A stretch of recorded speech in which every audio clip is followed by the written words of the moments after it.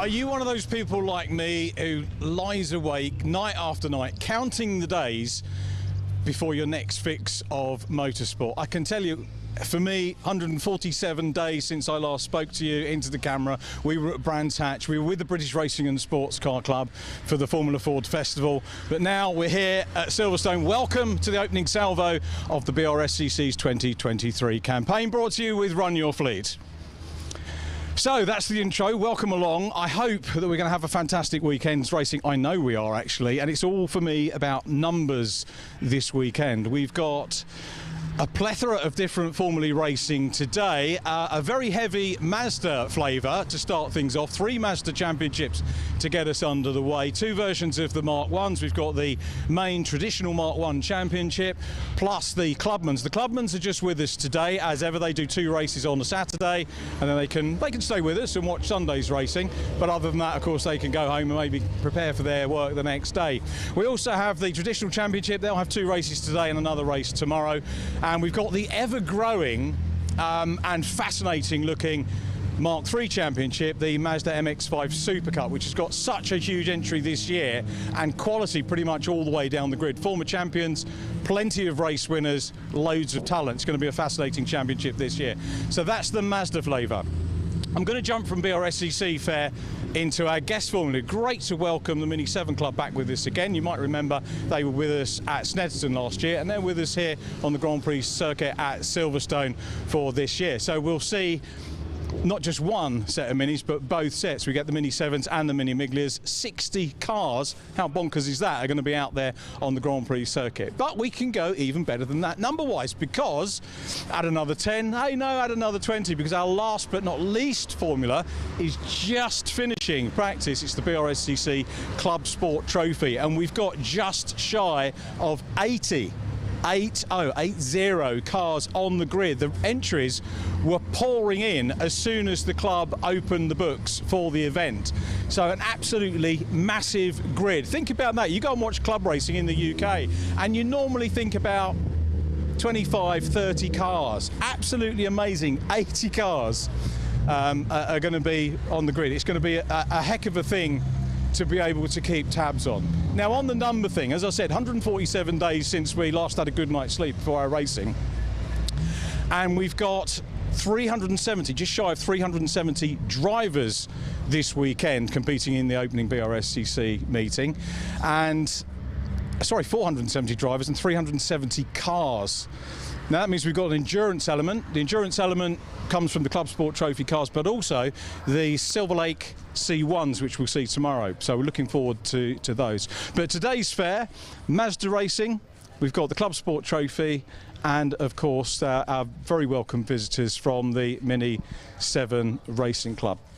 We go through the card again tomorrow. We wrap up with the first of our endurance events, as I mentioned, for the Silver Lake C1s, and they have a 4-hour endurance race with us tomorrow. So make sure that you sit back, cup of tea, good healthy supply of biscuits as well. Probably a good idea for the C1s, and of course we'll do the build up for that in the meantime. Our first race of the day is for the Brscc Mazda Mark 1 Clubman Championship. They have their 2 races today, as I've already mentioned.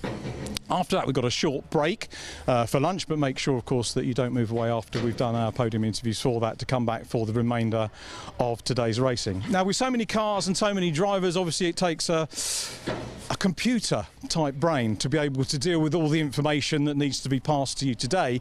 And thankfully, we've got an Andy McEwen over in the commentary box who will be able to guide us through everything that's going on track.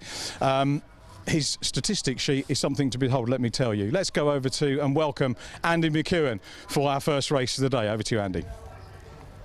Well, thank you very much, Richard. That was probably the best introduction I've had in 10 years working in motorsport. I think I'm going to struggle to live up to that, but I shall do my very best. I'll tell you what, though, the star of the show today, it's not me, it's not Richard. It is, as he said, the incredible set of grids that we've got racing. This Brscc season opener set to be one for the ages. Every single championship is extremely well subscribed, and the Silverstone Grand Prix circuit, the perfect venue really for these classes in particular to really show us what they can do. The majority of the racing action this weekend is one make. We do have the variety of the Club Sport World Trophy and a really great varied grid of modified Fords. But it is Mazda MX-5s that will take centre stage to start our day, and I can think of no better circuit in the UK to show off their close quarters, door-to-door, slipstreaming style of racing. So very, very much looking forward to this. The weather has been a bit of a talking point today. We arrived here at Silverstone bright and early this morning, and well, it was early, but it wasn't all that bright. It had been raining overnight. There was still a bit of drizzle in the air. The track was pretty wet for our opening couple of qualifying sessions, gradually getting drier as we went through the morning. And I think despite a very, very short little shower a moment or two ago, the track is now almost dry. As you can see out at the wing end of the circuit, there is a dry line, certainly offline a little bit damp, but it looks as though the conditions are starting to improve, and that's good, because I think a dry Silverstone Grand Prix circuit is exactly what we want for these drivers to really be able to show off exactly what they can do. And in fact, they're on the national pit straight, which is where we're based.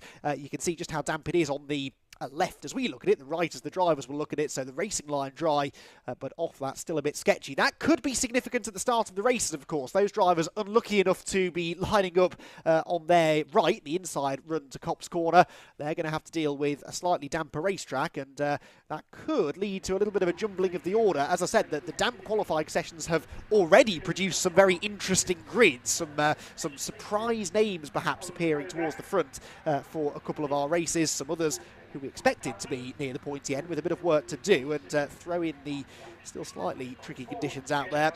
And I think we're in for a particularly unpredictable day of racing. We are on the full Grand Prix circuit, which means that we are using the entire 3.66 miles of this home of the British Grand Prix, home of British Motorsport, and a lot of work being done to Silverstone at the moment as well to continue its growth. Lots of building work being done up towards Maggots and Beckett's, for example. It's going to look really, really good when it's done, but the drivers won't have much time to admire the handiwork of the builders, because they're going to be going 3 and 4 abreast into most of these corners, plenty wide enough for that in Mazda MX-5s, and as I said, that slipstream's such a huge part of the racing that we are guaranteed some absolute thrillers. Kicking things off then with the Mazda MX-5 Clubman Championship. For those of you who perhaps are tuning in to the Brscc for the first time, welcome along. Great to have you here. And you might be wondering why we feel the need to have 3 different Mazda MX-5 championships. Well, as Richard explained earlier on, we have the Super Cup for the newer Mark III cars, not the newest MX-5. The Mark IV is looking to be introduced in the near future, but the Mark IIIs, they'll be up later on. There are 2 championships for Mark I cars, the specification of which exactly the same. There is no difference in spec between the cars you're about to see now and the cars you'll see later on in the MX-5 Championship itself. All of them running 1600cc Mazda engines, Avon tyres and Gazgold professional shocks. Shocks sponsoring, in fact, the MX-5 Championship itself. The idea behind the Clubman Championship is that it gives drivers an opportunity to have a taste of what the MX-5 Championship itself is like, but over a slightly shorter format. One day, so they qualify and have 2 races within the same day, as opposed to the qualifying and triple header format for the MX-5 Championship and Super Cup as well. So that helps reduce the budget slightly, and it means that it is a great entry level into Mark 1 MX-5 racing. You do see some familiar names, including the man starting on pole position, Brad Jones, who those of you who have tuned in to MX-5 Championship races in the past will know has been a regular inside the top 10 in the MX-5 Championship. He's actually racing in both this weekend. Wasn't originally supposed to be out in the Championship itself, but he's managed to secure a last-minute entry. The Clubman Championship very much his focus this season, and is off to a good start because he's qualified on pole position, not by a huge amount, less than 1/10 of a second between himself and Michael Pearce, who will start alongside him there in the green Go For It racing car. So AB Motorsport versus Go For It on the front row of the grid. Another Go For It car will line up third. That's the number 6 of Jack Worry, and then you've got the number 34 of Oak Richardson starting on that second row of the grid. Part of the nature of Clubman is that you get a lot of drivers coming and going from season to season. Drivers might do a season in the Clubman Championship, then move on into the Mark 1 Championship itself, but there are a few familiar names. Front runners from last season include John Pethick, who actually is due to start 5th on the grid, but doesn't appear to be in the assembly area yet. So, oh no, he is. He's just a little bit out of position, I think, in the number 15. He was runner-up in the championship a year ago, managed to get himself 2 race wins, both of them coming towards the end of the season, but he was rarely outside of the top 5, John Pethick, and has qualified just inside the top 5 for this opening round of the 2023 campaign. He was runner-up to Declan McDonald, who is not racing with us this weekend. He's busy helping Joe Wiggin out, who has moved into the Super Cup Championship for this season. Chris Dawkins was another front runner last year. He doesn't appear to be here. Harry Storer has moved up into the Mark 1 Championship as well. So quite a high turnover of drivers. That means there's a good chance we'll get some new winners and new faces on the podium here at Silverstone. So small delay after the Club Sport Trophy qualifying session in getting the cars out onto the Silverstone Grand Prix circuit, a track that we did race at last year in the MX5 Clubman Championship. And it was a double header on that occasion as well. Race 1 win going to Declan McDonald, the eventual champion, and Matthew Fletcher claimed the victory in race number 2. Matthew is racing today, starting 12th in the number 21 car, so he's one to keep an eye on. The winner here just under a year ago, that was the May meeting, the C1 24-hour event, which the MX5 Championships were supporting as well. Cars now released onto the track then, and as we understand it, they will line up on the grid now, then they will undertake a formation lap, a flag lap, after which it will be 20 minutes of racing, 15 minutes of racing, excuse me, for the Clubman Championship. That's another difference between Clubman and the other two MX5 Championships. Slightly shorter races, 15 minutes as opposed to 20 for the others. Now, at a lap that is taking them the best part of 3 minutes, that means that there won't be an awful lot of laps in the race. So planning your moves for the end, which is always a big part of MX5 racing, is something they will have to think about. You can't be too patient here, especially if you're someone like Matthew Fletcher, who has quite a bit of ground to make up on the grid. 3 car there pulling into position. That's Jordan Head, another new driver to the series. In fact, a couple of rows behind him, an interesting name is Robert Greensmith, the brother of Jonathan Greensmith, former Mazda MX5 champion multiple times over. Well, Rob has been racing in Clubman for a little while. In fact, he was runner-up in 2021 behind Harry Storer, who has done 2 seasons of Clubman before now moving into the Mark 1 Championship. But Rob Greensmith a long way down the order, 22nd for the 122 car. And this takes me back to my point I was making earlier about some jumbled up grids. This was the wettest of the qualifying sessions. They were first out this morning at just after 9 o'clock. The track was very, very wet, and setting these Mark 1 MX5s up for the wet does take a little bit of work. They do set them up differently for a wet track than they would a dry one. Some drivers perhaps just getting their head around that a little bit better than others. And of course, over such a long lap as well, the differences in car, differences in driver are exaggerated slightly. So some drivers who are, it looks like they're a long way off the pace. I don't anticipate they'll be quite so far off the pace when we do eventually get racing. So the marshals, the start line marshals work beginning for the day, gridding everybody up into the correct spaces. And a big shout out to the Orange Army. We require an awful lot of them when we're racing on the Silverstone Grand Prix circuit. They're out in force, like myself and Richard, looking to try and get their first fix of motorsport for the 2023 season. It does feel like it's been a very long wait. Even though the season seems to start earlier and earlier every year, it has been a particularly long winter, this one, it seems. And everyone really ready and raring to go. I've spent a lot of this morning wandering around the paddock, and every driver I speak to, regardless of what championship, regardless of where they expect to be in their respective races, they are all so enthusiastic, really, really looking forward to going racing at last. A lot of hard work has gone into preparing the cars over the winter, and they're all hoping now that they can mainly enjoy this first race of the season. But certainly for those starting at the pointy end of the grid, a race win is the target. Brad Jones, as I said, starting on pole position on the outside line here on the national circuit as the green flag lap gets underway. And we can now run you through the full grid. So 34 of these to get through. We should just about get it done before they get back around. Brad Jones on pole position with Michael Pearce alongside. Jack Worry and Oak Richardson on row 2. Oak Richardson, a driver who's been getting quicker and quicker over the last year or so. And he has started his season reasonably well on the second row of the grid. John Pethick, runner-up in last year's championship, starts 5th alongside Alan Hawkins, another regular in Clubman. Then it's Jamie Turner and Kevin Dengate, another former race winner in this championship, starting from the 4th row. Will Bream and Del Pace complete the top 10 on the grid. And then you've got Paul Bateman and Matthew Fletcher. You'll notice slightly different colours to the numbers as well. There are different classes. I'll get to that in a moment or two. The car's all the same, but the drivers separated into different classes. The 6th row there for Matthew Fletcher, Paul Bateman and Matthew Fletcher. Then it's Nick Ledoyen and Sylvain Gintoli. Yes, that's Sylvain Gintoli, Superbike racer, who has turned now to four wheels, as many bikers seem to be doing these days. Jake Stiles and Kevin Bird together on row 8, ahead of Thomas Davis and Jordan Head, and then Jake Pace and Hayden McDonald to complete the top 20 on this very busy grid. I think this is the smallest of the three MX5 grids, but still a very, very sizable entry for this season opener.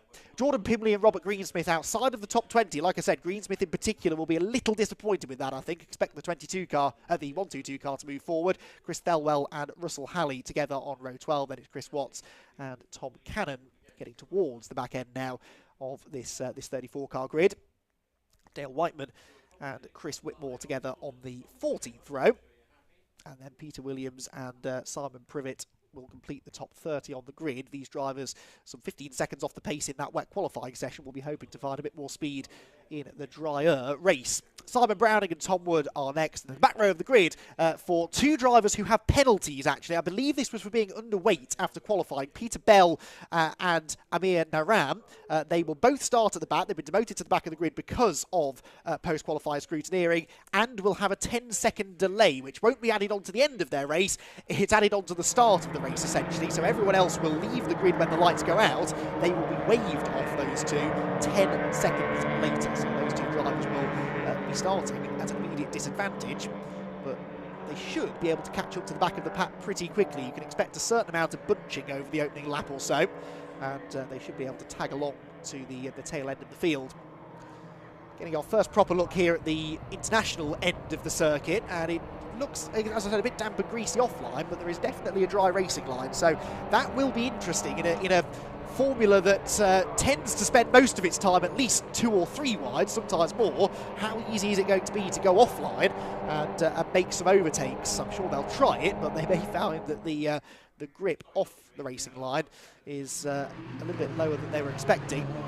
And Wellington Straight, it looks a little bit better in front of the BRDC building. And grandstand, which I'm sure is full of family and friends who are here supporting drivers. See a lot of building work going on at that end of the circuit as well. Silverstone prepares for another busy season of racing. Delighted to kick its season off, I'm sure, with the Brscc, the first race meeting of the season. Anyway, they didn't have the Pomeroy Trophy here a few weeks ago, but the first racing action of 2023 here at Silverstone is only a moment or two away. Cars coming out of Luffield will line up side by side on the grid. As the marshals are happy that everyone's in the correct position. They're racing for 15 minutes here in Mazda MX-5 Clubman Championship. Place your bets, everyone. This is going to be a competitive race, I think. Qualifying times, read into them what you will, given the conditions, but those top two covered by less than a tenth of a second. Brad Jones, interestingly, like I said, is also racing in Mark 1 Championship here this weekend. Well, he qualified on pole in the Clubman Championship and then went into the gravel in the Mark 1 Championship qualifying session at Copse Corner. So the last time he went through Copse at any speed, he was going backwards and getting beached in the sand. So Brad Jones will be hoping that that doesn't get repeated now at the start of the race. Should be plenty of space for them to go side by side through there, though. But will Michael Pearce be able to get off the line as well as Brad, who is the more experienced of the two? He's been racing in the Mark 1 Championship for a little while now, Brad Jones. And gunning for a race win here for sure, but it's always fascinating at the start of the season to see how everybody stacks up against each other. There are always pre-season favourites, and Brad certainly would be close to the top of that list, but it doesn't always transpire that way when the red lights go out for the first time. Hopefully he's not too far away now, because we're getting the back couple of rows in position. Remember, Peter Bell and Amir Naran will leave late from the back of the grid, but the other 32 cars have their eyes trained to the starting gantry. Those red lights will go on when they go out. We're away in racing for 2023 in the Brscc Mazda MX-5 Clubman Championship. The 5-second board just being held aloft then. Brad Jones will start on the outside. Michael Pearce, the green car, to his inside. Red lights go on now, and they go out now. The 2023 season is underway, and who will arrive at Copse Corner first? Looks like everybody who's supposed to have got away at this point has got away cleanly, and it looks like a good start for Michael Pearce. Brad Jones is down into second, maybe third, as they turn through the first corner for the first time. Everyone just minding their P's and Q's as they turn through Copse on the first occasion, but a great start by Michael Pearce. He will have the lead then, I think, as they make their way towards Maggots and Beckett's for the first time. And yes, slipping through into second position is Jack Worry by the looks of it. Brad Jones down to third, 3 wide further back at the apex at Beckett's, which is the first real pinch point on the circuit. Rob Greensmith there, the blue 122 car, trying to make some ground from 22nd on the grid. It looks as though they're all getting through that first sequence of corners just about okay, and now the slipstream really starts to take effect. Down the hanger straight for the first time, Brad Jones, you can see peeking his nose out to the outside line, then goes back to the inside, almost gets back into the back of Michael Pearce, who has lost the lead to Jack Worry. So Jack Worry, number 6, will lead them down towards Stowe for the first time. That's Oak Richardson, the blue and white car, at the inside of everybody though, and he will come from about 4th position to grab the lead through Stowe for the first time. That was a graphic example there of how powerful that slipstream is, and they're all over each other. In fact, Brad Jones is back to the front, and now here comes Alan Hawkins up the inside, the jigsaw car, going for the lead of the race. But I think through club, it should be Brad Jones who asserts his authority. He's got the inside line, and he is going to get back to the front of the field. So from first to third and back to first again for Brad Jones. It's been a lively opening half a lap, as we suspected would be the case. And he's not going to have an easy ride from here either, because that slipstream again keeps them bunched together as they make their way towards Abbey. Hawkins in second position, then third is Oak Richardson, gaining 1 place from where he started. I'm not entirely sure what happened to Jack Worry at Stowe, because he was definitely in the lead when they went into the braking zone. He's now down in 5th place, I think, because John Pethick, the pale blue car, has come past him. Area top 2 though, number 7 Brad Jones, number 722 Alan Hawkins, slithering their way through the loop. Kevin Dengate, the red car there at the inside of Jack Worry as well. So Worry, after a really good first few corners, starting to slip backwards now. 59 is Kevin Bird on the outside there, the white and orange car, as they make their way out of Aintree, down the Wellington Straight for the first time of asking, and into the final sequence of corners. Brad Jones trying to make his escape. They're 3 wide further back. Dengate on the outside, that is. On the inside line, number 42 is Paul Bateman, and someone squeezing right up the middle and missing the braking point by quite some way. That was the number 21 car of Matthew Fletcher, and another car the wrong way round. That might be Nick Ledoyen, I think, in the number 5 car, who has gone around going into Brooklands. Yes, it was Nick.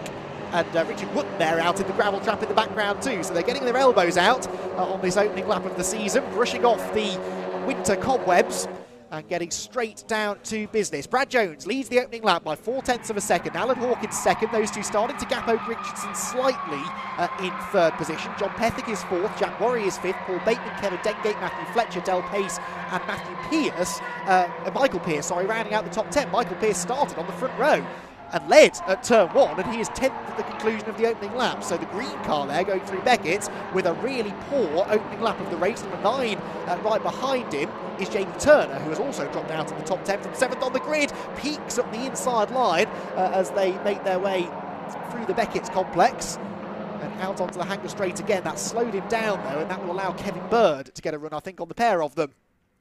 For second place, Alan Hawkins under pressure. In fact, looks like he's lost that second place already to Oak Richardson, who gets a bit of a slipstream from the AB Motorsport car ahead of him and almost thinks about converting that into a move for the race lead, but I think he settles into second through Stowe. Dengate there at the inside of Paul Bateman, who gets levered aside, all 4 wheels over the exit curbs. Now, I've waited a lap and a half before I mentioned track limits. I think at Silverstone that's pretty good going. We have had a lot of lap times being disallowed in qualifying because of drivers exceeding track limits. So watch this space on that one, because it's not unheard of to have race results altered at the very last minute due to track limits penalties coming in. Drivers really having to be careful about running too far over white lines and curbs. There are a couple of places where it's particularly tempting to do that. Stowe Corner, one of them, Copse another. Hopefully they all keep within the white lines and we can just have a good old race, which is what's shaping up at the front of the field. This leading group of 4 breaking away now from Jack Worry, who's sort of in no man's land in 5th place, as though John Pethick was having a go at Alan Hawkins there, but wasn't quite able to make the move stick through Village, Abbey even. And they stay in the same order. Back round the outside there goes the number 9 car of Jamie Turner, and that is Michael Pearce, isn't it, that he's doing battle with again. So this is the 10th position, and Michael Pearce, I think, might be about to lose that 10th spot. He has got the inside line though into Brooklands corner. Is he going to be able to brake late enough to hold on? Looks like he will. So So Michael having a good battle, but nowhere near where he should be. Sideways car in front. That was a really good save after a little bit of contact, I think, there. The number 21 car of Matthew Fletcher, I think, was given an assist there by Paul Bateman, and they will both lose a place as a result of all of that, it would seem. Kevin Bird out through the gravel trap now, through Luffield, rejoins actually just in front of Richard Wootton, who did the same thing a lap ago at that same corner. So lots of shuffling further down the order. Of course, we had the change for second on that lap, and that was Kevin Dengate up the inside of Jack Worry for fifth as well. So Kevin Dengate starting his march towards the front. Others who I said we should watch out for, well, Robert Greensmith has not made the sort of progress that he would have been hoping for. Started 22nd in the 1-2-2 car. Doesn't appear to have gained a huge amount from there. Well, in fact, he has. He's into 16th, so actually, I'll take that back. He's gained 6 places, has Rob Greensmith. Can he get towards the top 10? That might be a bit of an ask. We can see how close together they are. It's the frustrating thing, in a way, about this style of racing. You're often only a couple of seconds away from the lead group, but you might be outside of the top 10. This is the lead group. And look at how Oak Richardson has caught Brad Jones. John Pethick there going up the inside of Alan Hawkins for third, as the leaders appeared to be working together. That was interesting. Richardson, no intention there of going up the inside of Brad into Stowe, but we did have the change for third just behind them. Michael Pearce now has Matthew Fletcher in front of him. Matthew just about getting his heart rate back down to normal after that big moment through Brooklands half a lap ago. Leader, bit of a lock-up there into the club complex. Just managed to get it turned into the corner, I think, as Fletcher, oh dear, making friends again with Paul Bateman. That's the second time in less than a lap that those two have traded paint, and this time it's Bateman who comes out the worst, because Pearce goes up the inside, so too will Jamie Turner, and that was a little bit of contact once more between those two, who can't seem to get away from each other in the early stages of this one. Say early stages, nearly halfway through the 15-minute race at the moment. Fastest lap belongs to Oak Richardson. That's worth a point in this championship, but Oak is now under attack, look, because having been right on the tail of Brad Jones a few corners ago, suddenly there is some real estate between first and second, and Oak has got all of the attention being given to him by Alan Hawkins and John Pethick, who've swapped back over now, 7.22 back ahead of Pethick's number 50. The danger man in all of this, though, could be Kevin Dengate. The red car just starting to close in on them. He'll get a bit of a slipstream down the Wellington Straight, especially if they keep going 2 and 3 abreast. And Dengate, I think, will be in this podium battle by the conclusion of this third lap. Hawkins back up the inside for second place. Leaves Oak Richardson off P2, and in fact, might lose third as well now. John Pethick looking to the outside. Pethick, runner-up, as I said, last year, did have those 2 wins, one at Donington Park and one at Snetterton towards the end of the year. Didn't make the podium, interestingly, here at Silverstone on the Grand Prix circuit anyway. They raced on the international circuit earlier in the season, where John did get a third place in race 1, but John Pethick looking for his first podium on the full GP circuit, but he's just struggling to get into the top 3 right now. Alan Hawkins is managing to fend off Oak Richardson, but Pethick has the run coming out of Copse and might be able to move back into that P3. Dengate is with them now, and Jack Worry not a million miles back either in 6th place. How's this one going to settle out? It's going to be Hawkins second, and Oak Richardson stays third. Pethick backed out of that. You can see the momentum that cost him turning into Beckett's, and so now actually he's more interested in what Kevin Dengate's doing behind him than what Oak Richardson was doing ahead of him. Battles going on further back here. Number 25, the red car of Tom Cannon going through. That's all outside of the top 20. This is where the real action is, though, and now Kevin Dengate is starting to make his move. The red car to the outside. They are 4 abreast towards Stowe, though, because Jack Worry is going up the inside as well. This has got trouble written all over it. Someone will have to back out of it. It's not going to be Kevin Dengate, is it? And it certainly wasn't Jack Worry, who takes 2 places out of all of that and might now get a third. In fact, Alan Hawkins was sideways too, and that gives them all a run on the jigsaw car down into Vale, and back into second goes Oak Richardson. Dengate up the inside of Worry will steal 4th place back. The position's changing, not even by the corner actually, they're changing 2 or 3 times in the space of 1 corner. Fantastic racing, living up to the billing so far, this MX5 Clubman Championship race.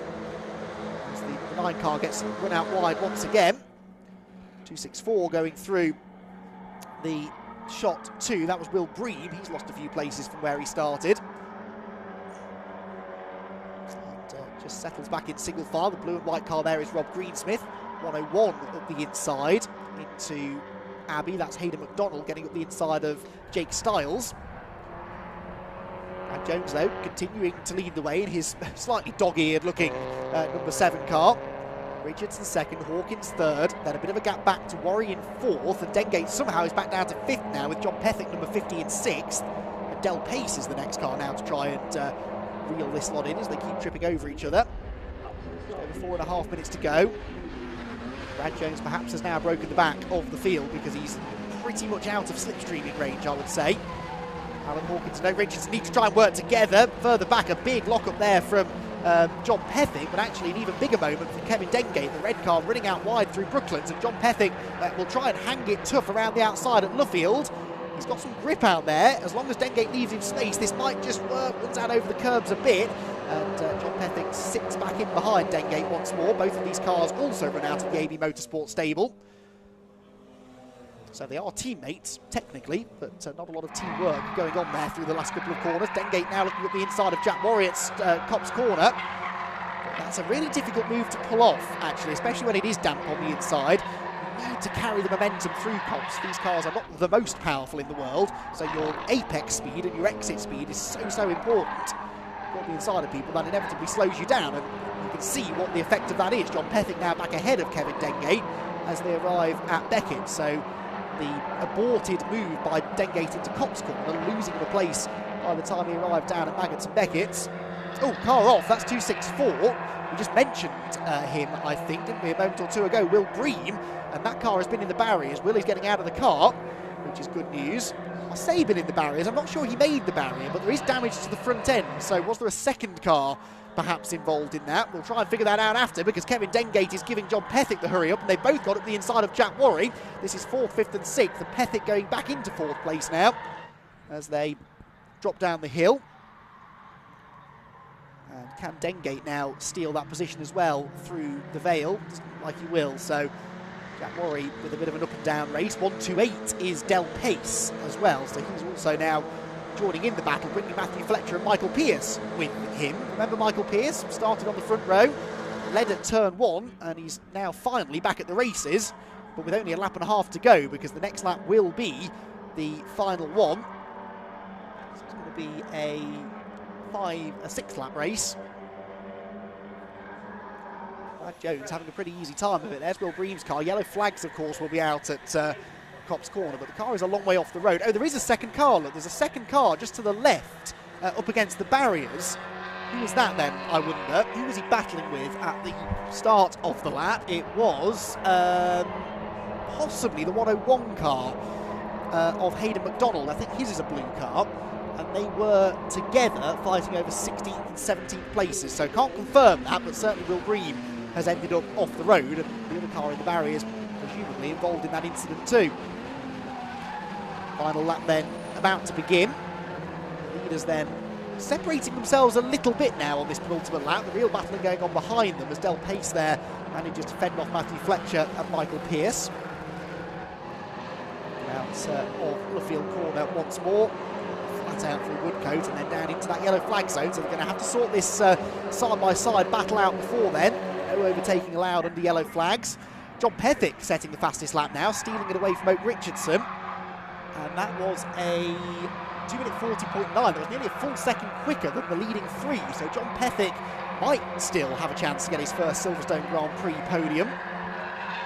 He's got to try and bridge a 1 second gap to get to the leaders. Of course, once you get within a second, though, you do start to pick up that slipstream. In fact, he's with them already. So second, third and fourth is where the action could be on this final lap. Oak Richardson, Alan Hawkins and John Pethick getting themselves together. I just said they were separating themselves. That's all changed very quickly. It's been one of those races, though, where there hasn't really been any stability outside of Brad Jones, who in the second half has pulled away from everybody else behind them. It's been chopping and changing all over the place, and John Pethick continuing that now by looking up the inside of Alan Hawkins. This is into Stowe corner, and the blue and white car on the inside line. Is it going to go through? Hawkins having none of it, turns across his nose and hangs on to that third position. Alan Hawkins did not have a podium finish at all last season, so he's going to be extra motivated to hang on to third place here. Might even have ideas still of getting back ahead of Oak Richardson for second. There's Kevin Dengate leading the next gaggle. 5th, 6th, 7th, 8th and 9th this is, and Dengate inventing his own line through Club. appeared to gain a little bit of an advantage from doing that as well, so that might attract the attention of the clerk of the course. Certainly gapped Jack Worry through that sequence of corners. Then you've got Matthew Fletcher going up the inside of Del Pace for 7th. Again, inside line into these high-speed corners. It's a tempting move to try and make, but you just lose all of your momentum at the apex. And you lose time on the exit of the corner. Hawkins there. Oh, another car has had a moment through Beckett's, this is. Can't quite see the number. It is 99, potentially. That would be Russell Halley, who gets going again through Beckett's. But Hawkins and Pethick were leaning on one another as they went through Village that time. And remember, this is the final lap of the race, so we're making our way towards the final few corners now. Here they come. This is for second position then. Oak Richardson trying to defend from John Pethick, who is pushing him into the braking zone, gives him a real nudge as they hit the brakes, and that might just have led to Richardson running a bit wide. Pethick is back into third position, but can he get second as they make their way through Luffield Corner? Alan Hawkins is trying to go around the outside as well. Brad Jones is going to claim victory in this race, but it's all about who will join him on the podium and in which order. Remember, the start-finish line doesn't come up for a little while here. Is there a chance maybe for Pethick to make the run? I don't think he will. Brad Jones then is going to take the first checkered flag of 2023 in the Master MX-5 Clubman Championship. Second goes to Oak Richardson, and third to John Pethick. He gets that Silverstone Grand Prix circuit podium. Alan Hawkins just missing out in fourth ahead of Kevin Dengate 5th. Jack Worry was 6th, Matthew Fletcher 7th, Del Pace 8th, Michael Pearce from the front row there, the number 70 car finishes 9th, and Paul Bateman gets into the top 10. There was one penalty that did just flash up on the screen. I'll just see if I can refresh my timing screen to tell you who that was. Can't quite, but it wasn't someone inside the top 10 anyway. That was a 10-second penalty, I noticed, for track limits offences. Told you we'd see a bit of that. But actually, not too much of that to be discussed after that race. The leaders seeming to behave themselves pretty well, and they certainly put on a good battle there for the podium places, with Oak Richardson getting that second place. Did Oak race in Clubman last season? Oak Richardson, one of those drivers who does like to race in as many MX-5 championships as possible. I don't believe we saw him, certainly not as a regular anyway. In fact, he did have an appearance as a guest driver at Snetterton at the end of last season. So, never been a full entrant in the championship. Neither has Brad Jones. But he gets his 2023 campaign off to the perfect start, really. Pole position, claims the race victory. Didn't get the fastest lap, that went to John Pethick. So Pethick in third position, managing to get the bonus point for the fastest lap. The caveat to that being that you have to finish the race. So if you set the fastest lap and then retire, you don't get the point, but he clearly was there at the end of the race. 100 points for a race victory. Just that 1 point for the fastest lap. And I think they may have made up the pole position point, actually. That's not the case in the MX-5 Clubman Championship, at least. So 101 points available from that race, 100 of which went to Brad Jones. So Brad, very enthusiastic racer, very popular figure in the MX-5 paddock, and like I said, regular in the Mark 1 Championship last year, where he was really starting to get some good results together by the end of the season, and now putting everything he's learned there into action here in the Clubman Championship. That's sort of the backwards way of doing it, in a way. Most drivers start off in Clubman and then move on up to the Mark 1s, but I guess for Brad Jones, he felt that he would have more chance of perhaps winning some races in Clubman Championship, and in fairness didn't dominate that race in the way that you might have expected. I think he's going to have a run for his money this season. Did manage to gap the field by 3.5 seconds by the end, but that's really because of the intensity of the battling further back. Worth mentioning as well that Oak Richardson is down as a guest driver this weekend again, so that means he doesn't score points. I missed that. He's Sylvain Gintoli and a couple of others down as guest drivers. So that means that John Pethick, who finished third on the road, actually gets second place points, and Alan Hawkins third. Hawkins, by the way, was the Masters class victor. I promised you I'd tell you about the classes earlier on, and then never got a chance to breathe, really. But the Masters class for drivers aged 45 and over, and the winner of that category, Alan Hawkins, in third position, so in fourth position, gets on the podium. Jordan Pimley, by the way, with a 5-second penalty, we presume, for track limits, the number 500. Handful of non-finishers at the end of that race as well. possibly lost one other, Jake Pace, on the final lap. He's not shown as having taken the checkered flag. Rob Greensmith, also a non-finisher. In fact, we can give you the results now in full. Brad Jones, victorious in the season opener. Oak Richardson second, John Pethick third, Alan Hawkins fourth, and takes the victory in the Masters class. Kevin Dengate fifth, ahead of Jack Worry. Then Matthew Fletcher, Del Pace, Michael Pearce, and Paul Bateman to complete the top 10. Confirmation there as well that John Pethick did set the fastest lap. Jamie Turner was 11th, Sylvain Gintoli 12th, ahead of Kevin Byrne and Jordan Pimley. Jake Stiles, Tom Davis, Nick Ledoyen, Jake Pace, Peter Williams and Chris Thelwell at the tail end of the top 20.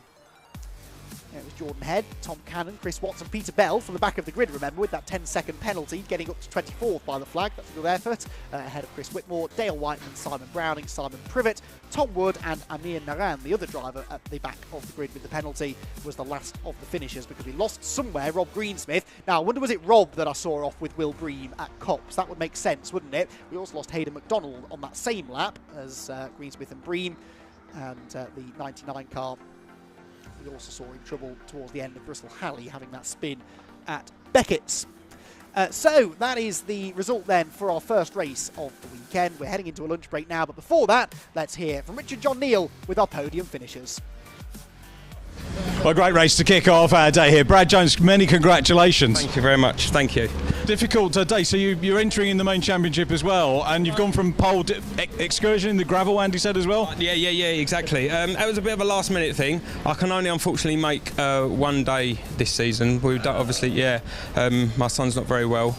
He was diagnosed with a brain tumour last year, so but a funny story, she said, me and Claire, my wife, said I don't think we should be racing this year and give some time for the family and kids, and she went, but by chance I wonder if there's ever, it's a shame there isn't a one-day event, and I went, here we go, and she went, oh fuck, like that, and walked straight into that. So yeah, I managed to get myself still racing, which gives us a nice relief and stress relief and stuff, and be part of all the Brscc and the teams, amazing.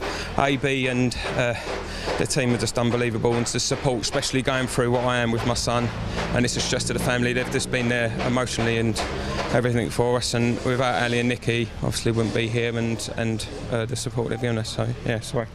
Thoughts with you on that one, and we wish you well, and I understand why you want to come out and race, because you need time away, and to get that, and a fantastic start. Yeah, thank you very much. Let's hopefully we can continue. It's hard to get in front, obviously, off the line here.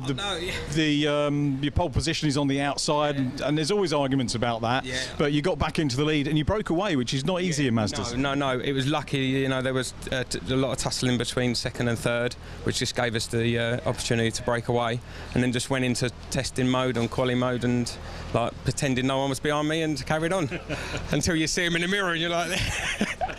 But yeah, no, it was all right. We might see a few more of those from you as well. So you got another one later in the day, and then obviously we've got the Mark 1 Championship too. Same car, yeah, all the same spec, completely same engine, same spec, and it's all very exciting. Yeah, that's good. Wish your son well, and you and your wife and family. So good luck with that, and hopefully see you on the podium again real soon. Let's have a word with our second place man, Oak Richardson.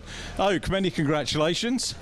Congratulations there from Brad. Oh, great to see you, mate. Well done. So, second position in the race. That was really hard, wasn't it? Because lots of different people engaging with you at different times in the race, and a lot of pressure in the closing stages, but you hung on for second. That was fine. It was easy. No problems. There was no pressure in that at all. Easy? Easy, yeah.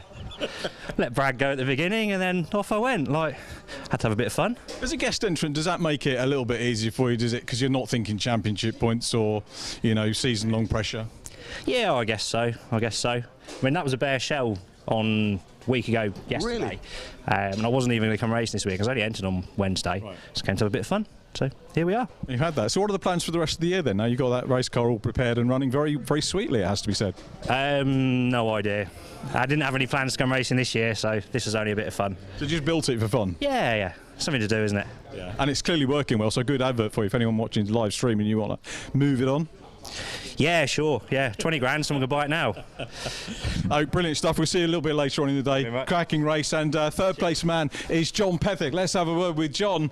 And fastest lap, John. I don't know if you're aware of that or not, but congratulations. Well done. So fastest lap as well. And a guy getting always got momentum in the championship. So That was a tough race, wasn't it? We thought you might see Alan Hawkins as the Masters winner up on the podium as well. You got the better of him. He repassed you. You got back past him, and then you were challenging Oak for second position. So cracking start to the weekend racing-wise. Yeah, Alan never gives up. He always stays up the inside. Good, yeah, fair play to him.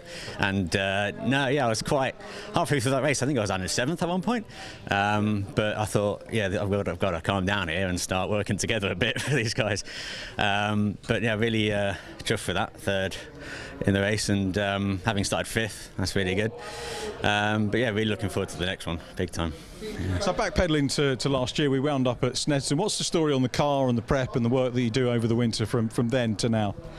Personally, not a great deal. Fortunately, ended the season in good state, really. But yeah, I suppose you strip it down a bit further. You might check a few more things, but we haven't really done much to it.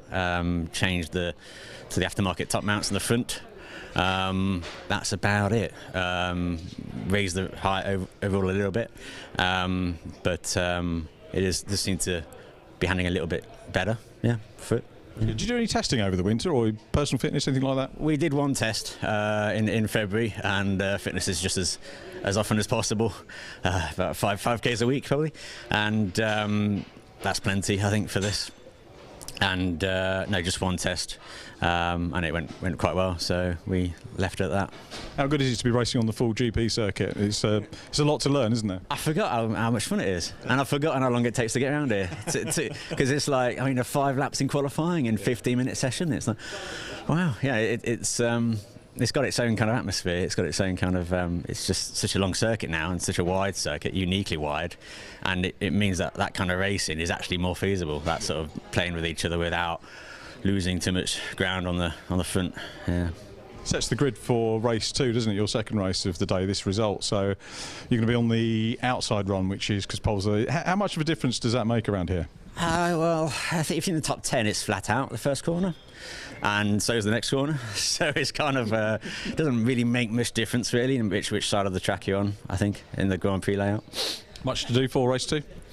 No, I think as long as it doesn't rain, we'll do very little. Yeah, a little bit of understeer. I'll have a think about that, but no, I might just leave it as it is.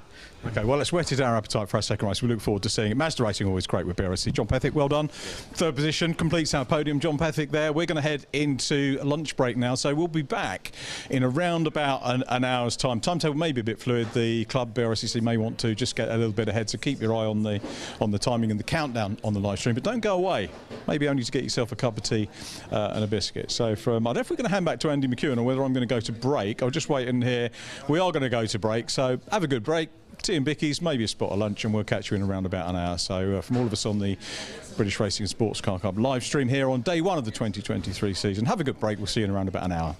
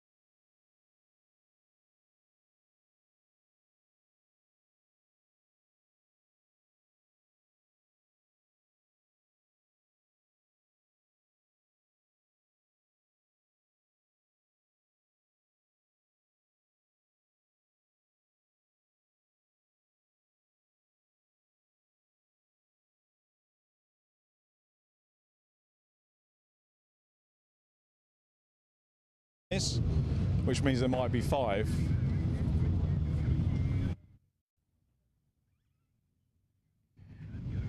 I do hope you're all fed and watered and ready for a fantastic afternoon's entertainment courtesy of the British Racing and Sports Car Club here in after called the Brscc on the Grand Prix circuit here at Silverstone. If you weren't with us this morning, why not? You missed Brad Jones take a first victory in the Brscc Mazda Mark 1 Clubman's Championship with Oak Richardson second and John Pethick third and fastest lap. That sets us up for their second round a little bit later on. We were going to give you a little bit of a tour of the pit lane, but the cars are already on the grid for our first race of our afternoon session. It is the modified Ford Series, an absolutely packed grid of everything magnificent blue oval Ford. So to talk you through the drivers and the various marks and years involved in this wonderful racing series, let's hand you back to Andy McEwen in the commentary box. Over to you, Andy. Thank you very much, Richard. Yeah, really looking forward to this. We are with you now for the rest of the afternoon, bringing you live coverage of some of the very best of British motorsport. I was going to say club level motorsport. You forget actually that Brscc events are technically club events, professionally run, massive grids and great racing, as we saw from the opening race of the day, the MX5 Clubman's. As Richard says though, we are now heading to technically another one make championship in that all the cars are Fords, but as you'll see, there's great variety of car on the track. It's the Ford Capri on pole position of Simon Light, Stephen Scott Dunwoody alongside, Josh Payton and Kester Cook are next, Ford Cortina alongside a Fiesta ST150. Then it's Rory Jose in the Ford Focus ST Turbo alongside the Ford Escort Maxi of Lloyd Jameson. Caitlin May and James Allen are on the fourth row together before Craig Rayner and David Matthias complete the top 10. Matthias in the Sierra Sapphire Cosworth, car to watch I think in this one. Then it's Scott Matthias lining up in his Sapphire 11th on the grid alongside David Guthrie in 12th. And then another Fiesta, the SE1.6 of Gary Littlewood alongside Pentelis Christoforou in the Mark II Escort, one of several Mark II Escorts on the grid today. Neil Hargrave and Wayne Crabtree together on the 8th row, row 9 for Paul Neville and Chris Baker. And it's a long old grid this. We've got 24 rows to get through. 47 cars hopefully will take the start. There is one question mark. We'll get to that in a moment or two. Sam Daffin and Tom Abbott complete the top 20 on the grid. And then we have Martin Reynolds and Harry Hardy in Ford Puma. Again, we've got a handful, I think, of the Pumas out here this weekend. Samuel Hayward and Alex Bohm are next. Alex Bohm, one of the last times I saw him was in the barriers at Cadwell Park towards the back end of last year. I think that's the same Fiesta ST150 Z-Tech that he crashed at the start line there, repaired now, ready for another season of racing. Brian Lilly and Aaron Lally are next alongside Rob Lewis, who we'll be hearing from a lot tomorrow during our Citroën C1 race. So we are roading pit reporter for that one, starting his Ford Focus ST170 and 27th on the grid alongside Matt Sanders, Oliver Bullion and Jason Stone completing the top 30. Next to Mark 1 for an extra escort of Colin Claxton with Matt McCarthy, Dr. Evil on the 16th row of the grid, Tom Bison and Dave Barrett on the 17th row of the grid. Then it's Michael Rudge and Tim Sandu, row 18 together. We're still not even in the last 3 or 4 rows of the grid. Anton Martin and Nigel Craig, Escort RS 1600 alongside Mark II RS 2000. And then the top 40 of this mammoth grid is completed by Jason Rudge and Mike Watson, another Sierra Cosworth. You'll see the classes noted next to each name as well. I'll give you a bit more information on that in a moment. Demetrius Neophytou is 41st on the grid alongside Paul Solb in his Mark I Ford Focus. Then Matthew Brennan and Steve Cripps together on the 22nd row of the grid. Nearly there. 23rd row, Piers Warwick and Catherine Henderson. Again, another Mark I Escort there in the hands of Piers Warwick, with Ralph Higson, the question mark, because that Mark I Turbo Ford Focus did not set a time in qualifying, so we'll have to see whether that car has made it out or not for what will be a 20-minute race around the full Silverstone Grand Prix circuit. Our Lord and Master Paul McCurley in there on the start line, keeping a watching brief, making sure everything is going as it should do. Really looking forward to this one. As I said, technically a one-make series, the Modified Ford Series, but it is split across a number of different classes, all based upon power-to-weight ratio. There are 5 classes in total. There are some other specifics to whether you're in classes A, B plus, B or C, but the other classes all down to power-to-weight ratios. Series as well, so not a championship. We don't have to worry about championship points. It's just a series of races, so the drivers can dip in and out as and when they want to. They can pick their favourite tracks, or they can take their time getting their cars prepared at this early stage of the season. I mean, if ever there was a round you'd expect to have a slightly smaller grid, with a series like this especially, it would be the season opener, because these cars take a lot of time and effort to get prepared for the season. But there is certainly no shortage of drivers, with 46 of them at least taken to the grid for this opening race of the season. So cars making their way up past the Silverstone wing. It'll be a rolling start as well, which means that it's the first time today that we will see the runyourfleet.com safety car. Hopefully the last time we'll see it as well. That's leading them around, acting as the pace car now essentially on the green flag lap, and they will run 2x2 to the line where the red lights will go out and will be away and racing. Damp qualifying session this morning. That was kind of the story of the morning, really. So some of the more powerful cars perhaps not able to really excel in the way that you would expect. So I expect there to be a bit of jockeying for position here in the early stages, as those who perhaps didn't qualify all that well try to power their way to the front. Of course, the great thing about the Silverstone Grand Prix circuit is that it has got a little bit of everything. We think of it as a horsepower track, lots of long straights, lots of fast corners, but through those fast corners you've got to have a car that handles well. There are also lots of tight technical sections though, through the Vale and Club, Village and the Loop, and then here at the end of the lap, at the end of the Wellington Straight, Brooklands and Luffield. So some of the cars are carrying a bit less weight. Some of the cars that have four-wheel drive, of course that's something that's perfectly allowed within this series. They may well have a slight edge. Indeed, those four-wheel drive cars would have been hoping that the rain would make a reappearance for the race, but the track is now pretty much bone dry. Again, that should favour perhaps some of the more powerful Escorts and Sierras a bit further down the grid. So once the race gets going, we'll keep a note of who's doing what in the various classes as well, with, I believe, a winner's trophy available for the victory in each of the 5 classes. Battle at the front of the field should be pretty interesting. Simon Light was a couple of seconds quicker than Stephen Scott Dunwoody in qualifying. Whether he can translate that into the race pace, we'll have to wait and see. Unlike the standing starts, pole position is on driver's right for a rolling start, so it is the 111 car that lines up on the inside of row number 1, which is on the pole position. Then Simon Light, Stephen Scott Dunwoody, the white car alongside him. 2x2 they come then through the final corner, ready to go racing then in the modified Ford Series for 2023. Waiting for those red lights to go out, no overtaking until that point. A couple of them getting a little bit over-eager further back. Now the lights go out, and a good start made by Rory Jost there in the pink Ford Focus further back. One car getting a bit sideways on the damper side of the road, where there is perhaps a bit of moisture lingering on the circuit, but that looked as though it was Stephen Scott Dunwoody who got the lead through the first corner. So from the outside of row 1, even with a rolling start, there was perhaps a small advantage to that grippier side of the road.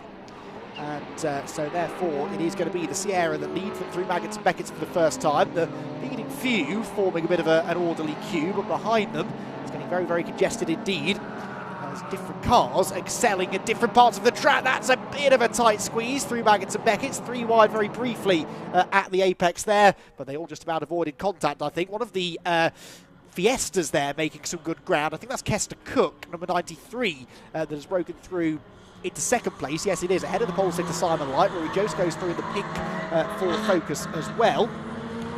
And as they work their way around Stowe Corner, past the wing, and there's contact, and Jost is on the grass, and oh yes, into the barriers he goes. Rory Jost with damage to the left-hand side of the Focus. There was a bit of a squeeze coming out of Stowe Corner. The front right wheel has come adrift of the car as well, and that is a real shame. Rory Jost was making some good moves in the early stages, but there must have been a little bit of contact coming out of Stowe with another car, and that put him on the grass, which is very, very wet, of course, and it's not a part of the track, strangely, for Silverstone, where you have a lot of runoff areas. So that's a real shame for Rory, whose car is going no further in this race, and now maybe a bit of a question mark for race number 2, which is the last race of the day, due to start at around about 5:30.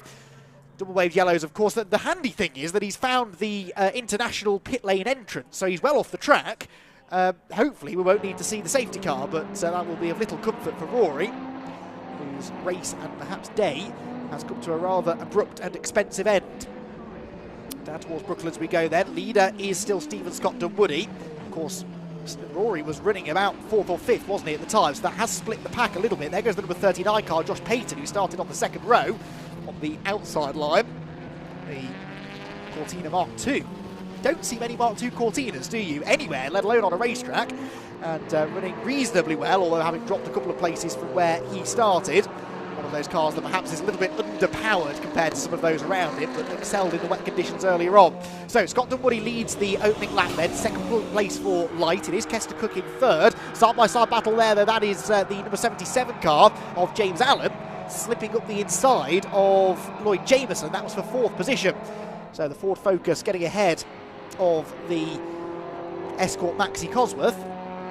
And then behind, I think there was another change, was it not? That was David Matthias getting ahead of Payton as well, although Payton fighting back and gets the place straight back again. Really good racing, and another graphic example of of how some cars have a clear advantage down the straight, but then can't carry the speed through the technical sections. So it's one of the things I love about multi-class racing, especially with such a wide variety of car as we have on this grid. One part of the track it looks like one car is dominant, but that can change corner by corner. Change there for 3rd place as well. That was James Allen up the inside of Kester Cook, who is starting to struggle a little bit in that EcoBoost engine Ford Fiesta ST150. Single wave yellow flags whilst the marshals get back into their position on the run into the Vale, but hopefully they should be in by the time they next arrive down here, because that's one of the better overtaking opportunities on the circuit. The car is good under braking anyway. Slip up the inside quite nicely into the left-hander. That yellow flag zone, no overtaking in theory, although there was a bit of side-by-side action I spotted there. The top 3 cars, by the way, all class leaders, all running in different classes. Class A for Scott Dunwoody, Class SA, which is the Super A class for Light, and then B plus for Kester Cook. Where are the other class leaders then? A bit further down, number 191 was leading in Class B. That was Harry Hardy in the Ford Puma. And Class C by Alex Bone in that rebuilt Ford Fiesta. I'm guessing it's the rebuilt Ford Fiesta anyway that he had the crash in at Cadwell Park last year. Right there for Paul Neville, number 33, just dropping a little bit of ground to the 61 car ahead. 61 being David Guthrie, who started 12th, Neville 17th, and they've, well, it's Neville that's moved forward, actually. They both gained ground, but Neville gaining 6 places from where he started, but had a bit of a moment there through the loop. 1.1 seconds then was the lead for the race leader last time. Now, Simon Light is shown as having come through as the race leader. That could be a transponder issue. No, it has been a lead change, in fact. It was a lead change, so Simon Light has gone through. 67 thousandths of a second was his advantage over Stephen Scott Dunwoody. So Simon Light, having started on pole position, has now reclaimed 1st place. Took him a couple of laps, but now they've traded it back, haven't they? So Stephen back in front of the Capri. The 8-powered Ford Capri, which makes a lovely rumble as it races past the pits every lap. But they're both being caught, are they not, by Jameson, I think, because Lloyd Jameson, who started 6th on the grid, yeah, on the last lap of 21.0, so within a 10th of Light and quicker than Scott Dunwoody. The 124 car, that is, going slowly, which is Alex Bone. Now, he was a class leader last I checked, and that is a different livery on that car than he had last year, so I wonder if it is a new Ford Fiesta. Perhaps if he wins his class, we might get the chance to hear from him in the pit lane, but he was definitely slowing them. Interestingly, back to double wave yellows now at Vale, but we'll get to that in a moment because we're going to have another lead change. Our 3rd of the lap, up the inside goes Light, but the momentum is there with Scott Dunwoody on the outside line, and keep an eye to James Allen, lapping quicker than both of them. They're side by side in front, flames spitting from the Sierra Cosworth as it turns into Abbey and reclaims the race lead. James Allen around the outside as well now, and he should be able to relieve Light of 2nd place, I think, as they make their way towards Village for the 3rd time. Great racing at the head of the field. I don't think Jameson was that far back either in 4th in his Escort Maxi Cosworth. Let's see. Well, it is Scott Dunwoody back in front, and yes, there is Jameson, so it's a 4-car battle for the lead now, and 4 more different cars you couldn't really hope to find. That's the joy of the modified Ford series. They may all be carrying the blue oval badge, but Ford have made such a variety of cars, and as the name of this series would suggest, you can pretty much do what you like to these cars. Look how much later on the brakes James Allen was. The much newer Ford Focus, by far the newest, the youngest car of this group. Significantly better under braking, and it does now become the 3rd different race leader on this lap alone. And the pace that James Allen has, I would suggest that might be the last we see of him. Big power slide there from Stephen Scotton Woody as he comes out of Luffield. That just allows Simon Light to get back up the inside. They're surprisingly evenly matched horsepower-wise, those two cars, as they race across the line. Light's V8 Capri running in the Super A class, Scotton Woody in Class A itself. As another battle takes place a little bit further back, that's car number 5, Wayne Crabtree losing a position. And it was, I think, 27, yes, 27 slipping up the inside, Pantelis Christoforou. Mark 2 Escort ahead of Mark 1. Is that Alex Bohm behind them? No, I think he's a bit further back than that, isn't he? So we'll figure out whether Bohm is still leading his class in a moment or two. No doubt about the overall race leader, though. James Allen doing his best to try and escape here. Simon Light has now broken free, though, of Stephen Scotton Woody, so we'll now see what the true pace of the Capri is. Was fastest in a damp session, so you would expect that car to struggle in the wet. That wasn't really the case. Now it's dry, arguably it should be even faster. Now, I know we're not supposed to have favourites, but that is an awfully good-looking car, isn't it? The number 71 of Brian Lilly, Sierra Cosworth RS 500 in the Dick Johnson Racing livery. Made famous over in Australia, of course, and a variation of that still used on the Dick Johnson Racing supercars to this day. Very good-looking car. It wasn't going awfully quickly through Brooklands. Perhaps he's had a moment somewhere, but good to have that car out on track regardless. Already doing a bit of lappery as one or two stragglers fall one lap down to the leading two, who I'd say are getting slightly closer on this lap. Third place couldn't be a lot closer. Lloyd Jameson right on the tail of the third-placed Scotton Woody car. At least he was going into Abbey, and yeah, they close back in again, coming out of that sequence of corners. That shape of Escort Cosworth you don't see a lot of in circuit racing. It's a car that was very popular, or a shape of car that was very popular in rallying through the 90s, and therefore you see an awful lot of them rallying still to this day, but a very underused car when it comes to circuit racing. Good to see one out there running well too. The Ford Fiesta ST150, well, you can't move for Fiesta ST150s these days, it seems. They're almost as popular as Mazda MX-5s. Two examples of the ST150s battling away here. Number 75 at the head of that battle, Gary Littlewood. A big lock up there further back as well, but this is all going on down at Vale & Club. The leaders are not a million miles away from putting this lot a lap down already. There is the number 170 car. Now that is Robert Lewis, who, as I said, we'll be seeing in the pit lane tomorrow as our pit lane presenter. I believe he's doing the full season in the pit lane for the Silver Lake Citroën C1 Championship Series. And he will be getting all of the news from the pits over the 4-hour race that will take us through the bulk of tomorrow afternoon. So Rob proving that he knows what he's talking about by competing as well as being our pit reporter tomorrow. 70 car running at the moment 30th, that's 7th in Class B, but to move forward, I'm sure, towards the end of the race. Big moment under brakes there for James Allen. He really is asking everything of the brakes of the Focus, and he has to, because Simon Light is reeling him in, and that seems to be the only advantage, really, that the Focus has over the Capri, is under braking. Focus is not a light car, but it is a newer car, and slightly better braking capability, perhaps. And that is just keeping Simon Light at arm's reach for now. Now, was that Scott Woody? That's David Matthias, isn't it, in the Sapphire Cosworth, who has got Pantelis Christoforou right behind him. As at Cops Corner, the 96 car of Nigel Craig comes through in his Mark II Escort. One of the many Ford Focuses right behind, in fact, getting a run on him towards Maggots and Beckett, and that's a positional change, I think. Now, who was that in the Focus? Number 52, that was. Another WRC-inspired livery, Ralph Higson. The M Sport livery that was on that shape of Ford Focus when it was first introduced to the World Rally Championship in the late 90s. I want to say 1999, but I may have got that wrong. But another really iconic livery, lovingly recreated for this Blue Oval Series. Fastest lap of the race, by the way, set by Simon Light. There it is, as if by magic, appearing on the screen. They've just gone across the national start-finish line, where we're based this weekend. At the wing, we have a change there with the 191 car. That's the Puma of Harry Hardy, who actually I think is the only Puma entered. We normally get 2 or 3 of them, but Harry the only Puma, and entered in Class B.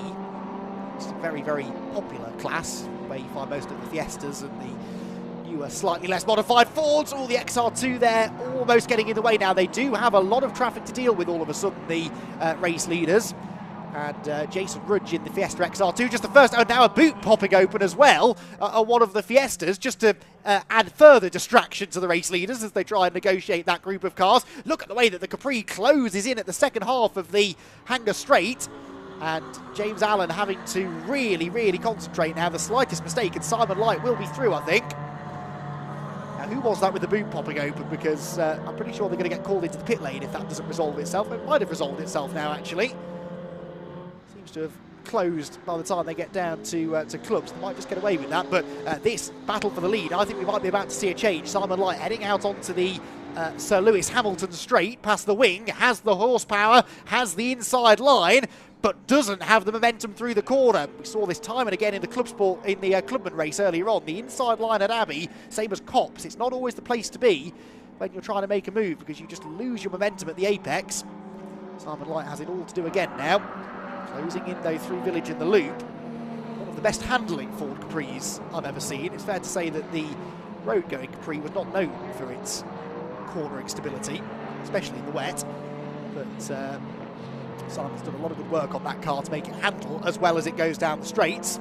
Flame-spitting Sierra of Stephen Scott Dunwoody still holding on to this third place, but really falling away now from the top two, and Lloyd Jameson, you feel, could be a little bit quicker if only he could get through, but again, he doesn't have the straight line speed advantage to get to the inside. He's very late on the brakes at Brooklands. It was an interesting line from both of them, actually, and it might still work for Jameson. He's got the outside now into Luffield, and he does sweep through, so one of the more unorthodox overtakes you'll see today, neither of them taking what looked like the right line through Brooklands, but it worked out all right for the escort man. And he now breaks through onto the podium. Now, he is in the same class, Lloyd Jameson, as Simon Light, so not likely to claim a class victory. 5:30 is Neil Argrave, though that's the Mark II Escort Warrior, and now that is a slightly precarious place. That looks like the car has stopped with a mechanical issue rather than an accident. It's car 13 that's got the DRS open, and that is Dave Barrett, who certainly will get called in now, because there's no way the clerk of the course didn't see that as it drove past the race control building. Waving at the it's almost like he's waving the faster cars through, but I don't think that car will be able to stay out there for another 5 minutes. We shall see. 27 is Pantelis Christoforou. Class B plus David Matthias ahead. Now Matthias is fighting for a class podium, actually, with the car just ahead of him, the yellow Escort Mark II of Craig Rayner. So the yellow Escort, the white Sapphire Cosworth, they are fighting for a class podium, not a class win, but a class podium within Class A. Class being led by James Allen, your overall race leader, who was 22 1,000ths of a second ahead of Simon Light as they came across the line. That's twice they've done that now. We might need to get the photo finish camera ready for this one, because they, on 2 occasions of the 6 that they have gone past the pits now, have been separated by virtually nothing at the line. Getting into the closing stages of the race now, we expected close finishes from some of our other categories. I don't think many people expected the modified Ford series to end with a photo finish, but you never know. It's been a fantastic battle between those two. As they duck and dive in traffic, there is still nothing to separate them. Back out past the wing we go, and that was a bit of a late move to the inside, but it works quite nicely, although they're all lapped cars that are being negotiated by Josh Payton. Mark II Cortina, 3 wide through Abbey, the boot waggling number 13 of Dave Barrett actually making a move now on the 24 of Dimitris Neophytou. Mark 1 Crossflow. This fight for third place in Class A rages on. Down the Wellington straight towards the braking zone at Brooklands Corner. Leaders therefore about to go through, and Simon Light, I can tell you, has gone back through into the race lead now. James Allen 4.1 seconds back, so something happened to James Allen on that lap that has allowed Simon Light to not only get through, but actually build up the biggest lead that anyone's had so far in this race. So we can only speculate, I'm afraid, on what happened, but perhaps it was in traffic that James Allen was delayed. And so the Capri back out in front, started on pole position, but certainly hasn't led every lap, that must be said. Third place battle coming back through Beckett's as well there. That was Jameson still ahead of Scott Dunwoody. Fifth position was the battle we were just focusing on between Rayner, David Matthias and Christoforou. There is your race leader though. So Simon Light then, and you wait, and there is James Allen. So he really has lost some ground. Nothing obviously wrong with the Focus, so it looked like it was going slowly, didn't look like it was carrying damage, so it must have just been a moment in traffic somewhere. But of course, that could easily happen to Simon Light at the next group of back markers that they have to deal with. It does look like James is not having the best of time in the traffic though. Number 96 there was Nigel Craig. He wasn't doing anything wrong, he was just taking his line through the corner, but through a left-right section like Club, it can make it very difficult for the quicker car to find a way through. Still pretty much the length of the straight there between Allen in second and Jameson third. And of course they're not in the same class anyway, so the class victories, at least at the front, seemingly pretty static. Closest of the class battles actually is Class B, where number 16, Chris Baker, is only one position but 2.7 seconds ahead of the 191, the Ford Puma of Harry Hardy. They are fighting for Class B honours, as their 124 goes up the inside of 196 as well. That was another lap, Alex Bowman putting a lap on the Escort there. Simon Light, though, just over 3.6 miles remain of this opening race of the season for the Modified Ford Series. Sponsored for this weekend by Crossways Garage Bromley. And a really good show for us here in the first race of their season. The V8 Capri thunders past the pit lane, and that's more than 4.1 seconds now. Is there a problem here for James Allen? Because that's a 2:21.3. compared to a 2:19.2 for Light. Now, we saw James Allen getting held up in a bit of traffic. That could account for a second or so. There was one car just went past, not sounding very healthy either, and I wonder whether that was Lloyd Jamieson's car. Because I think I might have seen a little bit of smoke coming from the Escort as it went through, but there was a car that sounded like it was misfiring as it went past the commentary box. There's a little bit of smoke coming from the Escort. We'll have to get another look at it maybe down the back straight. There goes Alex Bowman. I promised you a while ago I was going to update you on how he was going. Oh, well, he has lost the class lead now, so Class C is now being led by number 75, Gary Littlewood. Of course, Alex we saw going slowly a few laps ago, and that appears to have cost him the class lead. They are about 6 or 7 seconds apart as well, I think, at the moment. Oh, sorry, no, excuse me. They are even more than that, about 20 odd seconds apart. So Alex Bowman unlikely to be able to get back into a class-winning position, unfortunately. It's all really fallen into place nicely for Simon Light. A terrific battle with James Allen, but once we got into the traffic, that was the only thing that could separate them.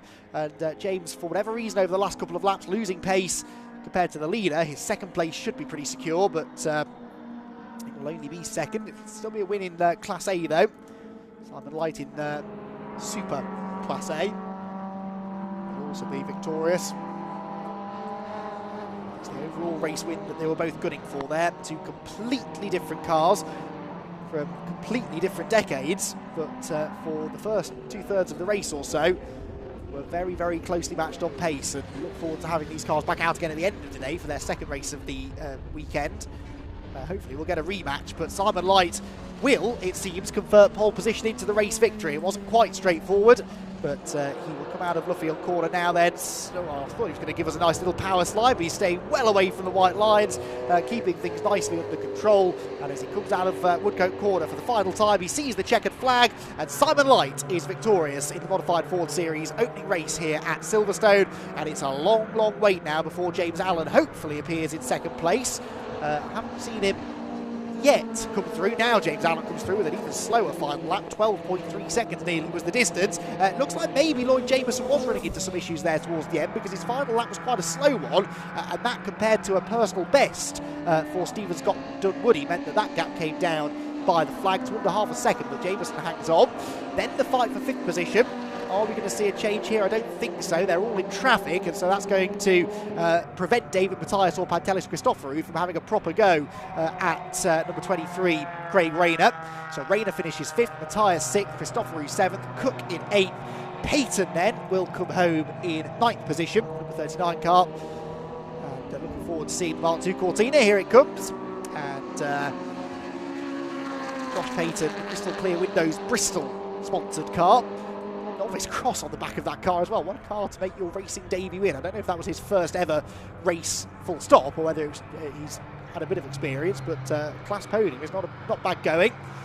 And then it should be the 271 car of Martin Reynolds that completes the top 10. Oh, nice slide out of left field there. That is Reynolds, the 271. I think, or is that? Yes, it is the 271. And Reynolds comes through in 10th position, which will be, I think, 4th in class. Yes, 4th in Class B+. The class winners then, obviously some of them have not yet got to the line, but Super A won by this man, Simon Light. Class A by James Allen. Class B+ by Pentelis Christoforou. Class B was won in the end by number 16, Chris Baker.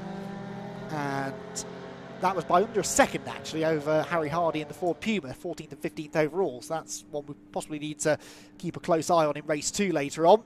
Class C was won by Gary Littlewood in his Fiesta SE 1.6.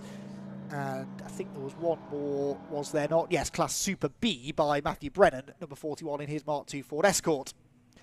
Looks as though only 2 or 3 of them weren't running at the flag. Rory Joseph, of course, we saw with his spectacular exit at the exit of Stowe Corner on lap 1. And he'll already be counting the cost, I'm afraid, of the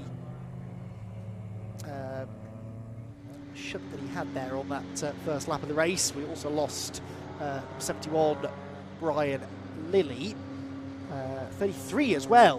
Paul Neville was an on-finisher. He dropped out quite early on, actually, which is a shame because he was someone who were following it on the opening lap. In fact, I seem to recall, I think he retired at the start of lap 2, and we did see him have that moment at the loop on the opening lap. I wonder if maybe that was the beginnings of a problem. The 4th and final retirement, I think, was number 530, Neil Argrave in his Mark II Warrior Ford Escort. So very low attrition rate, surprisingly so, with 43 of them getting to the flag. We may have therefore a small delay before our next race comes up. We are bringing you another 6 races this afternoon from Silverstone. The Mazda MX-5 Championship, the Mark I cars will be out next. Then it's the Dunlop Mini 7 and Mini Biglias who will be out after them for their first 20-minute race. A packed grid, I think 60 plus cars on the grid for that one. The MX-5 Super Cup, that's a really hotly anticipated race, will be our 4th race of the afternoon before the Club Sport Trophy have their 45-minute pit stop race. The Clubman Mark 1s are back out again towards the end of the day, about 5 o'clock-ish, and the modified Fords due to start at 5:35, but we are, touch wood,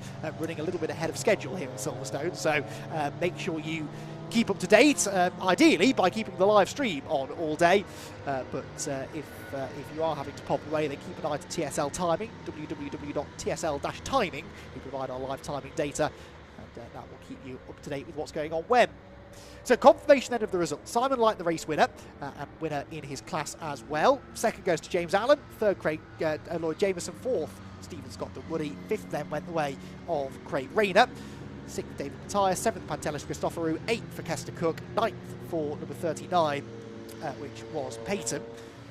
The top 10 completed by Reynolds. You can see the rest of them running through on your screen. Simon Light getting the fastest lap, 2:17.001, which, just to put that into perspective, is 18.5 seconds quicker than they went in qualifying. So, and he set the pole position time in qualifying as well. So that's how wet it was this morning. Really impressed actually with the pace that he had in the wet in that car. As I said, would have imagined that would be a bit of a handful, but managed to put in a really good lap that was nearly 2 seconds quicker than Stephen Scott Woody, and was about 7 seconds, almost exactly 7 seconds quicker than James Allen, who turned out to be his nearest rival in that race. So it goes to show that you can't take too much out of those qualifying times. So, confirmation of the result. I think before too much longer we can head down then to the pit lane, though, because the drivers have now made their way to the podium, where they'll be greeted by Richard John Neal. Well, down in Victory Lane, and Simon Light takes the first win of the Modified Series. Simon is out of the car, I think, already. Simon, can we get you over? Well done, many congratulations. We'll get you in front of our Brscc about. I'm just going to retire a little bit back here. People sound like I've been retiring for ages, but a great win. The car looks absolutely fantastic, but tell us about the story of the race, because that was far from straightforward. Oh, definitely, yeah. That was hard work at the beginning, but a lot of fun, you know. Had a couple of cars in front of me, and and then James come and joined in as well, and it was a really good battle. And I didn't think, I didn't think I'd get back in the lead and have a gap to, But Andy McEwen, the commentator, was saying, this is the antidote to one-make racing, isn't it? All of the different classes, the different types of cars, and different parts of the circuit will suit different vehicles. And then you got the traffic came in when the Class C cars were being passed as well. That added another element to the race. Definitely, yeah, because front-wheel drive, rear, four-wheel drive. I could see after a few laps exactly where my strong points were, and so I could have a look, and it worked. Conditions were completely different, weren't they, to qualify? I think we were about 15 seconds a lap quicker in the race. How do you transfer that, being ready for a wet, damp qualifying and then going to a much, much drier racetrack?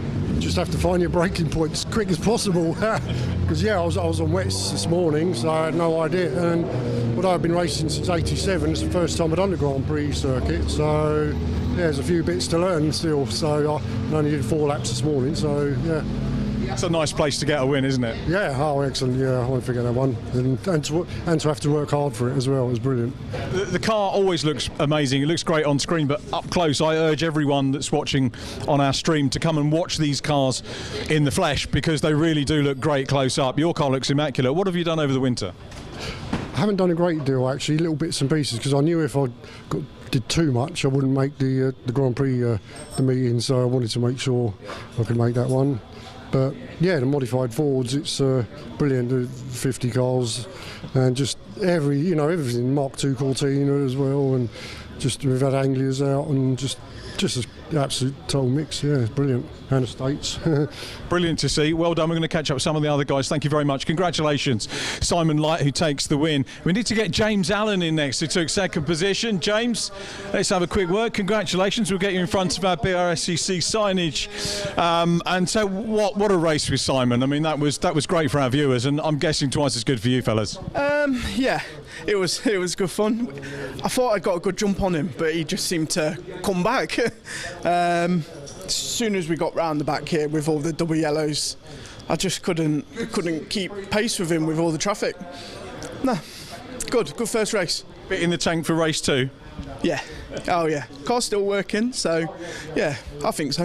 I was talking to Simon about the changes between conditions in qualifying and going into the race. Obviously, there's a lot to sort of get in your head, maybe setup wise, that you want to apply for the dry. Is that going to be same again for race 1 to race 2? I think if it stays like this, we'll be fine. I definitely got it wrong in qualifying, big time. But no, we've got a perfect car now if it stays like this. Might turn the wick up a little bit. And what about the entry? I mean, the fact that you're at the sharp end of what is a very, very competitive and huge grid for the first race of the year. Yeah, it did look to be a little bit better than it was. I mean, it's great anyway, but I think there were 61 cars originally. No, fantastic. There's some real quick cars up the front there, real quick. And I hope Rory's okay.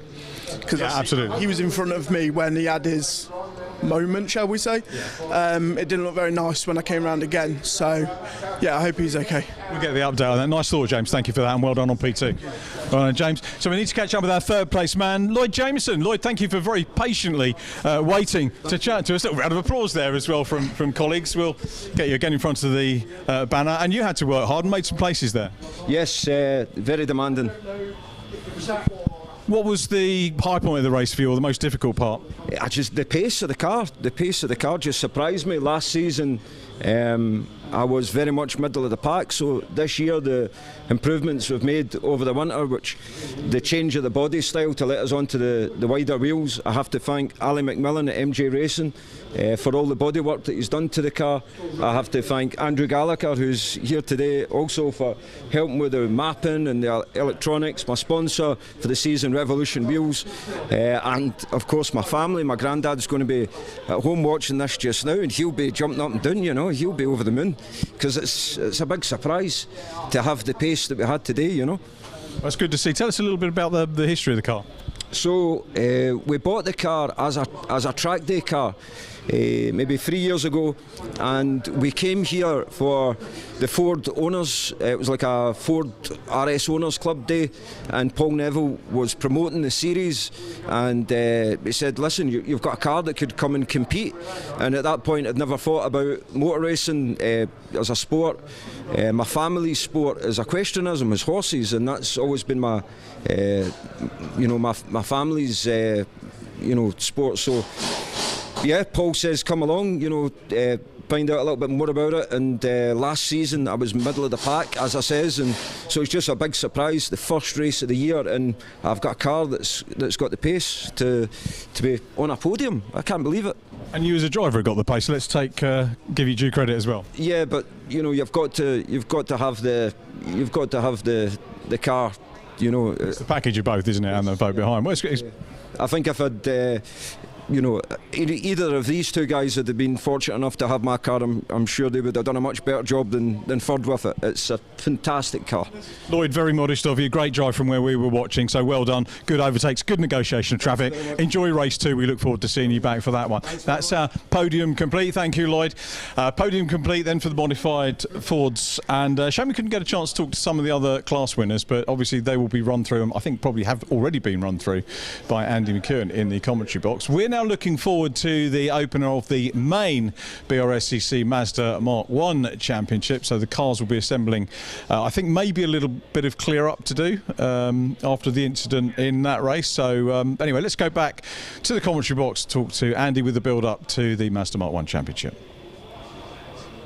Yeah, thank you very much, Richard. We may have a couple of minutes of a delay, but I suspect they're getting close to having the track race ready now after a very small list of retirements from that modified Ford race. But we could do with a few minutes to big up the next race, actually, because it's the Mazda MX-5 Championship, as Richard says, and this is always one of the highlights of the weekend. And this year, I think we could see a little bit of a changing of the guard. Cars there leaving the assembly area out onto the circuit. And yeah, a couple of the front runners from recent seasons have been making the step up into the MX-5 Super Cup that we'll be seeing out on track a bit later on this afternoon in 2 races time, including our reigning champion in the MX-5 Championship, Fraser Fennick, who will be making his Super Cup debut a little bit later on. And that leaves the door open for someone else to come through and claim the championship, because we now don't have any former champions on the Mark 1 MX-5 grid, so guaranteed a new champion, I suppose, at the end of 2023. A few people had their favourites and had drivers in mind who were more likely to challenge for the title this season. I know we've only had one qualifying session, but already that form book has rather been flipped. We've ended up with a grid that not many people would have predicted, perhaps, and it should provide us with another topsy-turvy race. 20 minutes the duration for this one. It's only the MX-5 Clubmans who have that slightly shorter 15-minute duration. The other MX-5 races this weekend, all 20 minutes, and it is an AB Motorsport lockout at the front of the grid. The top 3 cars on the grid all run out of the AB Motorsport stable, and it is a brand new driver on pole position. I can guarantee that this driver has never had a pole position in this series before, because it's his first ever race in MX-5s, and it's Ted Bradbury, a karter who has come up through into the MX-5 Championship this season. I think he's only about 16 years old, and Ted Bradbury has stuck the 553 car immediately onto pole position. I think he's being instructed by the start line marshal there to line up a little bit more straight in his box when he comes around next to take the green flag. But Ted Bradbury, a driver who's been on many people's minds so far in the build-up to the season. A lot of people were predicting that he would be quick. The question was how quick and how soon he'd be able to really show that pace, but he's done really, really well to get onto the front row of the grid. Alongside him is Tom Langford, someone who raced in BMWs previously but has been moved into the MX-5s over the last couple of years. And then the third of those AB Motorsport cars, a brand new car as well, for number 27, Luke Pullen, with Ollie Graham alongside him, another potential race winner this season, you feel. So too is Jason Greatrex, who's likely to be one of the front runners in the Masters Championship for over 45s, with Adam Sparrow lining up next. Then it should be Steve Foden, but that is Steve Foden. You can see in the background pulling into the pit lane. There is a drama for the driver who many people said was the favourite for the championship this season. So Adam Sparrow will be alone on row 4. Tom Smith and Tim Dorr together on the 5th row of the grid. Tim was saying to me earlier on he was disappointed not to make it into the top 10. There must have been an amendment to the grid because he is starting 10th, now 9th essentially, ahead of Brad Jones and Jack Noller. Then Chris Malloy and Levi Aisbett together on row 7, with Kevin Dengate and Courtney Mills on row 8. 9th row for Neil Chisnell, with Owen Mills for company towards the tail end of the top 20. Owen was up at the pointy end of qualifying for some time actually. Then Simon Hartley and Ollie Walden to complete the top 20. Jonathan Fieldsend and Christopher Abbott are on the 11th row together. And then row 12 for Harry Storer, who was champion of the Clubman Championship a couple of seasons ago, except he is not on that grid on your screen. So that's another amendment to the qualifying session, clearly. We've got Clive Chisnell and Ben Manchett together on row 12, Graham Rumsey and Simon Privet together on the 13th row, and row 14 then for Steve Bartlett and Tom Mallett. And then we're going to start getting into perhaps some of those who had issues. Yes, Harry Storer will be at the back of the grid after his penalty after qualifying. I know there were a couple of drivers who were summoned to race control after qualifying. It was an interesting qualifying session because I mentioned already the track was wet for most of the morning. This was the first of the sessions where perhaps the conditions were starting to improve. It was still quite wet out the back, but there were parts of the track where it was getting a little bit drier, and as the session went on, the track got progressively quicker and quicker, so it became quite quickly apparent that the final lap of the session was likely to be the fastest.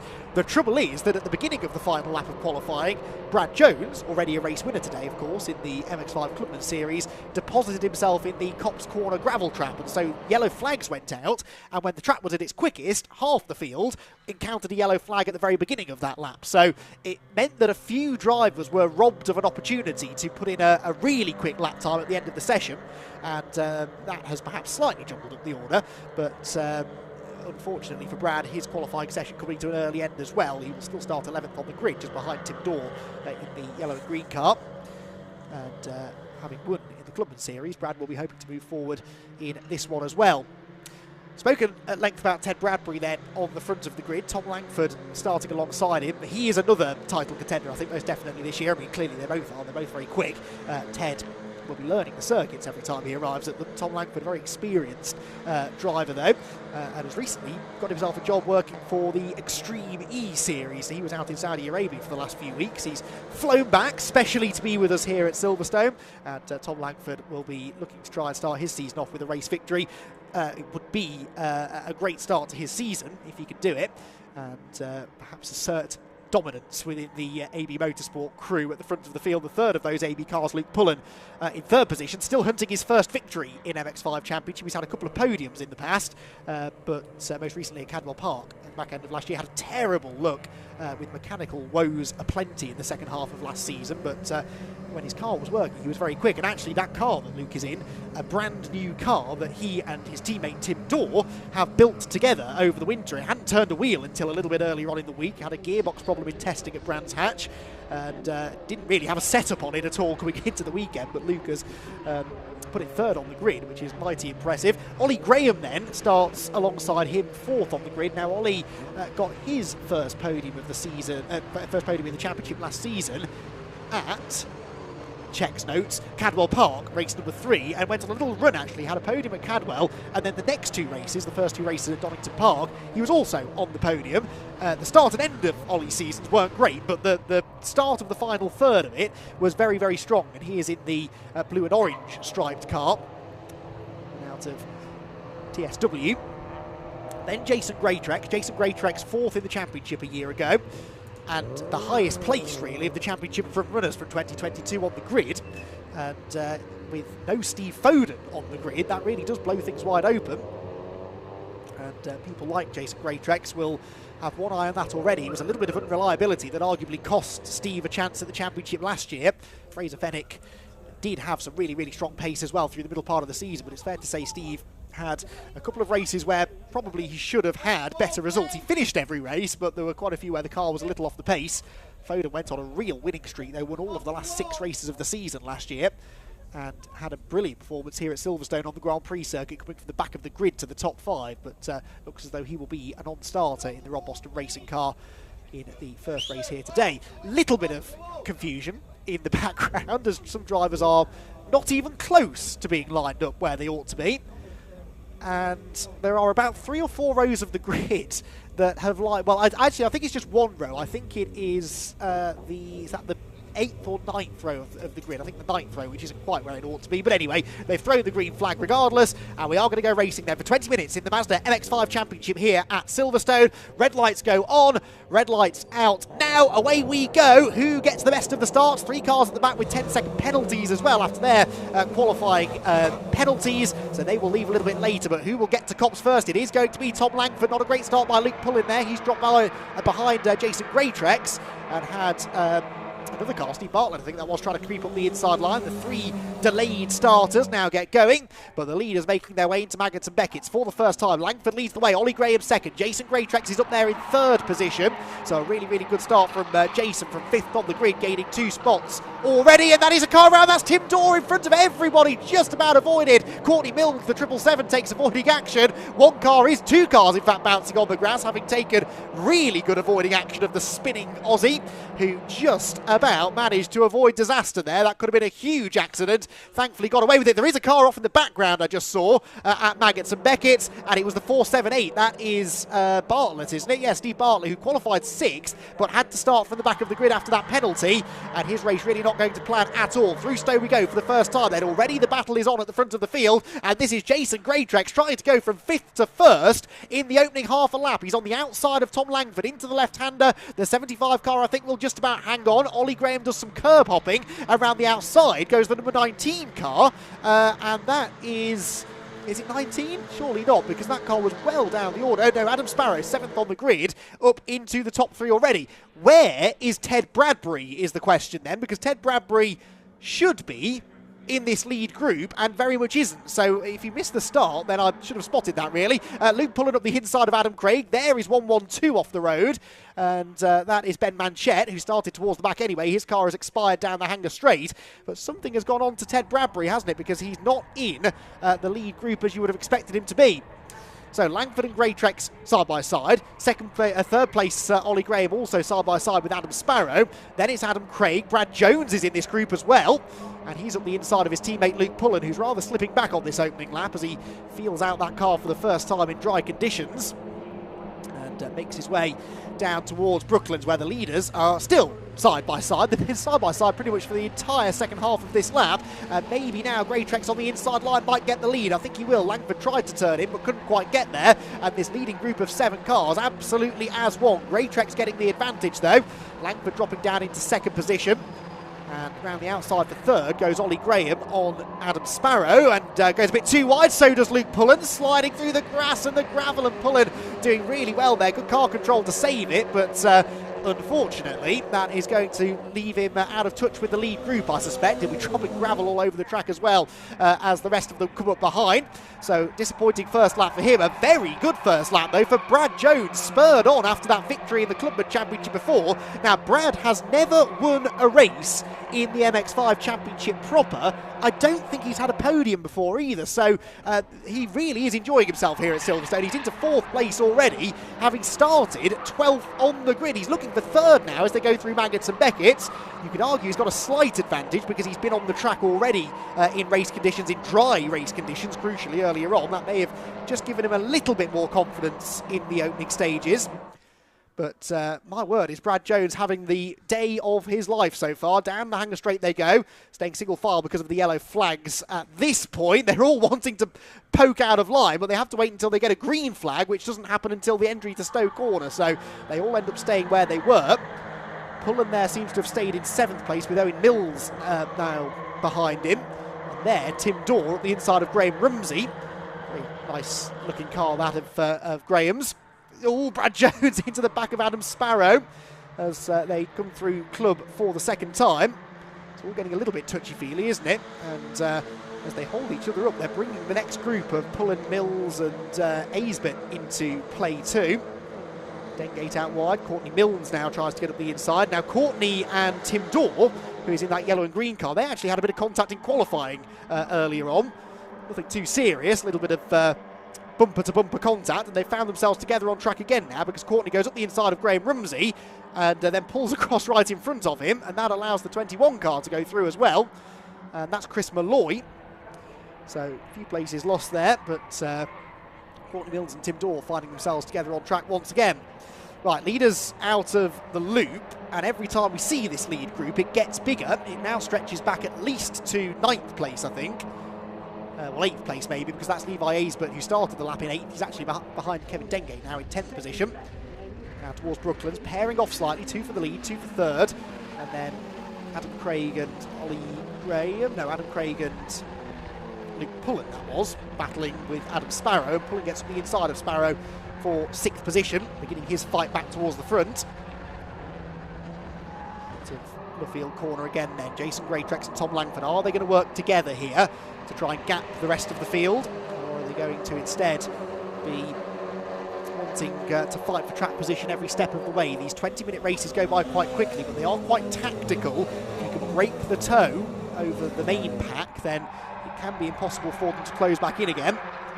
Owen Mills there at the inside of Sparrow as well, who, having had that brilliant start, is now starting to slip back towards where he started the race. In fact, he's now 1 place lower than he started. Kevin Dengate jumping out of line 2.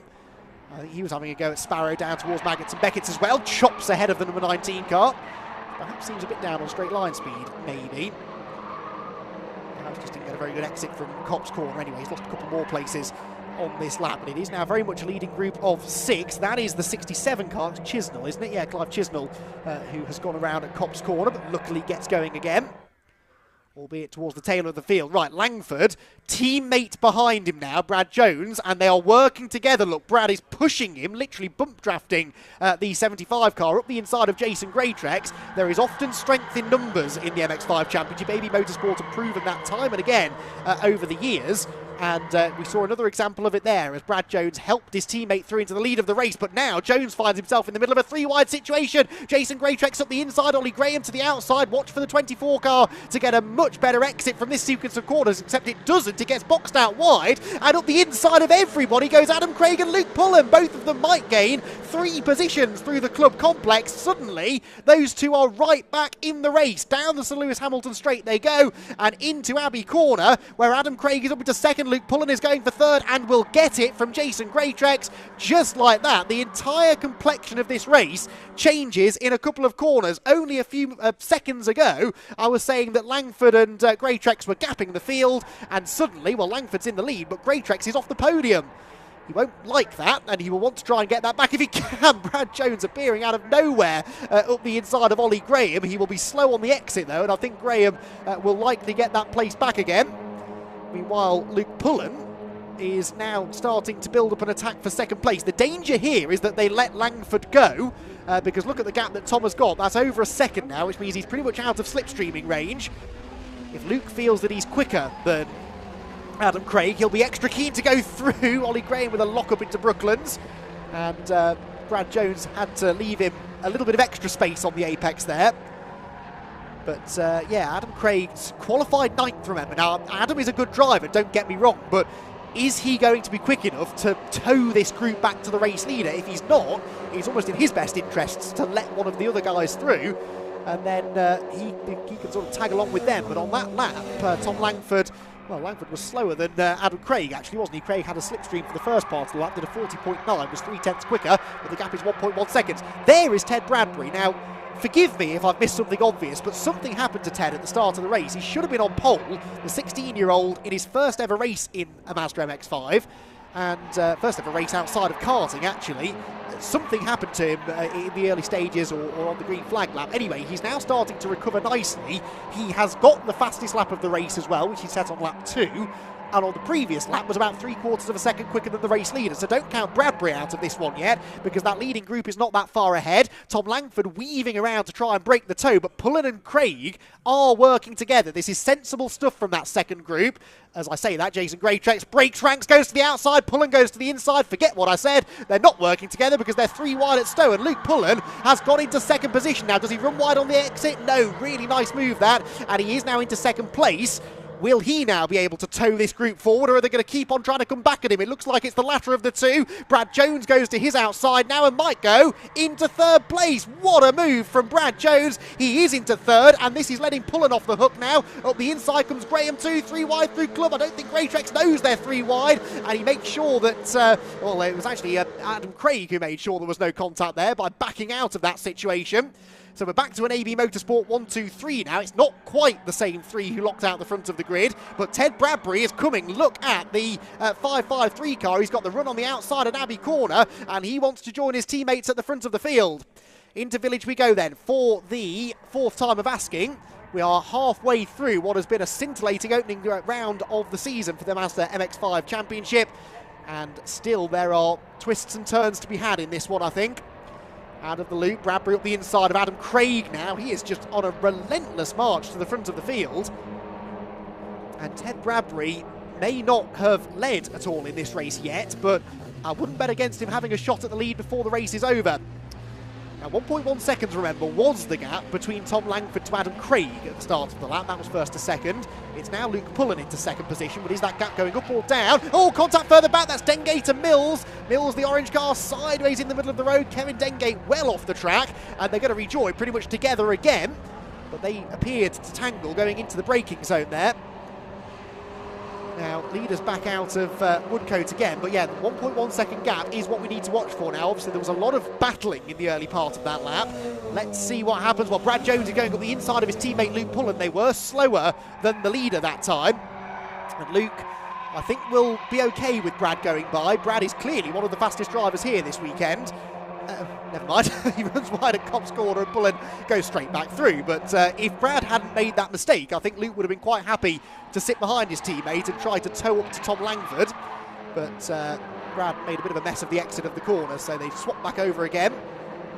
I'm honestly so happy to see this for Brad Jones, such a popular driver in the paddock, and the winning clubman was great, but you know, the standard in the MX-5 Championship itself is inevitably that little bit higher, and for him now to be backing up that victory with perhaps a podium run here is really, really impressive. And Brad Jones is now going to give the bump to his teammate. That loses him some momentum though, and it might allow Jason Greatrex to get up the inside. Not quite. He's got his hands full of Ollie Graham, who finds an MX-5 gap up the inside through the second part of Stowe. And is he going to go through? Yes, he does. So Ollie Graham up into fourth position as well. Deep breath, everyone. Still 8 minutes to go. And the sun, dare I say it, trying to break through the clouds here at Silverstone. Now there is Ted Bradbury. Ted Bradbury is now into sixth position, and I think gaining on that next group. So Bradbury will still have an eye to the podium here, won't he? He's got to try and bridge the gap to Pullen, Jones and Graham. But there's Tom Smith as well. Tom Smith, another driver who we thought we'd see more of after qualifying, was only 10th. But Tom Smith, front runner in last season's championship when he did race. Didn't do a full season, but whenever he did race with us, he was right near the front. So those two cars, two to watch for. Langford coming through, Pullen second, Jones third. Now, where's Greatrex? Jason Greatrex isn't there anymore. So Jason Greatrex, the white and red car, the red line car that was in fourth at the start of the lap. I didn't think I saw him on the previous shot, and sure enough, he has vanished. So Jason Greatrex is gone, and that lead gap is coming down. Luke Pullen is putting together a much better lap this time around, and despite the early trader positions with Brad Jones, he is now starting to bridge the gap to the leader. They was 1.7 seconds at the start of the lap, and Pullen is a-coming, looking for his first victory in the championship. The same true for Langford and their teammates as well. Brad Jones, of course, has never won in this championship as well. So all three of them may be teammates, but they're all going to want to fight for the victory. And of course, Ollie Graham, not part of the AB Motorsport squad, but also looking for his first win in the championship. So all of these top four are as hungry as anything to get to the top step of the podium. The gap came down by over a second that time. Personal best lap for Luke Pullen, and a bit of a slow one for Langford. And that all comes together to mean that the gap is now under 7/10 of a second as Adam Craig and Tom Smith go door to door towards Maggots and Beckett's. But there you can see visibly second, third and fourth getting closer to the leaders, and Bradbury, interestingly on that lap, was slower than the three cars that he's trying to catch. In fact, Tom Smith, number 44, set the fastest lap on the previous occasion. That is worth a bonus point. 2 minutes 39.9, the first driver into the 39s in this race, but he's back behind Adam Craig again now, having been ahead of him at the line. Right then, this is about to get interesting. Just under a third of the race to go. The gap has nearly evaporated completely, first to second now. And in fact, much later on the brakes for Pullen, Jones and Graham there. They've gained the last couple of car lengths they needed to into Stowe Corner. I am genuinely intrigued to see whether the team play comes in here. or whether they're going to fight it out between themselves, because there is a danger here that if Langford, Pullen and Jones really start tripping over each other, that they hand the victory to Ollie Graham, and they could still bring the next group of cars into the battle too. So do they wait until the last lap? And it's really interesting to see how they play this over the remaining 5 minutes or so. There goes number 13, Levi Aisbit through, just ahead of the struggling Adam Sparrow. Sparrow was in a podium place earlier on, and he's now down in 9th position. And not quite got the pace of the leading group. So Langford then the leader. He's going to be coming out onto the Wellington Straight any moment. Well, in fact, he's going into Village now. Pullen has been close enough into the last couple of overtaking opportunities to have a go, but hasn't gone for it. He is defending there from Jones as well into the loop. So is he biding his time? Is he waiting for a better opportunity? Sometimes in MX5 racing, it's the last lap, the last straight sometimes, where you really need to make the move. He's getting another push here from Brad Jones as they weave around in the slipstream underneath the bridge into the braking zone at Brooklands, and Luke Pullen is very, very, very late on the brakes, looking to the inside line on Tom Langford, and they make contact. Oh, the teammates have touched. Off goes Langford. Through will go Brad Jones into the lead of the race, and that was exactly what Ali Bray will have been fearing watching from the paddock, and Tom Langford nerfed out of the race lead, and it is Brad Jones who is the beneficiary, and here comes Ollie Graham as well. So Ollie Graham going up the inside of Pullen for second position. This is why I made the point that all four of these drivers are after their first ever victories, because you will take extra risks when that opportunity for a race win is presented to you. And it was just the tiniest little touch. Langford's not out of this by any stretch, but I'm sure that Luke will be feeling bad about that one too. They're both still in contention for this though. We've got a couple of laps to go. Langford, I think, still just about has a bit of a slipstream, so he'll be back with them. And Brad Jones, I remind you, started this race 12th on the grid, has never even had a podium in the championship before. He is driving like a man possessed here at Silverstone. Pullen is all out of shape through Beckett's as well. But now is Jones the sitting duck out in front. And what does Tom Langford do when he gets back to Luke Pullen? That could be an interesting conversation. Those two were chatting pleasantly to each other in the scrutineering bay after qualifying. Pullen to the inside, Langford back to the outside line. Meanwhile, Graham to the outside as well. And I think Luke Pullen just let Langford back through. Not sure, but that didn't look like a particularly defensive bit of driving from Luke. I think he was pulling out of the way to let his teammate go back through. So that was possibly sensible stuff.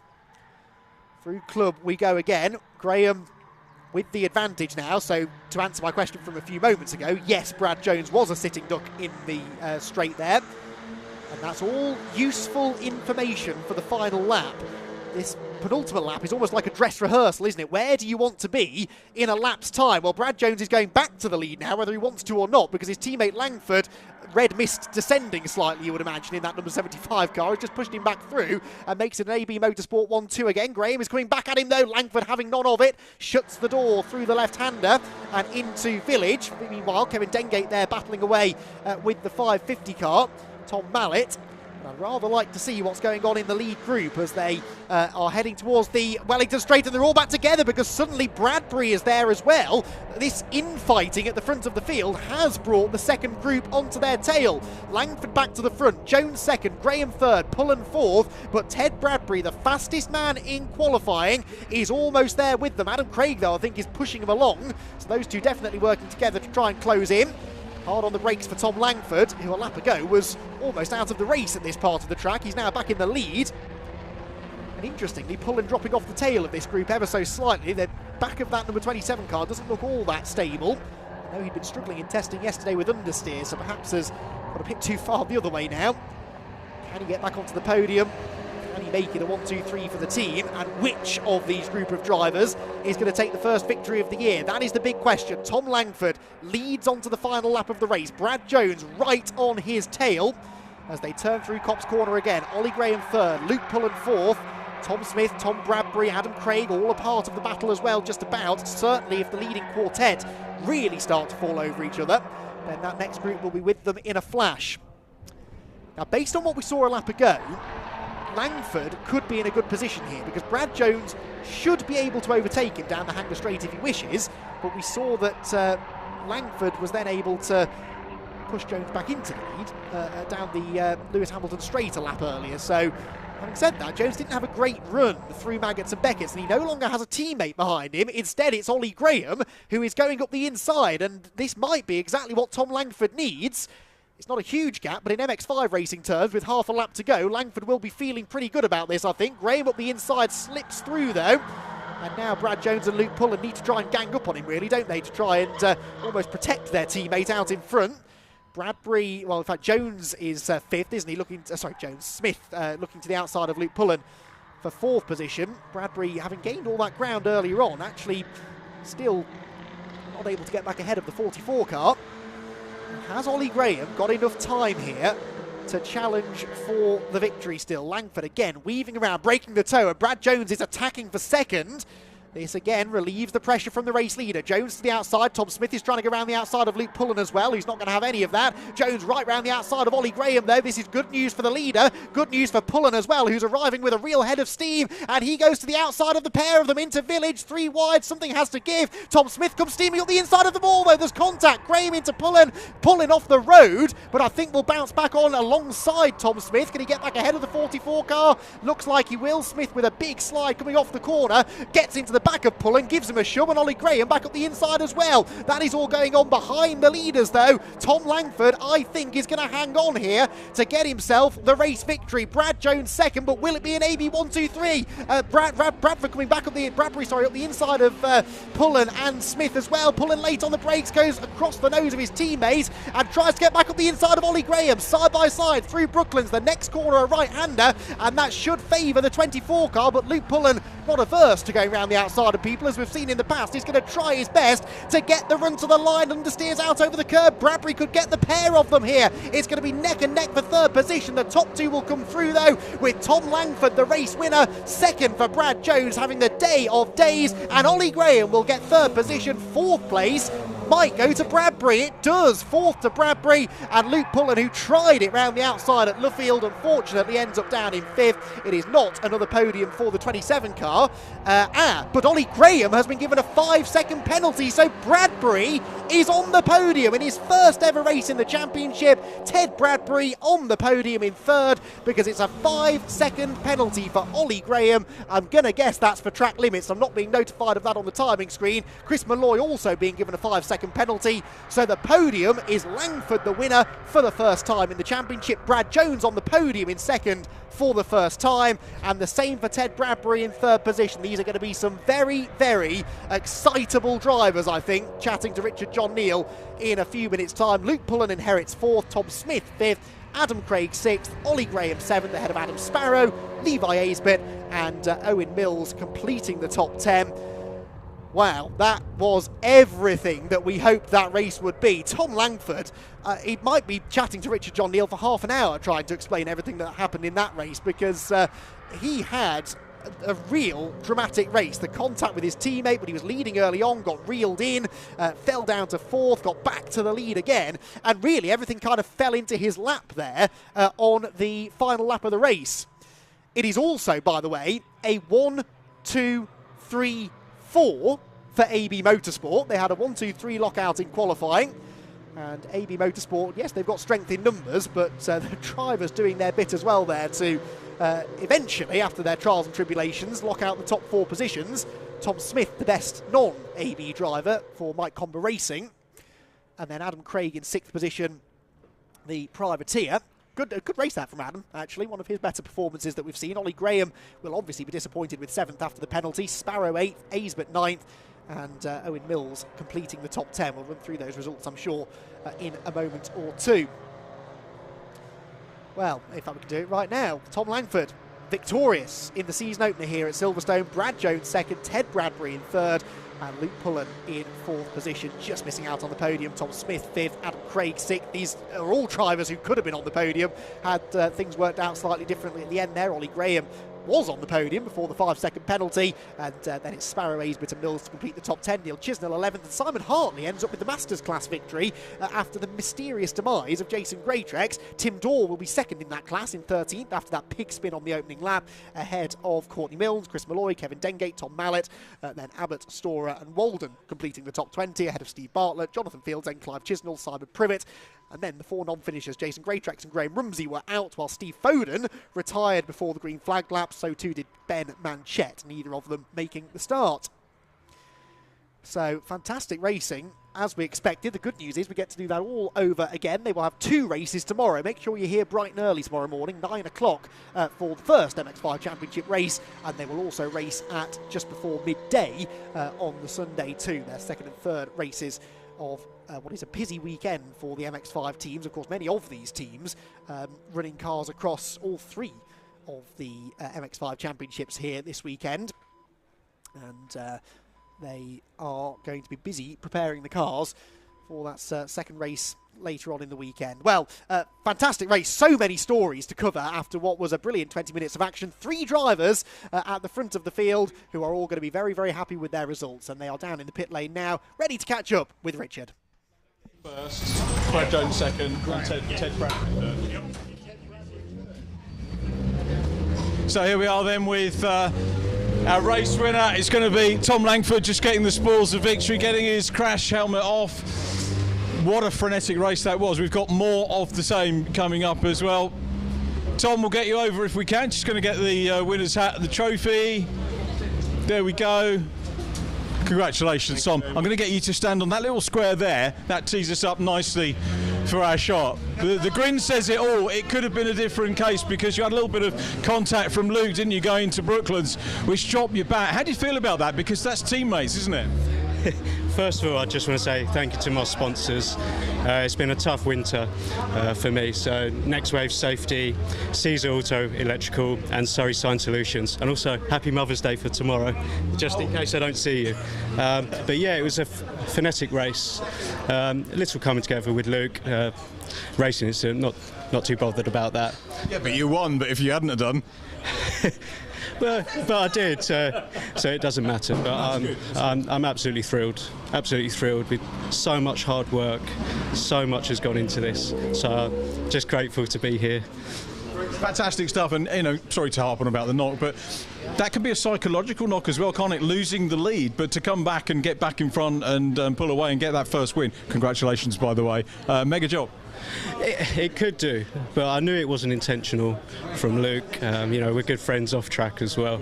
But you've just got to try and keep calm in that situation. It's easy to get quite hot-headed, but managed to keep my cool and just get back to the front. And the first win in the championship, you must be absolutely thrilled. Yeah, I can't believe it. I've tried so hard. AB Motorsport have put a lot of effort in, and so my mum and dad, I've dragged them along as well for the weekend. So it's absolutely brilliant. Absolutely brilliant. It's got to do it again now. Yeah, 2 more times, and it'll be a great weekend. I'm actually happy you're interviewing me because you were my first win last year in the Clubman. So, brilliant. So do it again, Richard. A pleasure. Nice one. Well done, Thomas. Congratulations. Very well done indeed. Good to see. Second position goes to Brad Jones. Let's get Brad over. A bit of deja vu. Brad, well done. Thank you. Superb stuff. We'll get you on the little square there. We've got our little marker just so that we get things framed up nicely. What a drive. 12th on the grid. We saw you obviously win the Clubman race earlier on. A guest in this one, but super drive. Tell us about how you picked everybody off. Well, just made a better start than I did in the Clubman. That was my first mission. And when I see that I'd done that all right, just kept with everyone. Unfortunately, one of our teammates had a collision with someone and he left a gap for us. So I went straight through the gap and found myself up with the front pack. So and then from then just held with everyone and picked me moments at the right time and kept it calm, really. Yeah. That's very modest of you, I've got to say, because it was a cracking drive to come through. We've seen you do it off the front in the first one, but what a great start to the weekend for you. Yeah, it has. It's been fantastic. And I can't thank everyone enough, the Brscc, for letting me become a guest for the day, which has been fantastic. Thank you, guys. And Ali, Nikki and the AB team, unbelievable support and an emotional little day, I think, what we've had. It's been fantastic.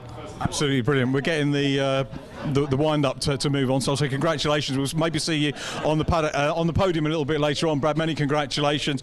And let's have a word with Ted Bradbury. Ted, let's get you in. Congratulations. If you just stand on the mark there in the little green box that we've got for you.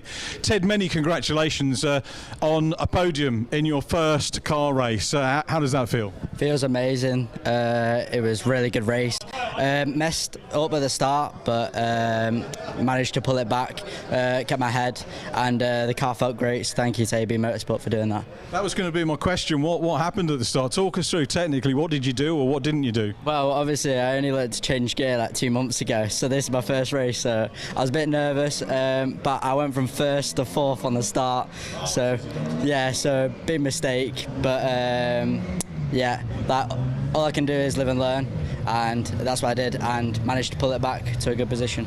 Obviously I keep an eye on all things F4, the Rocket F4 Sim Championship. You won a race on the national circuit configuration. I wouldn't normally talk about sim racing, but that's very high profile. Does that stand you in good stead for this racing? Yeah, it really does, because it teaches you how to race the racecraft, and also sim racing in general, it helps you learn the tracks. But yeah, it's helped me quite a lot over the years. So. And in terms of moving up from karts into this, wonderful to see a young charger like yourself coming into Brscc Mazdas. How important is it for you to have this step, and how are you regarding it? It's really important. Obviously learning everything different, like the way the car steers, gears, the racing's different, the way the races are managed, like everything is just miles different. But I guess the karting has really helped me with racecraft, which also helped me get through the field then, so yeah. Ted, very well done. I'm sure we'll see you on the podium a lot more. He's hanging on to your trophy, quite right too. Many congratulations. Ted Bradbury, just 16 years of age, first car race. What a mega result for that. Remember the name, and remember we first saw in car racing with the Brscc Mazda Championship. As I say, we're getting the wind up. We've got the minis, a huge mini grid. So let's hand you back to Andy McEwen in the commentary box for the run through.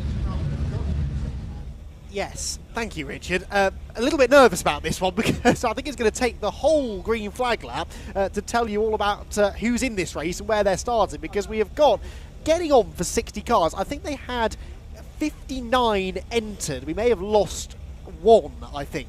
In fact, no, yes, no, I think we're right. Yeah, I think we've lost one car maybe by this point, but still an enormous grid, pretty evenly split across the two main classes. There are 4 classes in theory, but they are split roughly between the Miglias, who make up the front half of the grid, and the Mini 7s, who are running that little bit further back. But let's run you through that grid then. It is Jeff Smith on the pole position, former British touring car racer Jeff Smith, alongside Rupert Death, with Nick Padmore and Aaron Smith, not the former touring car racer Aaron Smith, but a multiple race winner in this category starting on row 2. Andrew Jordan is a former British touring car champion, starting 5th on the grid alongside Ben Colburn. Then we've got Colin Peacock and Kane Aston, another multiple former race winner in Mini Miglias. Rob Howard and James Cuthbertson round out the top 10 on the grid. They're together on row number 5, and then it's row number 6 for Mark Sims and Dan Wheeler. All of these running within the Miglia class. There are 2 other classes which we'll get to in the Mini 7 portion of the grid. Then it is Larry Waugh and Phil Bullen-Brown. Again, all of these Miglias, in fact the top 28 cars on the grid should all be Miglias. Tony LeMay and Thorburn Aston, presumably a relation to Kane Aston, will line up 8th row of the grid, 16th on the grid for him. Sean King and Nick Paddy completing the 9th row. Top 20, excuse me, rounded out by Lee Roberts and Johnny Kent. Then we've got on the 11th row should be Gareth Baldwin. Yes, it is, alongside Ben Butler. These two with some work to do from a little bit deeper in the grid. Then it's Ashley Davis and Richard Colburn, keeping it in the family, with Ben Colburn starting up on the 4th row. Peter Hills and Phil Harvey are next, and now we're starting to get into the Libra cars. So Richard Colburn first of the Libra cars, then it's Peter Hills and Philip Harvey. Les Stanton and Julian Proctor are next, and that rounds out the first half of the grid. We then miss a row and we get into the Mini 7s, which are headed by Joe Thompson with Mike Jordan, father of Andrew, who is starting at the front of the Mini 7 grid. So they're both gunning for race victories in a way here in their different classes. Glenn Woodbridge and Conor O'Brien are next, ahead of Ross Billison and Paul Woodbridge. Graham Davis and Jordan Sims together on what is the fourth of the Mini 7 grid. Damien Harrington and Tina Cooper are next. All of these running within the Mini 7s. Graham Penn and Darren Thomas on row 21 together, which is essentially row 20 when you take away that missed row of the grid.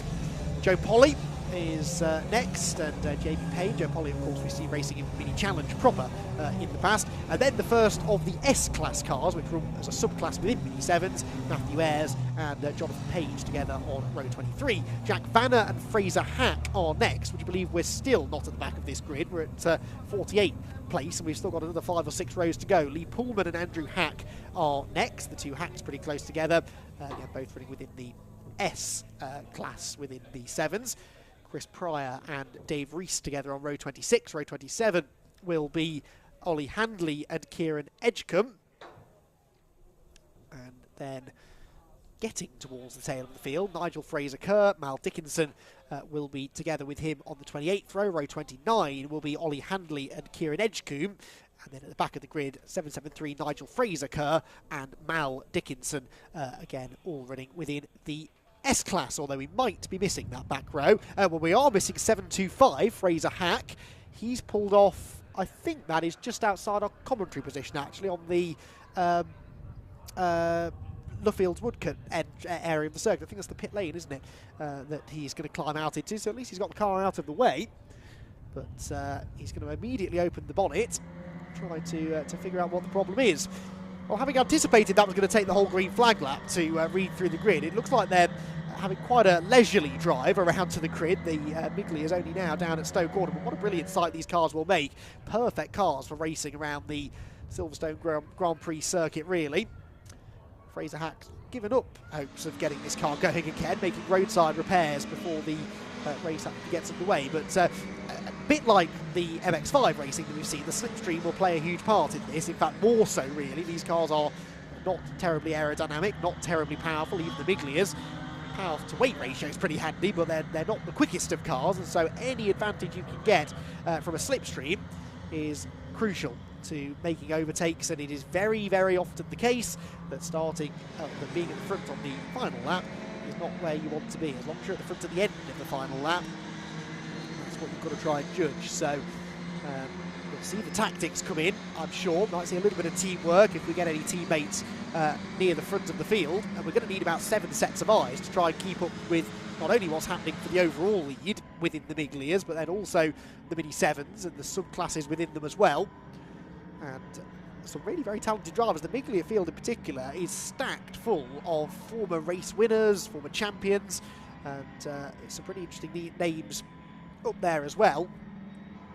As we said, Jeff Smith, pole position, who had a number of years in the British Touring Car Championship with Eurotech. In fact, that whole Eurotech crew, really, coming over into Mini Miglia and 7 racing these days, with Jordans, Andrew and Mike, Joe Polly here as well, and the move into mini racing is something that they have massively enjoyed, and the Jordans particularly speak very highly of the Mini Miglia and 7 championships. Pretty much the only racing they do these days. You occasionally see them popping out in a historic Porsche across Europe. But, this is the championship that they focus on, and they've had success in it in the past, of course. But, Andrew Jordan will have to confirm 5th on the grid. With a 235.2, though, he was still within a second of pole position. In fact, the top 6 on the grid, all within 1 second, which over a 2.5 minute plus lap is pretty impressive. And in the race, I think that we will see much closer competition even than that, because I did notice, I watched part of this qualifying session on the pit wall early on this morning, and the cars weren't coming past in the big slipstreaming groups that you might have anticipated. Instead, coming through sort of one by one. So with the slipstream is the great equaliser. You can be the best part of a second off the pace and still be competing for a race victory, as we saw in the Mark 1 Championship race just now. Drivers who were over a second, in fact, off the pole position time were still, in fact, fighting for the victory come the end. So qualified pace, especially on what was still a damp track, not all that we need to pay attention to. So cars then pulling up onto the grid. This won't be the work of the moment either, getting them all into the correct places. Picking a winner out of the front runners in this one, not going to be easy. Will be a 20-minute race as well, which is the same as most of our sprint racing action. We've got the 45-minute pit stop race for the Club Sport Trophy coming up a bit later, and another 15-minuter for the MX-5 Clubmans. One car coming down the pit lane there in the background. Not the MX-5, there is a Mini following it. Where is there a gap on the grid? It's nowhere inside the top half of the Miglias, is it? In fact, that looks like a 7 to me, not a Miglia. So that car pulling down the pit lane. And it was... Oh, that's Fraser Hack, I think, wasn't it? Who's got going again, having pulled off into the pit entry. But whether he's allowed to take the start of the race, we shall have to wait and see. So that car at least is out of the way. Nick Padmore, knowing that he's going to be sat there for a while, has got the driver's door open, trying to let some cool air in. It's not bitterly cold here at Silverstone, actually, considering it's mid-March and the weather hasn't been great here in the UK the last couple of weeks. It's not that cold, and certainly in the cars, it will be getting very toasty indeed. So Nick Padmore taking this opportunity to open the door, let some cooler air in. He closes it now because you can see the marshal on the starting gantry holding, or about to hold aloft the 5-second board. Notifies them that the start procedure is incoming. Here we go then. So, opening round of the Dunlop Mini Challenges, supported by Mini Spares, about to get underway here on the Silverstone Grand Prix circuit. Lights out, away they go towards Copse Corner. Everyone from the Miglia is getting away cleanly, and who is going to have the advantage into turn number 1? That looks like Jeff Smith from pole position will hang on to the lead through the quick right-hander. Let's hope they all get through here cleanly. We had a couple of spins in qualifying at Copse, but on much drier track now, they're able to get through cleanly, it would seem. The 7s, of course, leave the grid a little bit later than the Miglias. We'll catch up with them in a moment or two. Side-by-side action begins in earnest. Number 69 there, Tony LeMay, around the outside of Phil Bullen-Brown. Very orderly start, I have to say. They run through the first few corners, single file throughout really, but it's now out onto the Hanger Straight where they will inevitably start to fan out in the slipstream. Jeff Smith then leading the way, Rupert Death in second, side by side for third, and that was Nick Padmore coming up the inside. To the outside for the race lead though goes Rupert Death, and we have our first lead change. Someone trying to squeeze through on the inside into Stowe, just had to bail out of that one. Napa liveried car there, number 68 going through of Dan Wheeler, and there is a spin, and that's Colin Peacock. Colin Peacock has gone around at Stowe. He was in that lead group, which is 3 abreast for 4th position, and that was number 21 Aaron Smith coming steaming up the inside. Andrew Jordan is number 77, and I think Ben Coleman, was it, the green and orange colour car in the middle of all of that. He lost a couple of positions, not as many as Colin Peacock did though, with that spin down at Stowe Corner. Rupert Death though trying to make good his escape now as they battle over 2nd position.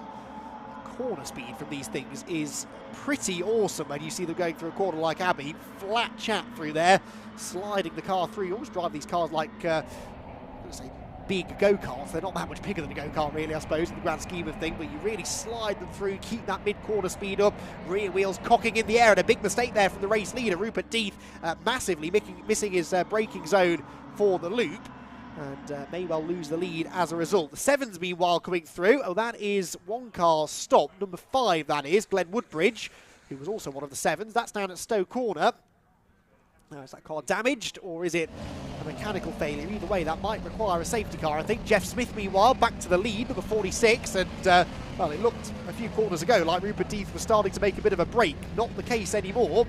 Andrew Jordan there sliding up the inside of Aaron Smith. And as they race out of Luffield for the first time, it's going to be the pole sitter who leads, but he only led a couple of corners of that lap, and in fact he only just leads across the line because up the inside of him goes Rupert Death, to the outside goes Nick Padmore, and Padmore will drop back in behind, but we do have another lead change then. Death and Jeff Smith trading the lead a few times here in the opening exchanges. It is a lead group of 7 cars: Smith, Death, Padmore, Jordan, Smith, Aaron Smith, Colburn and Astin. And that is Andrew Jordan going around the outside again of Aaron Smith. Those two door-to-door as they have been for the last few corners, with Aaron Smith now stealing that 4th place back again. But back, dramas perhaps for number 87. That's Ashley Davis, who looked a bit off the pace coming out of Luffield Corner. Did spot one car being pushed into the pit lane as well out of the window, Mal Dickinson in the 748, so his day, or race at least, appears to be done. Of course, the Minis will be back out again tomorrow. Nick Padmore there with his arm out of the cockpit because there are yellow flags down at Stowe Corner. Yellow flags means no overtaking. I think there's some overtaking going on there personally, but of course they were arriving 2 and 3 abreast, and could maybe be forgiven for not spotting the yellow flag. But anyway, Padmore back into 2nd place now, ahead of Death. Andrew Jordan slipping back up the inside of Aaron Smith there for 4th. And The green and red car right behind them is Coleman, with Kane Aston, the grey and yellow number 11 car. But Jeff Smith perhaps now building what you could call a small advantage, big advantage really in Mini Miglia terms. And that's what, all of half a second or so as they turn through Abbey into the braking zone at Village, sliding his way through the tight right-hander, which normally you'd say is a pretty good overtaking opportunity, but it's actually not a massive braking zone in these minis. They carry so much speed through there, it's not easy to outbrake somebody. Out onto the Wellington Straight they go. And yeah, immediately Nick Padmore closing back in on the race leader, so it really does seem to change almost by the corner, that gap. And in fact Padmore's going to try and go around the outside. The car's booking and weaving under braking, and Padmore goes very, very wide indeed, chopped back to the late apex. And look at the extra exit speed that gives him. I'm not convinced he meant to take that line, but you can turn a mistake into a pretty quick corner at some parts of this circuit. Missed the first apex, that's fine. Lots of these corners have two apexes that you can try and aim for. Is definitely one of them, that ever-tightening left-hander. Padmore sets the fastest lap, but he's now going to try and convert that into a move for the race lead down at Copse Corner. A corner that supposedly you can't go side-by-side through. Well, no one told this lot, because Nick Padmore, I think, did get the lead away. But it may well be that Jeff Smith has got him back on the exit. In fact, neither is the case. Smith stayed ahead, and it's actually Rupert Death closing in. Now, they've got the JCB out to move the number 5 car of Glenn Woodbridge on the outside of Stowe Corner. Something that always makes me nervous, but hopefully they'll get it out of the way. So there's only one more lap of yellow flags down there. Round to that yellow flag zone they will go. Almost like there's a bit of fluid on the track there, didn't it, from that angle?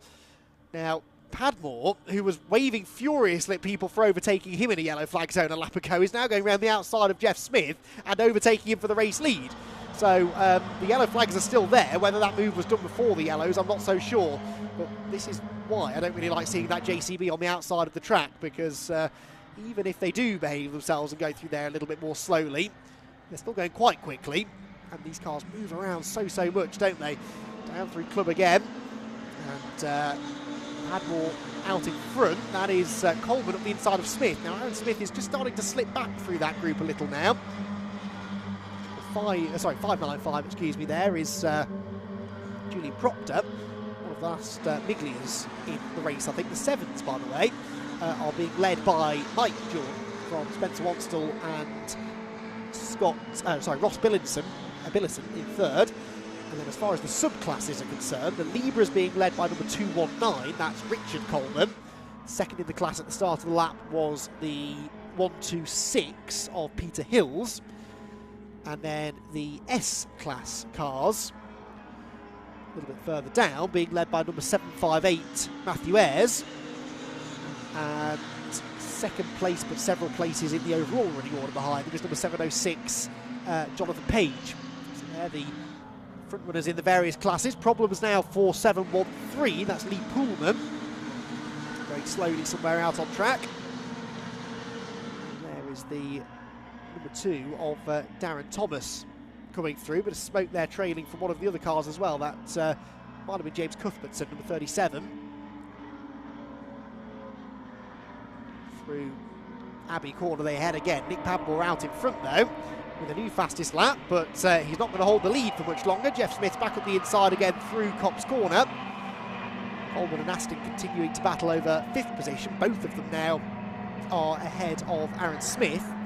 In fact, Aston's going to try and get back up the inside of Coleman, I think. Don't like the look of those clouds in the background over Magnets and Beckett's. It's sunny for now, but some rather ominous-looking black clouds starting to loom in the distance. Another car off. This is through Magnets and Beckett's. Double wave yellows now. That car just rejoining behind the leading group. Who is that then? Bouncing their way back out onto the track. Novice cross on the back of the car. Not any obvious damage done, though, so hopefully just a harmless spin. And the yellow flags already should be back in again. Jeff Smith then to the lead.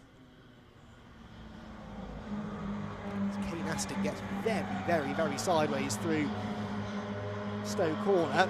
There you can see that ominous looking sky that I was talking about. A little bit of rain partway through this race would make the world of difference, wouldn't it? Top 4 just starting to break away now. Smith, Padmore, Deeth and Andrew Jordan. I mentioned all that much in this race beyond this battle with Aaron Smith earlier on. Going back, we'll see some of the Libra cars. Coleman still with the better of hills. It's the 219 and 126 cars that we're trying to spot for the Libras. They are behind that group actually by 3 or 4 positions, and the gap between them was a second nearly, so they're not that close to each other. As we tick now towards the halfway point of the race, the Napa liveried car. Seem to be Napa liveried cars everywhere, don't there, in motorsport these days? That's Dan Wheeler. It's becoming the new Gulf livery, that. The Napa colours, blue and yellow. Brand very, very popular in American motorsport for a long time, and making an appearance in the British Touring Car Championship over the last couple of years, and now truck racing and minis as well, it turns out. Pretty sure they've got some Porsche or 2 as well with that paint on it. Distinctively livery car though, and Dan Wheeler running just outside the top dozen as we approach now half race distance, where we've had another lead change. Nick Padmore back ahead of Jeff Smith.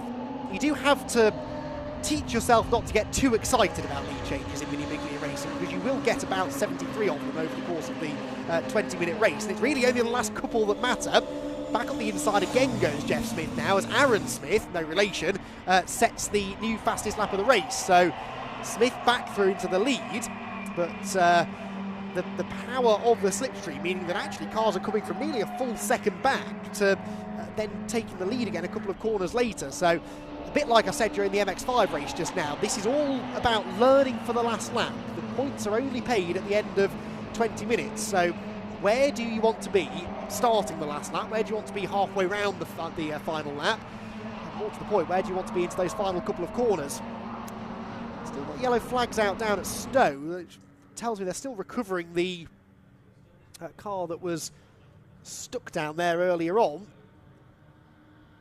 So no overtaking into Stowe Corner, which is by far the best place to try and launch an overtake in these cars. In fact, you could probably be overtaken down the straight with the slipstream and then still get the place back again going into Stowe. I've got a nasty feeling that that car is stuck in the mud, and even the JCB can't pull it out, because it's made it a little bit down the hill to the muddier bit of grass and has gone no further.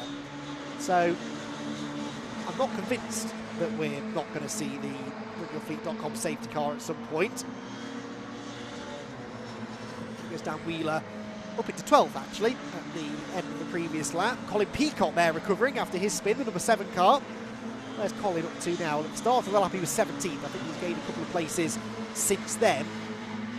Colin Peacock with a little bit of damage to the right rear corner, which suggests that he didn't spin on his own. Of course, he could have sustained that at some point during the recovery drive, but Colin Peacock qualified 6th. We know he's a real legend of Mini Biglia racing. And if he can make it back into the top 10 by the flag, that would be a pretty good achievement. Right, back to the 7s then. And this, I believe, is the fight for the race lead, isn't it? Spencer Wanstall there in the number 73 car, just behind Mike Jordan, as the Miglias are ducking and diving into Brooklands Corner. And Andrew Jordan now ahead of Nick Padmore. Padmore was leading at the start of the lap. He's down to 4th place now. Jeff Smith back to the front. Deeth 2nd, Jordan 3rd. Andrew Jordan, that is. Will we get a double Jordan victory, I wonder, in this one, with the Mike gunning for the 7s and leading. It's down to the Sun now to get the double victory, really. Jeff Smith, though, holding on to the advantage, and a back marker there getting a little bit in the way. 7.73 Nigel Fraser-Kerr, and oh dear, that was a big moment there for Colburn, that was, wasn't it? Ben Colburn with a snap of oversteer going over the curb, as I think he had to alter his line at the last second because of the back marker. You can see the speed difference here. These are these are S-Class cars being passed by the Biglias.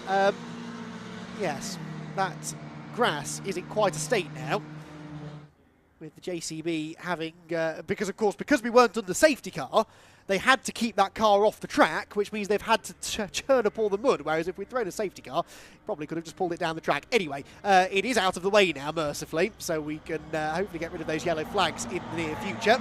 But the Silverstone groundskeepers are going to have some extra work to do after this weekend to get that grass back into its usually pristine state.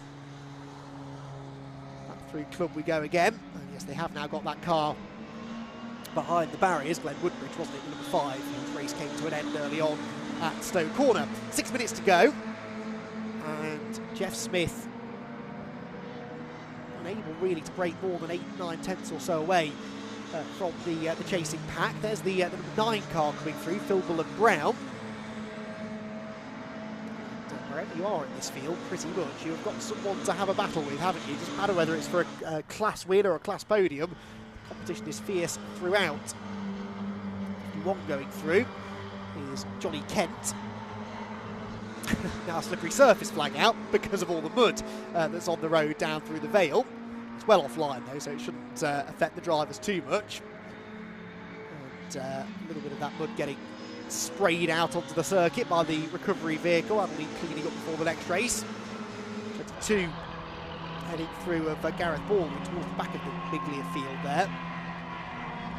777 is Dave Rees, who I seem to remember seeing racing in Mighty Minis in the past, but he is now in the S class, which is still being led, I believe, as it was earlier. I know we have had a change in the S class, I think, because it's now 758 Matthew Ayres who has got the S class lead by 3.6 seconds over number 706 Jonathan Page. So that's chopped and changed a little bit. 7 still being led by Mike Jordan. The Libras, the advantage there still to number 219 Colburn by nearly 3 seconds. So it really is the main Biglia and main 7 classes that are the most likely to change before the flag. And have we had another lead change? No, not yet. Still Jeff Smith out in front. But now Aaron Smith has set a new fastest lap in what was 6th place at the start of the lap.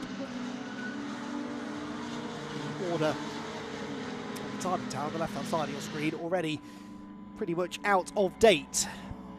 Jonathan Page we saw a glimpse of there, the 706 car, which is running 2nd place in the S class, 3.6 seconds behind Ayres at the start of the lap. And they're going to be going through next time onto their final lap. Oh, what's this all about? Lots of smoke. I think that's an engine that's expired. Yes, it has. 721 Kieran Edgecombe has done well to get that car well off the road, again utilising the international pit lane entry. And hopefully if there's fluid down, the bulk of it is in that pit lane entry, which is not being used this weekend, and not out on the track. Certainly the leaders in the Biglias as they came through didn't seem to be losing too much traction, so I think they're okay. As Andrew Jordan gives a helping hand to Rupert Death down the straight. But a particularly calm lap this. The top 5 are still in the same order they were in at the start of it. They may have switched around a couple of times by this point. They certainly are now, because that's Andrew Jordan barging his way through on the inside of Rupert Death. And Nick Padmore with the high, wide and handsome line might now get 2nd place, because he's already cleared Death. He's going around the outside of Andrew Jordan.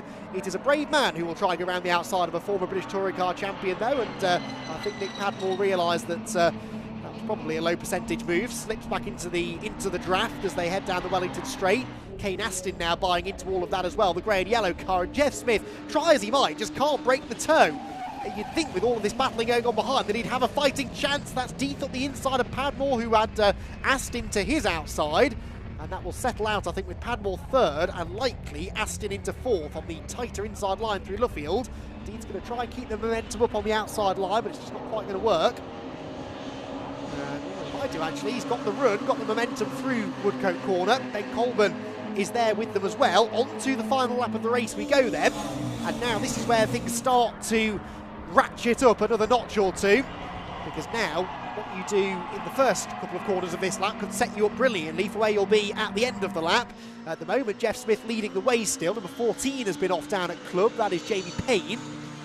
So Jamie Payne from within the Biglia class. Pullman off as well, number 713, Lee Pullman. That's Stowe Corner, which has been a busy place during this race, a popular place for your race to end. Traffic on the horizon as well. This could have a bearing in this final lap shootout. A few of the 7s to be negotiated, and depending on where they catch them, if it's into a yellow flag zone, that can really cause havoc. Andrew Jordan though, hand out of the window, because we've still got yellows down at Stowe, and he was just building up to a move there, I think. I can't actually see a yellow flag as they went through. There were yellows on the exit, but I'm not convinced there were any on the entrance. Anyway, Jordan biding his time, waiting for a better opportunity to come through. Wounded cars ahead, but here come the race leaders then. The red car is Jeff Smith, Andrew Jordan second, Nick Padmore number 56 is third, Kane Aston in fourth position, Ben Colburn fifth, sixth for Rupert Deep, who has been on the podium places pretty much all race long. Is this the order they're going to finish in? They are going to catch this traffic at not a great point through Abbey. Flash of the lights for Jeff Smith, hoping that they see him, hoping that they stay out of the way, which they do, but this has really played into his hands actually, because the cars behind, all having to go on in a really tight line into Abbey, will be compromised on the exit. So Jeff Smith might just be able to hang on here. It's a rare thing for somebody to lead as many laps consecutively as he has, but of course now they're fighting amongst themselves. Jeff Smith really has gapped them, so I think Jeff is going to get the victory. Andrew Jordan will be looking to try and claim second place if he can, but he could be a bit of a sitting duck now down the Wellington Straight. Nick Padmore and Kane Aston in his wheel tracks. Jordan pulls to the inside line to defend P2. To the outside goes Padmore. Which way does Aston go? Up the inside of both of them. No, Jordan with a very late move in the braking zone. And so Padmore goes to the outside. Rupert Deeth is very wide, and Aaron Smith nearly going the wrong way through Brooklands there. Both of them rather tripping over each other into the braking zone. Padmore did get the better of Andrew Jordan.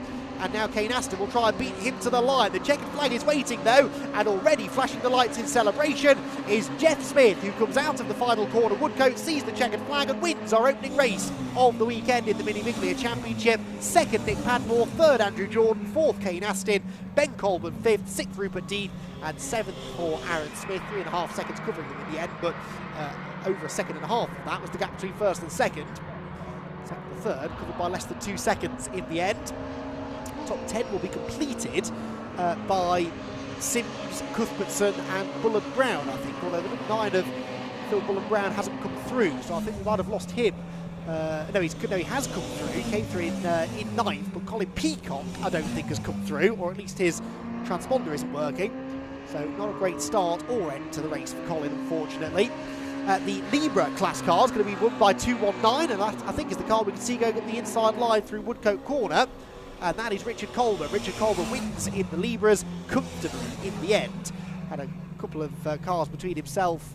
Well, actually, no, wasn't that comfortably, was it? It was by a couple of seconds in the end over number 126, Peter Hills. And then we wait for the sevens to come through, where Mike Jordan and Spencer Wanstall have been doing battle all race long. And is it going to be Mike Jordan? He was 1.3 seconds clear at the start of the final lap. I think he probably should be feeling good about his chances of hanging on. The 87 cars had a few incidents, I would suspect, in this race. Ashley Davis, that is. Ashley Davis has gone through to finish, but here, well, that's not the 7 leader. That is Joe Thompson, who did start on pole position in the 7 class, but has fallen off the podium. I think he might have just moved ahead though. Yes, he did, of the number 49 car of Ross Billison. So that was for third in the class. Mike Jordan, though, is coming through any second now. In fact, he's just gone through to claim the victory in the Mini 7s. Second place will go to Spencer Wanstall, 1.6 seconds in the end between them. Then it's Thompson in third, Billison in fourth. And the last of the classes to be decided is the 7 S's, the S-class cars. We're expecting number 758, Matthew Ayres, to come through as the race winner. And somewhere in that group of cars that have just gone through shot. Yes, he was. 31st for him. 32nd, second in class for number 725, Fraser Hack. So good race as we anticipated from the Miglias and the 7s. And I think we're going to be speaking to class winners with Richard John Neal down in the pit lane in a moment or two. Minis putting on the sort of show we expected, although Jeff Smith really managed that race well. I mean, Jeff Smith, those of you who haven't been following this championship for a while may not know that he and Jordan, Mike Jordan, they've been racing this championship for a while, so Jeff Smith has won races a lot of times in Mini Miglias. He knows how to get it done. And the experience showed at the end there, didn't it, really, for Jeff Smith, as he well, used the traffic to his advantage, yes, but I think he knew where he had to be quick on the track to keep the others at arm's length, and that's exactly what he did. Jeff Smith then gets the win, 1.6 seconds in the end over Nick Padmore second, Andrew Jordan third, Kane Aston fourth, Ben Colburn fifth, Rupert Death sixth, Aaron Smith, Mark Sims, Phil Bullen-Brown and James Cuthbertson completing the top 10. Then it's Tony LeMay, Dan Wheeler, Nick Paddy, Lee Roberts, Sean King and Larry Wall. They are all Miglias ahead of the first Libra driver, Richard Coleman in 17th, Thorburn Aston 18th, 19th Peter Hills, second in the Libras, and Gareth Baldwin completing the top 20. Then Phil Harvey in 21st place, third of the Libras ahead of Les Stanton, then it's Ashley Davies, Ben Butler, Johnny Kent and Julian Proctor before Mike Jordan came home 27th overall to win in the Mini 7s ahead of Spencer Wanstall, Joe Thompson and Ross Billison. Matthew Ayres was the 7S victor by just over 2 seconds in the end over Fraser Hack, second in the class. They were 31st, 32nd overall. Darren Thomas was next ahead of Jordan Sims, and then the third of the 7s was next. You can see the rest of them coming through on your screen. 47 finishers, technically, although Joe Polly was 3 laps down, Jamie Payne 2. So they both clearly had some issues. Colin Peacock in the end did not finish. Not the only one. There was a handful of cars that did not get to the flag, and that means that we've probably got plenty of time to get the reactions of our class-winning drivers, who hopefully we'll be heading to in a moment or two, because I think there's going to be a bit of clear-up to be done. And certainly up at the Stowe end of the track, that became a bit of a mini graveyard, didn't it, over the closing stages of that race. In fact, you can see one car being pushed into the international pit lane. Now, that is an option here. You can recover a car from that end of the circuit into the international paddock, and then you can use the internal roads here at Silverstone to recover it without ever having to send a vehicle out on track. So that's something that we may see done to try and speed up the clear-up process, as there is a concerning lack of minis underneath the podium.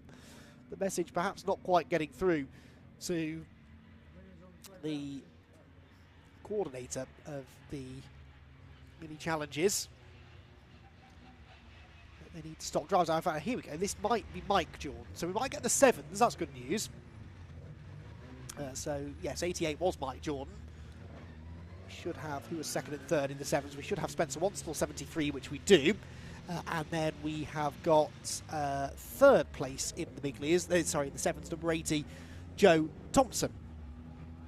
So those 3 are going to stop. So we'll hopefully speak to the Miglias at some point, but we are going to get Mike Jordan, who sweeps in and claims the number 1 board. So, right, I'm not quite sure who Richard is going to have, but he's certainly got the Mini 7 podium finishers in there to have a chat to. And let's see if anyone else turns up. Richard, who have you got?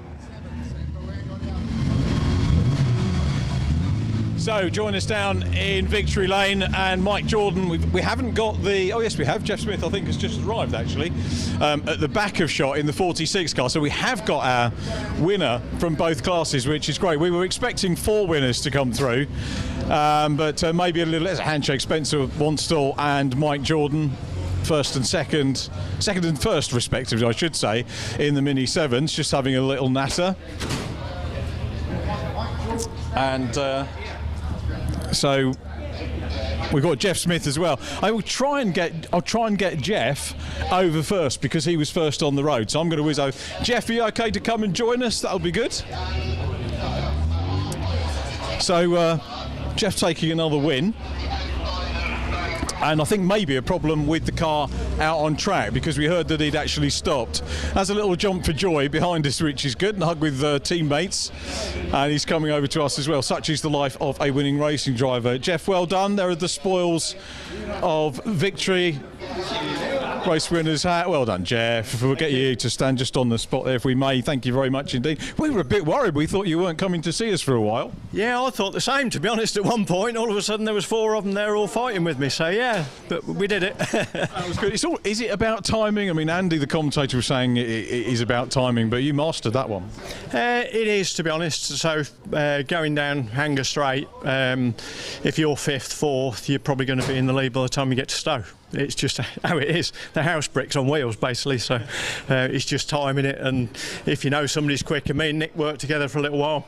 Let Nick go, and he towed me, I towed him. So. Nick wound up. He went through. He didn't want to talk to us, I don't think. And you took your time getting around. Was there an issue? No, I think I don't know what's happened. I took the checkered. These guys had already taken the checkered by the look of it. So I see. I was taking the checkered after them. So yeah. The other guys, you get more time on the podium, which is quite nice for us as well. I think I get to see you later on Thruxton, is it? Yeah, with BTCC at Thruxton, aren't we? That should be good, yeah. It's great to have you guys guests here, and superb racing. And I've got to say, I've said it with the modified Fords. These cars, they look great on screen, but up close, they look even better. You've got to come to the track to see them, haven't you? Oh yeah, they're awesome bits of kit. If nobody's ever been to Minis, then you need to get here and have a look, because they're bonkers. It's so close, you can literally put the old fag packet between us at times, and yeah. No touching, not from my end anyway, so I don't know how the guys in 2nd to 5th went, but yeah, no car contact, brilliant, really clean racing. And the club putting out 60 cars on this track, I mean, it's a great opportunity to do that. Yeah, absolutely, yeah. You know, it's the biggest track, so yeah, let's get as many cars on the grid as we can, and thanks to all the 7 and 7S drivers that gave me just enough room. It was a bit tight at times, but it was just enough room as I came by to lap them. Jeff, how much of a workout is it?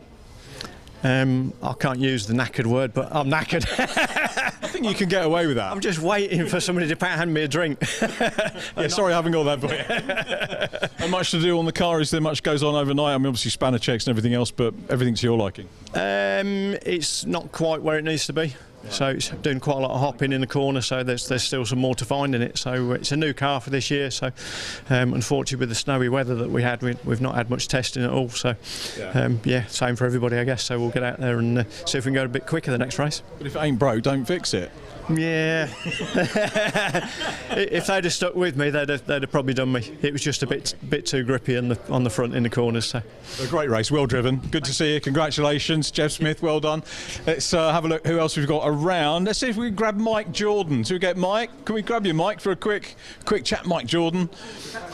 Never tire of an amateur. Well done, Mike. Congratulations on that win, and we'll get you on the spot there in our little box, just so we got you nicely framed. Congratulations on the win, and you look like you've just been out for a wander around the park or something. No, it was really good. I really enjoyed that. Spencer obviously had an awful year last year. He sort of went out in one of the very first round, so I've not done a lot of racing against him, but he certainly keeps you honest. And no, it's a bit of they've changed the rules this year, that there's a different carburettor allowed in the 7, so everybody's on a little bit of a learning curve, and this is the first time we've run it, same as everybody, and it went really well. I mean, Swift Junior gave me a rocket ship under the bonnet there. That made my life easy. Always great cars. We say absolutely packed track, isn't it? With, I mean, even on the GP circuit with the staggered start, you still got the leaders in the Miglias had traffic to deal with. But it's just great to be on the GP circuit, isn't it? Oh, it's fantastic. Yeah, and I think starting that amount of cars as well, it was really, you know, you sit lining up sort of towards the back of the grid like that. It's amazing. So Minis as ever, giving just great good racing. I really enjoy it. Love my weekends with the Mini 7 Club. It's a good demographic age-wise, isn't it, as well? Because you've got a lot of youngsters coming in with the guys like yourself who, you know, have raced other things successfully for years. So there's no, it's not a young person's formula, it's not an older driver's formula or a middle-aged formula, is it? It's for everybody. Not at all. I think this is my 45th year of going racing. So yeah, so it's no, it's really good. I love it. I do wind some of the youngsters up really and say that if they can't beat me, if they're trying to get to touring cars, then they probably need to try a bit harder. But no, it is a wonderful demographic, and everybody just seems to enjoy their weekends. We certainly enjoyed that, and we've got some more of it tomorrow. So Mike, congratulations on the win. Mike Jordan, well done. We're going to grab a quick word with Spencer if he's around. Spencer, can we grab a quick word? P2 in class. We did miss sadly our overall top 3, but Spencer, congratulations. It's great for us to have a chat. We'll get you on the little spot there, and we'll have a natter. Good start to the season then. Yeah, great start to the season. Rolling back 12 months, we was here, and I was on my roof. So, you know, it was a long year last year. Trying to get the car back right, getting it fixed, getting it all back together. And we've sort of been waiting for this day for a long time. So, big thank you to my dad, Right Line Motorsport, for getting the car fixed and back on the pace. We're just as fast as Mike. You know, tomorrow will be a test again. It's all to play for. So, you know, the car's exactly on the pace. Also, thank you to CAD and Mini Spares for their unrivaled support. So going back to what you were saying about, you know, coming back from last year, what was the damage to car and yourself? The car needed every single panel replaced. We rolled it, needed a roof, all of the panels, all the front end, a little bit of engine damage. I got away with just a bit of a headache, but got quite a big head, so protected it as well as a crash helmet. I love the way you guys make light of that, but it's a serious thing, isn't it? A roll in any motorsport is a big thing to deal with, but you deal with it. And is this the first race since then? It's not my first race since then, but it's my first race back in this car, which is a bit of a trigger's broom because it's been completely rebuilt and stuff. But yeah, it's been a long road to get here, but we're back and we're strong, so it's good. That's really good, and looking forward to tomorrow's race. Yeah, I can't wait now. I think I've got the pace to definitely challenge for the win tomorrow. Just made one small mistake in that race, 2 laps to go, which you can't afford to do against somebody like Mike. But apart from that, yeah, we were there and thereabouts. So yeah, roll on tomorrow. Spencer, thanks for chatting to us, mate. Well done on P2. And we've got somebody, is that Paul Thompson, was it, third in? Joe Thompson, beg your pardon. We'll get me Paul's muddled up with son. Joe Thompson, we'll get you in as well. Have a quick chat. I apologise if we miss anybody out on this, Joe. We'll just get you on the spot. Well done, Joe. There's a clue for me because his name on the overalls as well. Good to see you, Joe. Just tell us about your race. It was interesting. Got mugged off the line, as you probably saw, and then sort of settled in from there. I had a really good fight with Ross, and yeah, we're just looking forward to tomorrow now. Much to do to the car in between? I think so. We'll try and find a little bit. There's always something to do, isn't there? It's a mini. What was it? I can't remember because I don't think I was around the paddock during qualifying. Was it damp qualifying? Yeah, it was damp, and I played a bit of a gamble with the tyres and put some really old wets on, and it played into our favour, and it dried up, completely blown dry at the end, and I was just hoping on would go quicker, and luckily they didn't. So I managed to hang on to the pole, but yeah, I like it when it rains, so we're doing the rain dance for tomorrow. Yeah, we don't want it actually out here, but it does make racing particularly interesting, does it? Finally going back, preparation, what sort of, how much effort has gone into the car over the winter? Lots of effort, or just pulling it forward? With the reg changes, quite a lot of effort on the dyno, rolling roads, getting the car ready, but the first time we actually turned a wheel on the track was yesterday with the car itself, and all seems to go well, and yeah, the performance of it isn't too far, but we've got a little bit of work to do to get up to the front too. Is that like the carb changes that Mike was alluding to when I was chatting to him? Yeah, it gives us a little bit more grunt and completely changed the drivability of the car, so there's quite a lot of driver changes that you need to do to get the most out of it, and setups are all started changing as well, so it's basically a fresh sheet this year, which is it's good to see where we stand at least. Cars get faster, you drivers have got to go faster as well. Yeah, definitely. no slacking. Joe, many congratulations. Good to see you on the podium. We'll see you for race 2. Thanks very much indeed. Joe Thompson there completing our interviews down here on the podium. We've got some Mazda MX-5 Super Cup action coming up to look forward to. So I can't see if the cars are on the grid yet. Hopefully on their way out. We look forward to that. This championship is going to be absolutely stunning this year. As if the Mazda racing we've already had today hasn't been good enough, it's been superb. And I think there's a great expectation around Super Cup. Probably shouldn't have said that, should I? Curse the commentator and all that. But talking of commentators, let's go and join once again Andy in the commentary box. Thanks, Richard. Your timing, as ever, is impeccable because the cars have just arrived on the grid. And yeah, this is going to be good. I've seen, like I say this before every race, but this could be the highlight of the weekend. It could be the highlight of the season because this is an incredibly stacked grid. So many drivers who either have won races in this championship before or could win are lining up, and this is how they will line up for the first race. The grid on your screen right now, and as you can see, many of you who have followed this championship for a little while will recognise many of the names at the top end of town. It is pole position for our reigning champion, Will Blackwell Chambers, Lee Britton alongside them, Richard Amos and Tom Griffiths row 2, Aidan Hills and James Costons row 3 ahead of Nick Grindrod, got his first win in the championship late last year. He's got Michael Nibbs for company row 4, then Fraser Fennick and Joe Wiggin, 2 former Mark 1 champions, sharing the 5th row. Row 6, Ollie Allwood, another Mark 1 champion alongside Patrick Fletcher. Ali Bray is making his first full season campaign, starting from 13th alongside Jack Brewer, runner-up in the Mark 1s a couple of years ago. Tom Selden and Chris Richardson together on row 8. Row 9 for James Blake Baldwin. James Blake Baldwin, champion in this series a number of years ago, but some way down the order on his return to competition alongside Simon Baldwin. Alex Stott and Nick Rutter are completing the top 20 ahead of Sam Heading, new driver to the championship, and Alex Miller. Even down here we're finding drivers who in past have run towards the front of these grids. Ollie Hall is next, saw him racing at Cadwell Park. You may have seen him on a certain BBC motoring show. Adam Blair is next, then Alistair Dendy and Martin Tolley, one of the veterans of MX5 racing with the Brscc, starting 26th.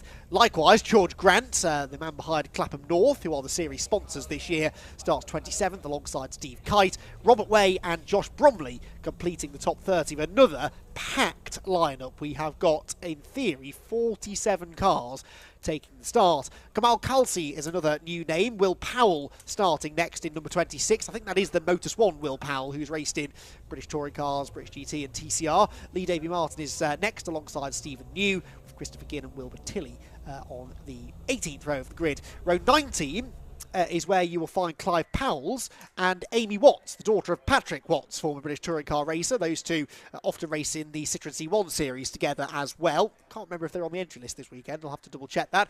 Christian White making a welcome return to the series as well. Christian White has been on the podium, I seem to recall, a few years ago in this championship. Yes, one career podium. Makes a return from 39th on the grid, sharing that row with Adrian Burge. Then it's Liz Walton and Josh Morris, Max Merritt and Bruce Robinson towards the back of the field ahead of Alex Jones and Aaron Cook, with Steve Brown at the back. That is Steve Alvarez Brown, who has raced in Fun Cup before, but many of you will recognise from his YouTubing exploits. Good friend of one Jimmy Broadbent, and starting at the back of the grid, I think getting signatures for whatever his activities will be later on in the season. Often the case early in the season, these early race meetings, you do see some drivers making guest appearances. We're hearing we've lost number 11, Scott Wright, before it even starts. So Scott Wright has pulled off in the number 11 car that was due to start quite deep in the field anyway, I seem to remember. Certainly wasn't amongst the very front runners on the grid, so number 11 then will be a non-starter, but hopefully everybody else will be there. And yeah, so many. I think we worked out there are 10 drivers on this grid who have won races in this championship before, but there are so many others who have never even raced in the championship but have Mazda MX-5 pedigree elsewhere, and particularly that little group that I mentioned towards the, well, just outside, towards the back of and just outside the top 10. So you've got Fraser Fennick, number 263, Mark 1 champion last year. Joe Wiggin, number 41, Mark 1 champion in 2020, I want to say. Yes, it was, because Ollie Allwood was champion in 2021. So the last three Mark 1 champions all starting together, making their debut in the Super Cup. They are 9th, 10th and 11th on the grid. Then the row behind them, you've got Jack Brewer, who was runner-up in the Mark 1s in 2021, looking for his first victory, got his first podium towards the back end of last season. Ali Bray also was very, very quick towards the end of 2022 when he started to make a couple of guest appearances in the championship, and Ali was victorious actually at the Snetterton 300 circuit in the latter stages of last year. Another driver making a welcome return is Aidan Hills. Aidan Hills hasn't raced in the MX-5 Super Cup for a little while, but Aidan is actually he's actually 6th in the list of all-time wins. He's a 13-time race winner in the Mazda MX-5 Super Cup, which is celebrating its 10th birthday this year. Its very first race back in 2013 at Castle Combe on the 1st of April, so just under 10 years ago, had 7 cars on the grid. It was a race won by eventual champion that year, Andrew Clarkson, and set the trend straight away with a really, really close finish. 4 lead changes there were in that race back at Castle Combe, and even with only 7 cars on the grid, it was clear that this was a category of racing that was going to be extremely popular moving forwards. Little delay to proceedings because of the work that's being done down at Stowe Corner. I thought I spotted during that Miglia race that there was a little bit of fluid down on the Hanger Straight. There clearly was quite a bit of fluid down on the Hanger Straight because the marshals have had to go out and put the cement dust down the entire length of that straight and around Stowe Corner. This will be as a result of the car that we saw pulled off on the outside of Stowe during that race. Glenn Woodbridge it was, wasn't it, who stopped and then got dragged through the mud by the JCB. So we're going to be waiting a little while for this one to get fully underway, which gives us even more time to salivate over the prospect of what should be a truly epic race and a truly epic season. Pick a winner out of this lot. It's virtually impossible to predict. Just had a message from Jack Harding, not racing with us this season in the MX5 Super Cup, saying that he hopes he's number 1 on the list of all-time winners. Jack, I'm afraid you're going to have to come back and do another guest appearance because you are 2nd on the list of all-time race winners with 25 career victories. That pesky Luke Herbert, with whom you had year after year of battles for the championship, 1 ahead of you on 26. So maybe we need to get them both back out on track and fight over that. Jack does have more podiums and fastest laps than any other driver. 78 times Jack Harding finished on the podium. I know I'm talking about a driver who's not racing this weekend, but Jack Harding synonymous really with the MX5 Super Cup, raced with the championship not since the very first year, but I think it was the 2nd or 3rd year that it existed that he came and raced with us for the first time, was immediately on the pace and finishing on the podium. Went on to finish on the podium 78 times out of 195 races. You can tell I had too much time on my hands over the winter, can't you, to be looking up these sort of stats. But 195 races we have had, and Jack Harding on the podium for nearly half of them. Really an incredible achievement. And he and Luke Herbert, for a period, were the dominant forces in the MX5 Super Cup. But now that we've got the likes of James Blake Baldwin, Aidan Hills back again, you know, they were regular race winners. Blake Baldwin 14 career wins, Aidan Hills 13. They're going to be the favourites perhaps to try and pip the championship this season, but neither of them. Aidan's qualified 5th, but I think Aidan won't mind me saying this. He'll be a bit disappointed with that because he was very, very confident after testing yesterday. All of the teams, most of them were here testing on the Friday in mixed conditions, it must be said, but Aidan was feeling very confident. So was his teammate James Cossons, who starts alongside him on the 3rd row of the grid. And they might be a tad disappointed to only be 5th and 6th, but the lap times, as we expected, pretty tight. Pole position for Blackwell Chambers was a 2:33.884. Now, he was a 2nd clear of Lee Britton, who starts alongside him. That, I would venture, is Lee's best qualifying performance. I don't think he's ever had a pole position before, Lee Britton. Oh, he has actually had a pole position. And that means now I've got to try and figure out when that was. I feel like it was probably last year. Lee has definitely been getting quicker as the years have gone on. It was not last year, it was obviously a little while ago. So, yeah, Lee Britton on the front row, quite replicating the pole position that he has had in the past. Green flag lap, by the way, now getting underway. Chance to check what the track conditions are like. Lee Britton's pole position, by the way, was at Snetterton last year in, I think, the 1st race of the weekend, his one and only pole. Quite able to replicate that here this weekend.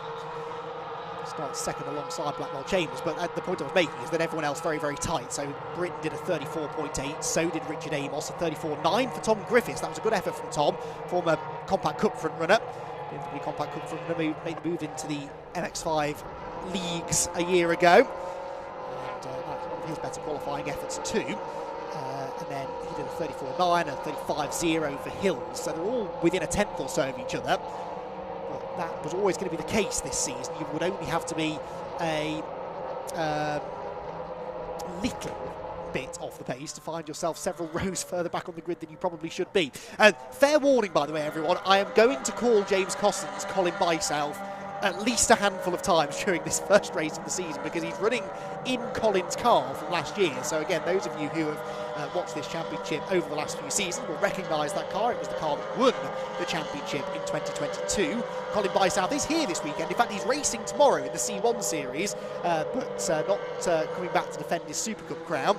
And James Cossons is the driver who is in that car for the duration of the season. They haven't changed the livery on it, they've changed the number, but the livery is exactly the same. So apologies in advance if you hear me say Colin Byself, I do mean James Cossons, and I'm sure we'll be talking about him a lot because he's a very, very quick driver, is James. Been around actually for longer than you think, in a way, as James Cossons. Still looking for, well, he's had 2 race wins, in fact. So looking to try and get a 3rd perhaps this weekend, and he and Aidan Hills, both teammates, Aidan running that team, the Hills Motorsport team, and they were both feeling very, very punchy, very confident when I spoke to them before qualifying earlier on today. Qualifying only telling part of the story. I'm sure we will see some drivers moving forward from perhaps slightly lowly starting positions. Got himself the number 17 car of Wilbur Tilley. That looks a bit like Sam Smith's car.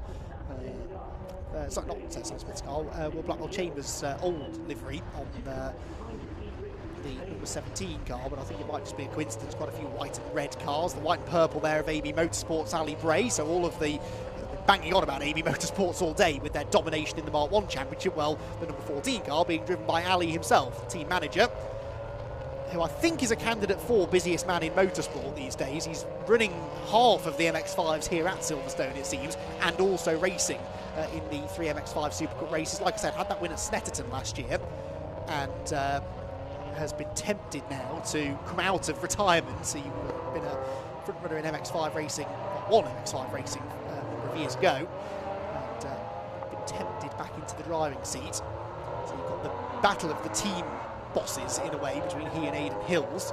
Actually, we don't have Mike Comber out there this weekend. Mike, another driver who's had lots of success in this championship in the past. Pole position, Will Blackwell Chambers, sporting the number 1. He's the reigning champion in MX. Oh, not, yes, he's the reigning champion. Excuse me. Of course, Colin Bysouth was not the champion last year. Coming home second in the end. The Clapham North livery on the number 1 car. I'm probably going to call Will Blackwell Chambers George Grant at some point, because that is almost identical to George's livery of old. Pulls up a little bit out of position in the front row of the grid. Now reverses back to where it should be.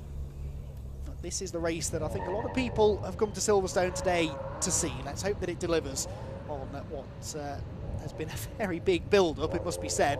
The excitement has been palpable in the paddock, and chatting to the drivers, many of them just happy to be a part of this, really, and what could be one of the most competitive championships in British motorsport, full stop, forget clubmate racing.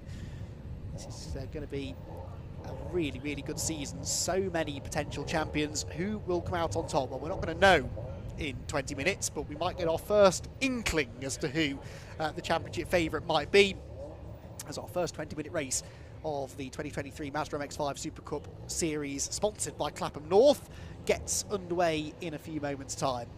Blackwell Chambers then, pole position. Lee Britton alongside him. Richard Amos and Tom Griffiths row 2. Aidan Hills and James Costons third row ahead of Nick Grindrod, Michael Nibbs, Fraser Fennick and Joe Wiggin. Lights out, they're away in racing here at Silverstone, and Lee Britton seemed to get a pretty good start there from pole position. One or two a bit slow away further back, but Lee Britton on the inside line. Is he going to beat Blackwell Chambers into Copse? I don't actually know if he did. Joe Wiggin further back there, going 3 wide. I think that was Fraser Fennick on his outside, as they jockey for position out of Copse corner. They're really jockeying for position at the front of the field. Who will have the lead as they arrive at Beckett's for the first time? It's neither of the front row starters. That looks like Richard Amos to me, with a new livery on his car, who has broken through into the lead. Fantastic stuff then from the second row of the grid. The leaders side by side through the first corner held each other up, and Richard was there to pick up the pieces. It is Blackwell Chambers second. It's Aidan Hills up into third ahead of Lee Britton fourth. Then it's Bysouth and Tom Griffiths. So Tom Griffiths getting muscled out a little bit in the early stages. He's on the outside line, the blue car.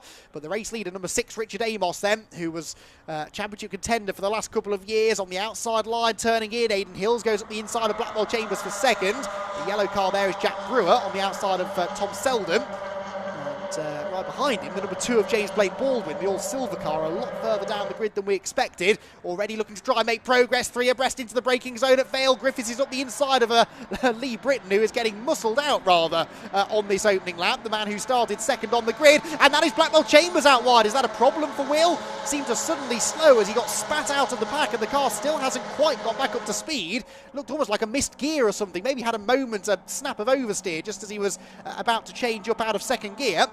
And he has lost a lot of ground as a result. There is the number 63. That is not Fraser Fennick, is it? Because he's 263. But 63 is Oliver Allwood, another Mark 1 champion of old. And there's a car in the grass going down into Village. That looked like it was about to get messy. Someone was sliding down the inside of the track. Let's hope they managed to rejoin safely. There is no obvious gap in the pack, so hopefully they're all still there. We pan around to not see carnage at Village, thankfully, so they are all still going. But at the head of the field, that looks like Aidan Hills is in the lead. Yes, he is. So Hills has got himself ahead of Amos, who is coming back at him now on the outside line, down towards Brooklands corner for the first time. And the brake car on the inside line, Aidan Hills retaining the advantage. James Cossons is into third position. Tom Griffiths somehow is back into fourth now, where he started. And someone else, that might have been Blackwell Chambers wide again. Will Blackwell Chambers having a nightmare opening lap. And the number one car that started from position number one is 2, 4, 6, 8, 9th, I think, as they come out onto the pit straight at the end of lap one. So, lots going on. As we expected, there is Fraser Fenwick, number 263, the reigning Mark 1 champion, in behind his team boss Ali Bray. Nick Grindrod there banging panels almost with somebody as they went through. That was Joe Wiggin, I think, trying to get up the inside of him. Joe Wiggin has made some good progress from, where did he start? He was 10th on the grid, up into 7th now. Ahead of Blackwell Chambers and Ali Bray. They head down towards the left-right at Maggots and Beckett's. Things for now just starting to calm down a bit. Michael Nibbs has a new livery on his car as well, the all-black number 82, just behind Joe Wiggin, who did not get the better of Nick Grindrod in the end. Leader Hills then out onto the Hanger Straight. The top 5 breaking away then. Hills, Amos, Cossons, Griffiths and Lee Britton. Neither of the front row starters actually having a good first lap really in the end, and that has already changed the order at the front of the field a little from what we expected. Amos on the cement dust there on the outside line into Stowe Corner as Blackwell Chambers begins the fight back. The Downforce Radio liveried car slipping up the inside of Michael Nibbs, who's still got flashes of the blue and red livery that we've seen on the 82 car in the last few seasons. On the boot, I noticed. Grindrod locking up, Wiggin up the inside line, and Joe Wiggin will go through, and Grindrod is very, very sideways. Someone was up the curb behind them as well. Grindrod, all arms and elbows to save the slide, has flicked the windscreen wipers on, and Ali Bray, who I think it was on the curb, gets involved. Fraser Fenwick's on the curb as well, as they tried to squeeze 3 wide through club. James Blake Baldwin needed no second invitation to jump in on the action as well, as Grindrod throws his hand out of the window. Is there a yellow flag at Abbey? If so, I wonder why. We did not get everybody through the first lap. I think Ollie Hall was the one who is out of the race. Michael Nibbs, according to the timing screen, is out of the race as well, but I know that's not true. But Ollie Hall, perhaps in the 27, has gone missing. But that, I'm suspecting, is down at Abbey Corner. I think there were yellow flags, but now Fraser Fenwick goes through. Ollie Allwood trying to come with him as well. Always tricky for the Mark 1 drivers to make the transition into Super Cup. These cars handle fundamentally differently from Mark 1s. They're a lot stiffer, they're more powerful, they're snappier. You can't really drift them through the corners in the way that you can in the Mark 1s, because that kind of thing happens. The rear tends to snap away from you rather than a gradual slide, and Tom Griffiths experiencing that through Brooklands Corner.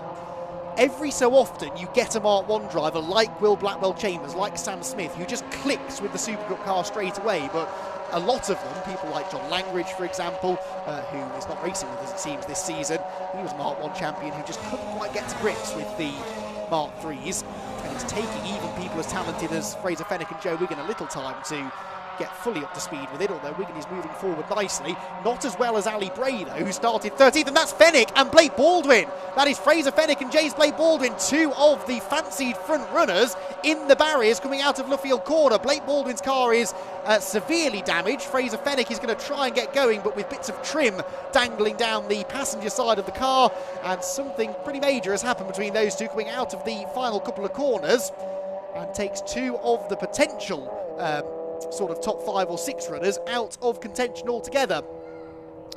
Well, Blake Baldwin will not be happy. That's not the return to MX5 Super Cup racing that the former champion was hoping for. And Fraser Fenwick, just as I was mentioning, it takes a while to get used to the Mark 3s, having had success in the Mark 1s, perhaps proving me right there. Leaders then coming out of Stowe. Where is Amos? Was Amos still there? I could see Aidan Hills and I could see James Cossons, but I cannot see Richard Amos. We have lost the second place man as well now. There he is. That is Richard Amos, stopped coming out of the Beckett's complex. So Richard Amos also out of the race. Why is that? Is that right rear tyre down? No, I think it's okay. So mechanical issues then for Richard, who doesn't quite slam the door, but didn't look particularly happy as he got out of the car, understandably so. So already we've lost 3 of the potential front runners from this race. Perhaps we're not done with that yet either. Number 98 coming through, that's Robert Way. Just ahead of one of the Paddock Motorsport cars there. Someone getting very, very sideways. That was Adam Blair, was it? 108, Amy Watts, daughter of Patrick Watts. And Amy was originally entered into the Pro class. She's now changed over into the Club class, which is perhaps sensible. This is her first appearance in this championship after all. Amy in the 108 car coming through just ahead of one of the Go For It racing cars. That's number 25, Stephen New. So the leading trio now really descends upon Brooklands for the third time. And with no Richard Amos now, that does mean that Tom Griffiths is onto the podium. I have to remind myself now whether Tom has had a podium finish yet in Super Cup. I don't think he has he? No. So Tom Griffiths, who was a star of the BMW Compact Cup for a number of years, now entering his second full season of MX5 Super Cup racing, might be about to get that first podium. Costons and Hills, of course, have had their fair share of podiums over the years. Griffiths is still there with them, isn't he, really? Top three covered by 3/4 of a second or so. So then another 1.2 back to Lee Britton in fourth. Then Will Blackwell Chambers fifth, but given the way his first lap went, that's not bad, actually. He was almost out of the top 10 at one point when he had that moment through club. Ali Bray, one of the drivers of the race so far, though, from 12th on the grid to 6th. Joe Wiggin likewise has gained ground from 10th to 7th. Michael Nibbs 8th. 9th Ollie Allwood, and Nick Grindrod. Well, where there are winners, there must be losers, I suppose. And Nick Grindrod, having started 7th on the grid, dropping down into 10th. Just saw a car out of the window coming into the pit lane. Didn't quite see who it was. It might have been... Yeah, well, no, the only ones missing are Amos, Fennick, Blake Baldwin and Hall, and it wasn't any of those, so I'm not entirely sure who that was touring in to retire. But, as the leaders try to settle down a little, we can focus in on some of the midfield battling. That's number 96 Chris Richardson, and having an entertaining battle with 88 Alex Stott, who gets a lovely switchback move, takes full advantage of the fact that Christopher had outbraked himself slightly. And Alex on the ball there, immediately popped back up the inside. Tom Selden is the blue car just behind them. One car getting very, very sideways and going round altogether. Who was that I don't think is pointing the right way anymore?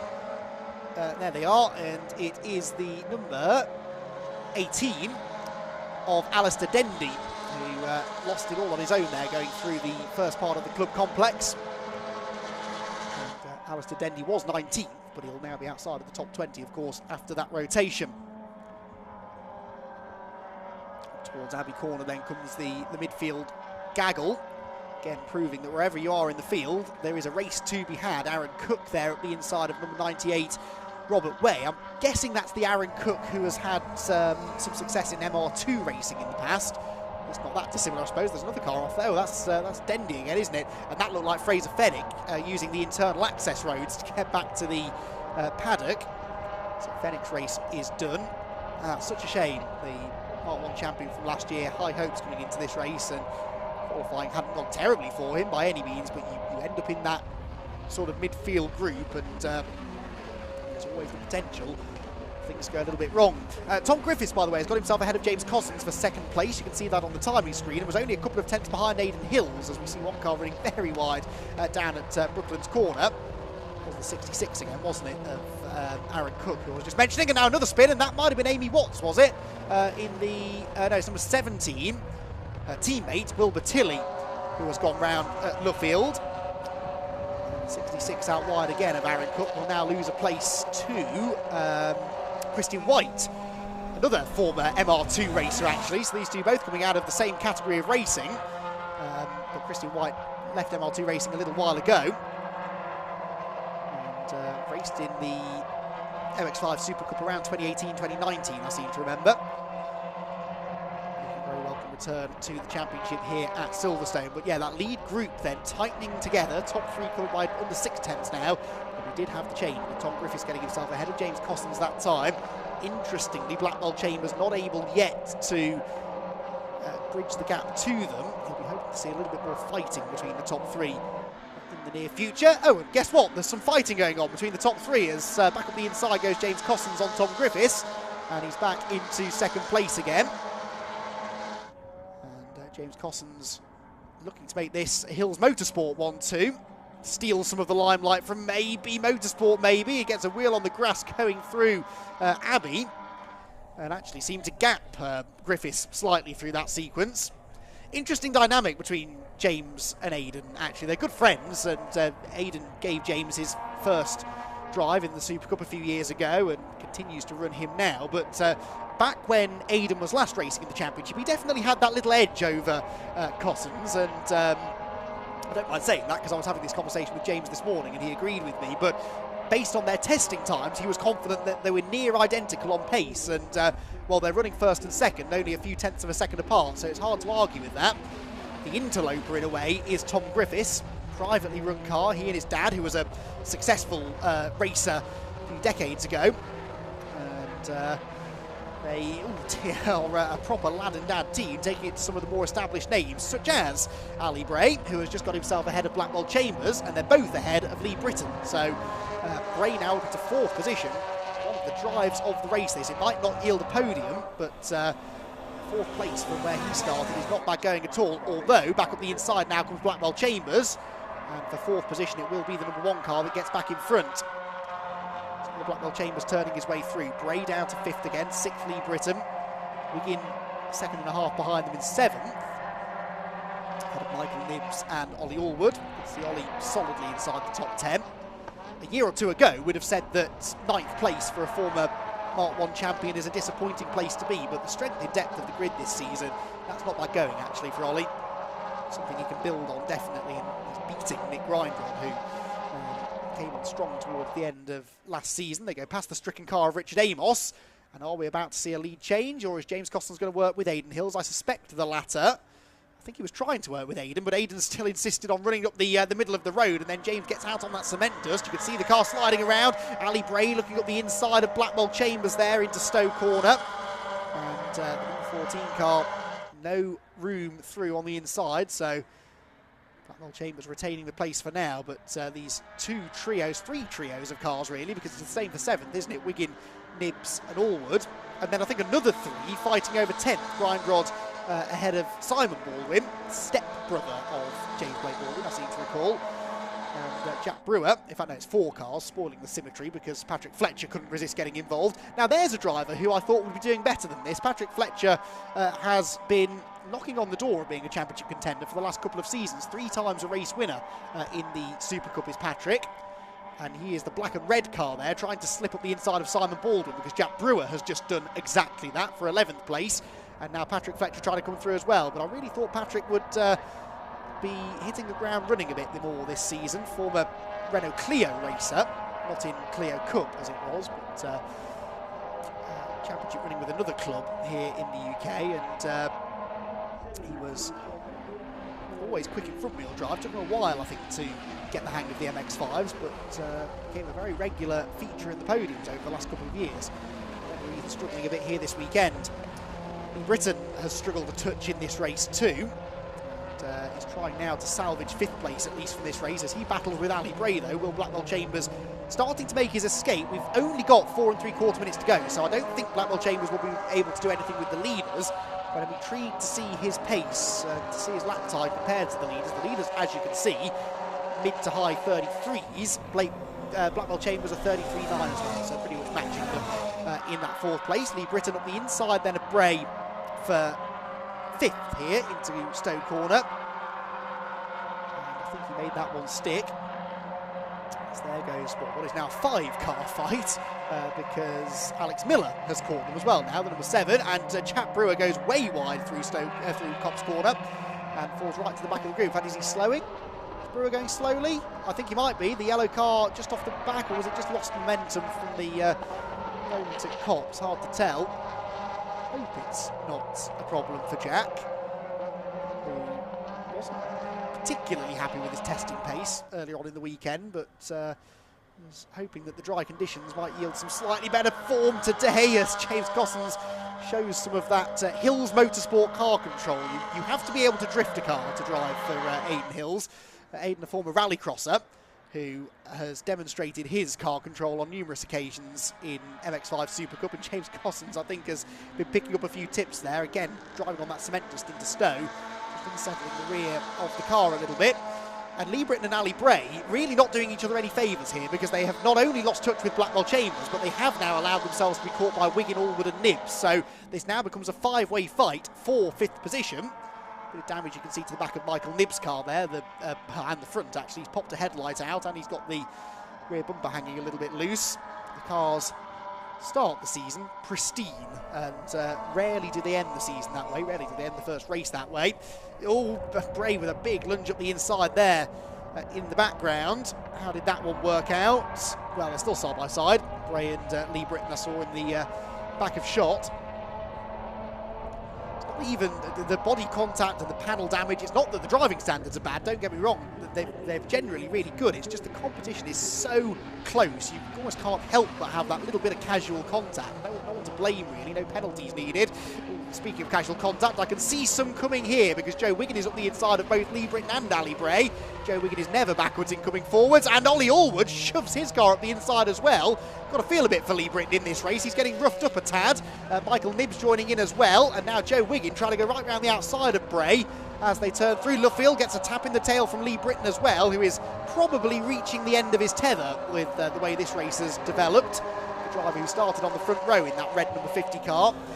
Very unlikely now to make it onto the podium, might not even get a top 5. Bray and Wiggin continuing to squeeze each other, with Wiggin on the left, Bray on the right as they turn into cops. I think that Joe Wiggin will get that position, whilst Lee Britton does get the better of Ollie Allwood, so at least hangs on to 7th spot. He was 8th at the line, but 7th again by the time they come out of Cop's corner. We're on to the final lap, by the way, and the top 3 were covered by less than 0.4 of a second, so it probably is now time to turn our attention to the lead battle. Are the teammates going to do battle, or are they going to work together to make sure that Tom Griffiths doesn't come through and steal the race victory? As I predicted, you don't know where to look in this race, but this is the moment where it could happen. Is Cossons going to try and go to the outside? Answer, no. Pushes Aidan Hills down the hanger straight, and Tom Griffiths pokes to the outside line, but isn't able to do anything. Now, is that Cossons playing the team game, or is he just biding his time for a move a bit later in the lap, perhaps down into Brooklands? There is no biding of time going on in this group at all. Ali Bray, Lee Britton, Ollie Allwood, all battling together with Michael Nibbs keeping a watching brief. And here comes the attack now. Up over the curb goes Aidan Hills. James Cossons to the outside line, but wasn't able to make the move stick. And James is in that difficult position of attacking for the lead, but also trying to defend second place from Tom Griffiths. Half a lap to go here around the Silverstone Grand Prix circuit, and it is 3 for the victory. 2 of the Hills Motorsports cars, confusingly not the 2 blue cars, the 8 and 24, and Tom Griffiths in behind trying to spoil the party and trying to get his first victory in the championship. Patrick Fletcher there comes out of club corner, still ahead of Jack Brewer, who has now got back up to speed, thankfully. This is where the action will be. Is Cossons going to try and make a move down the Wellington Straight? To do that, he needs a good exit from this corner at the loop, and he might get one because Aidan Hills was a touch sideways there. Keeps the power down though, keeps the momentum going, and the gap between 2nd and 3rd is less than the gap between 1st and 2nd. You have to anticipate that Griffiths will have a pop at Cossons here as they head underneath the bridge, but is Cossons going to be close enough to Aidan Hills to have a go? I don't think he is quite. Aidan Hills looks good for the victory then. Cossons has to watch out because Griffiths is up the inside line. They're both late on the brakes. James Griffiths up the inside. Tom Griffiths up the inside. There is contact with James Cossons, and they both save it, but that, I think, has probably just sealed this for Aidan Hills, who should now be good for the victory. Ali Bray is sideways as well into the side of Joe Wiggin, but the run to the line is going to be all Aidan Hills. Aidan Hills, on his full-time return to the championship, has managed to get himself his 14th race win, and that was a really hard-fought one. 2nd place for James Cossons. 3rd goes to Tom Griffiths, who does manage to get onto the podium then, and his first podium that is in the MX-5 Super Cup. Brilliant, brilliant result for him. Cossons will be satisfied with 2nd, I think, and the 1-2 for the team, but would have liked to have a go at Aidan, I'm sure, through those final few corners. Will Blackwell Chambers is 4th, by the way. Joe Wiggin, good drive that from Joe in the end. Lost a bit of ground in the early stages. Well, didn't lose a bit of ground, but didn't make as much ground up as some others in the early stages. Managed to get into the top 5 by the end, though. Ollie Allwood as well. Where did Ollie start? I think that was outside of the top 10, was it not? Yes, 11th on the grid to 6th by the flag. Ali Bray losing out actually towards the end there in 7th. Lee Britton 8th, Nick Ryder on 9th. Simon Baldwin completing the top 10 ahead of Jack Brewer, Patrick Fletcher, Michael Nibbs 13th in the end, ahead of Alex Stott, who drove well there, to 14th. Chris Richardson in 15th place. Still some battling going on though. That's the number 3 car of Lee Davey Martin trying to get around 108 Amy Watts, who had that moment earlier on. But looks like Amy will just about manage to retain the place now as they head through. Oh, Steve Brown has got a 5-second penalty, and quite sure where he was running on the track at the end of the race, but he is going to be classified 28th after that 5-second penalty is applied, I'm guessing for track limits. But for Aidan Hills, a 14th career victory in MX5 Super Cup. That will put him, for those interested, joint 4th on the all-time wins list, joint with Tom Roach and James Blake Baldwin. Pretty good company to be keeping. And it is Aiden's 31st appearance on the podium. Fastest lap, by the way, went to Will Blackwell Chambers. Bonus point for him for that one. So great stuff then. Great action as we expected from the MX5 Super Cup. And, as the cars tore back to the pit lane, hopefully we'll be able to confirm that result for you in a moment or two. I said at the start of the race we wouldn't know who the championship favourites would be after this race, but did we perhaps just see a sign that this is Hills Motorsport's season? Is Tom Griffiths going to be able to build a solid championship challenge? You would hope so, based on that performance. Some of the expected favourites, though, tripping up a little bit in that one. James Blake Baldwin, an unfortunate non-finisher. Didn't see what happened to him, but that contact with Fraser Fennick, whether it was contact between those two that triggered it, I don't know, but those two certainly ended up off in the scenery. That unfortunately robbed them both of an opportunity to do well, because of course they were both in the group with Ollie Allwood at that point, and Ollie ended up 6th, so there's no reason why Fraz and James couldn't have been up there inside the top half dozen as well by the flag. Sadly they both end up with bent race cars and work to be done to get the car ready for tomorrow. So cars then making their way around to the pit lane. And Richard John Neal will be down there to chat to them. Out of interest, by the way, the field split into a few different classes. Probably should have mentioned this earlier on. The Pro class is what most of the drivers are in. There is a Masters category within that, which was won by Nick Grindrod over Simon Baldwin 2nd and Martin Tolley 3rd. There is also the Club class, though, which sort of does the job of the Clubman Championship in a way for the Mark 1s, except they race alongside the Super Cup drivers, and the Club class was won by number 64 in the end, Kamal Kalsi, which we can confirm now with the unofficial results from our first MX5 Super Cup race of the weekend. Aidan Hill's the winner, James Cossons his teammate 2nd, and Tom Griffiths with his first ever podium in 3rd. Will Blackwell Chambers 4th, ahead of Joe Wiggin, Ollie Allwood, Ali Bray, Lee Britton and Nick Grindrod, who, as I said, is the Masters winner, just ahead of Simon Baldwin. Jack Brewer 11th, Patrick Fletcher 12th, Michael Nibbs, Alex Stott, Chris Richardson, Tom Selden and Martin Tolley were next. Kamal Kalsi was your club winner. Aaron Cook and George Grant completing the top 20. Robert Way was next, 2nd of the club drivers. Will Powell was also on the podium within that class. And then within the club class, there is a Masters competition as well. And Bruce Robinson, veteran of MX5 racing, is 24th overall, but wins that class, ahead of Christopher Ginn, who was 2nd in the club Masters, and 3rd. Went the way, I believe, of Clyde Powell's there in 31st place. Non-finishers, well, Alex Miller wasn't running at the end. He might have been the car I saw coming into the pit lane at one point in that race, the number 7. We also lost Alistair Dendy, Sam Heading. In fact, no, it was Sam. It was 57, I think, that I saw out of the window. Adam Blair, Fraz Fennick, Richard Amos, James Blake Baldwin and Ollie Hall. And really, it's Fennick and Blake Baldwin that were the two big surprises there.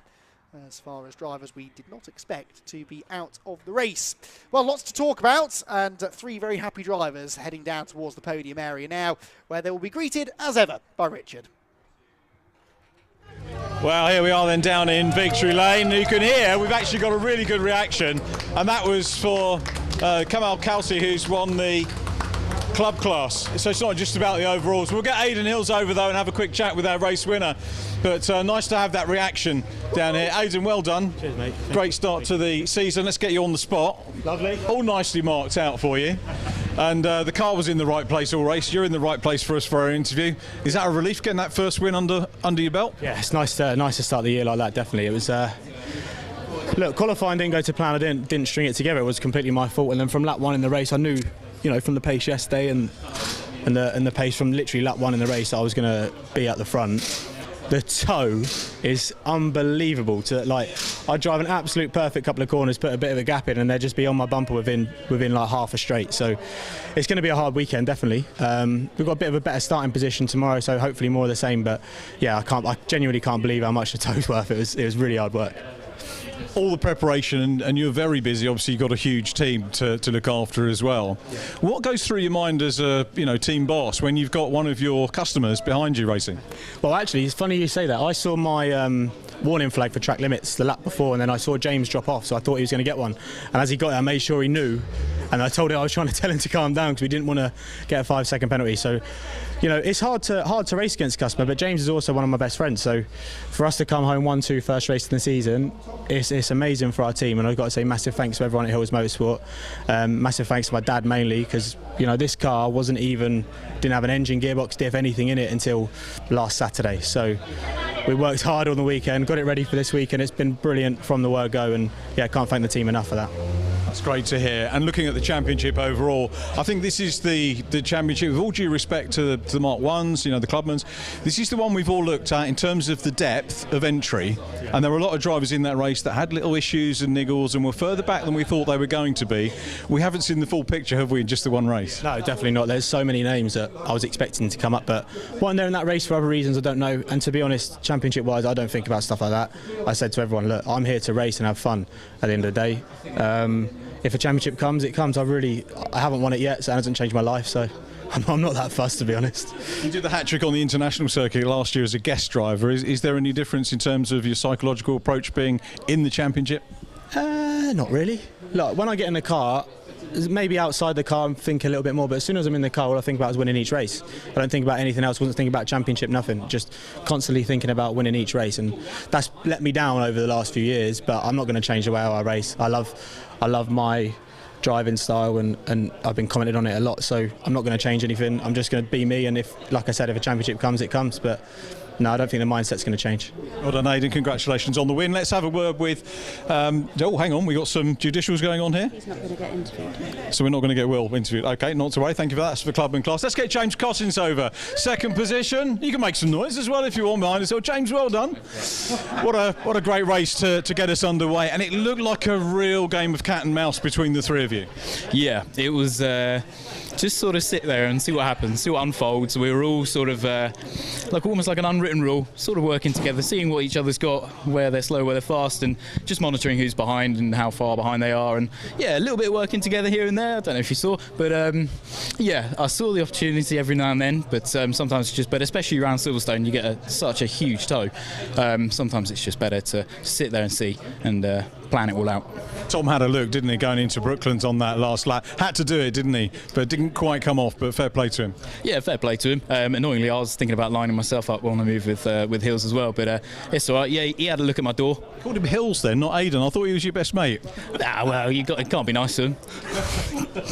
You've got to be mean. But yeah, on that last lap, I think I might have just left it a little bit too late. A bit of rusty racing coming into play there, so maybe next time tomorrow we'll see what else happens. It's all about good solid finishes, isn't it, and points in this championship, and that's a great start. Yeah, exactly. You know, I've come here this weekend setting out to, well, not aim for a championship. I'm here just to have fun, race with my mates, try and get a couple of wins here and there, and just do some really good racing, which I've done so far. If a championship comes to me, then it comes to me. If it goes to my mates, then it goes to my mates. I'm not particularly worried for this year, but yeah, we've done really well. Hills Motorsport boys are proper on it this year, so everyone needs to watch out. And a win in the club class as well. Well done indeed, James. Congratulations. Hopefully we'll catch up with you later on in the weekend. Let's catch up with our third place man, Tom Griffiths. Well done, Tom. Congratulations, mate. Super race. Thank you for that race as well. And we were just saying to James there, you had a look, didn't you, at Brooklands? Had to have a go on the last lap, didn't you? I mean, I tried my best to break up the Hills party at the front here, but didn't quite come off, unfortunately. But third, I'm over the moon with. First podium in Super Cup, so I'll take that for the first weekend of the year. Oh, brilliant. Yeah, that bypassed me, so thank you for pointing that out, and well done on it. And, you know, just keep building.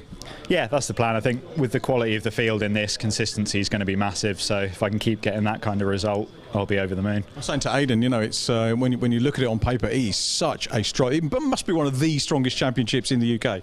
Yeah, I've not been in one like it, like the level across the whole grid, to be honest, but particularly that front half is outstanding. So over the moon to finish third in a field like that. And you guys run yourselves? Yes, me and my dad. He's gone through hell and back this week, putting the car back together and getting it all ready. So I've got to thank him. Car felt mega all the way through. So Banner shake now?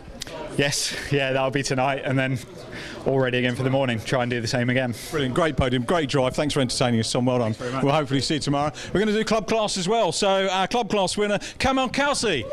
Kamal, well done. Great. And listen to that. It's great, isn't it, that we get that support for the club class. Many congratulations. Thank you very much. Easy, difficult? Tell us about it. Unexpected. I mean, it's my first race, so I didn't quite know what to do. The team's done a great job, obviously, prepping the car and getting everything ready. Qualifying wasn't great, so I didn't know what to expect. Just went in and drove, and here we are. So that's very pleased. It's the first Mazda race. Previous experience?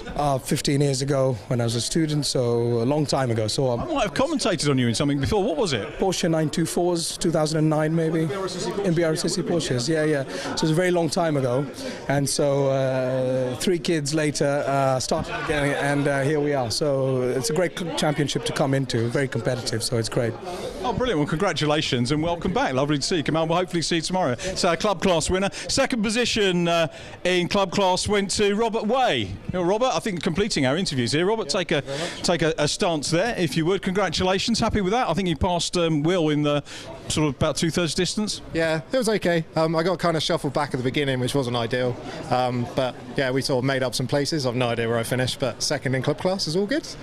And much work over the winter. Was it a late decision, or are you committed to come in? I'm committed for the season, just missing one race. I had to repair the car after Donington last year because it all got a bit smashed up, but it's all good now. It's back in one piece and it's pointing in the right direction. Working well for you. Yeah, we just need to find some more speed. I should be up with the pro boys really. I'm just not fast enough, so we got to figure it out. You'll get there. There's a lot of track out there to learn, isn't there? Absolutely, yeah. Especially here, it's just so wide. I kind of get lost in all of the corners and stuff. So yeah, it's all good. Looks like you enjoyed it. We enjoyed watching your race. Well done, Robert. Thank you very much indeed. So that completes our podium for the Brscc Mazda Super Cup. What a great way to start their campaign. Mazda racing absolutely superb, isn't it? With the Mark 1s, the Clubmans, the main championship, the Mark 3s, plenty of life left. We are moving on now to the Brscc Club Sport, and I'll tell you what, if Andy gets through the entire grid for this, best part of 80 cars on the grid, he's going to be doing very well indeed. So I'll hand you over to Andy. We'll keep an eye on what's going on in pit lane during the course of this endurance. Yeah, thank you very much, Richard. We have a mini endurance race now, I suppose. 45 minutes. It's hardly the Sebring 12 hours, but it is a pit stop race, a pit stop window between 15 and 30 minutes where all cars must come and spend a minimum amount of time in the pit lane, and from there it's up to you really whether you want to do the whole race on your own, whether you want to share the drive with other people, and the majority of the cars I think are solo entrants, but there are a handful of them being shared between 2 drivers. And at the front of the field, a very interesting car because it is the Audi TT of Scott Parkin that has the pole position, which is one of the cars that we'll see racing properly for the first time at Brands Hatch in a few weeks' time in the TT Cup Racing Series, which is a new for 2023 championship here at the Brscc. And these cars it's kind of a similar idea to the City Car Cup that has been such a success over the last couple of seasons, where essentially you buy a kit which you then put on your Audi TT and turn it into a TT Cup Racing Series car for very, very little money in the grand scheme of things. The affordability is the big selling point of the TT Cup Racing Series, and because of that, 40 of these kits have been purchased already. We're not anticipating we'll get all 40 of them on the grid at Brands Hatch, but we're certainly going to have a sizable grid, and we're looking forward to seeing how that car gets on its competitive debut here in the Club Sport Trophy. Scott Parkin then starts on pole alongside Matthew Bolton in his BMW M3. It's another BMW on road 2, Liam Crilly's Z4 Coupe, alongside, for us, Billamoria's VW Scirocco. Then another VW, it's James Alford in the Golf alongside the BMW of Simon Glenn, with Tom Stanaway and Adam Reed, BMWs, both of them on the 4th row. Row 5 for the Honda Civic Type R of Jonathan Hunter and Andrew Dyer in his Audi, another one of those TTCR cars. And Simon Horriman and Alistair Lindsay are next. Ford Fiesta ahead of Seat Leon. David May in the rapid Nissan 370Z, I think that'll go better now it's dried out, has Spencer Stevenson for company on row 7, whilst Chris Murphy's BMW Z4 is alongside Jeremy Evans in his Type R Civic. Needless to say, these cars running across multiple different classes. We'll keep you up to date with who's doing what in the classes as the race goes on. Paul Bancroft will be racing in Class B, for example, in his Audi TT, with Stuart Kilroy next, and then the first of the 2-car entrants, that's the number 19, which is, it's the number 790, excuse me, which is Bruce Robinson, looks to be sharing with Adrian Burge, Martin Cully alongside him. Then Saranga Sothisrari in his BMW has James Poulton for company on row number 11 in the Mini.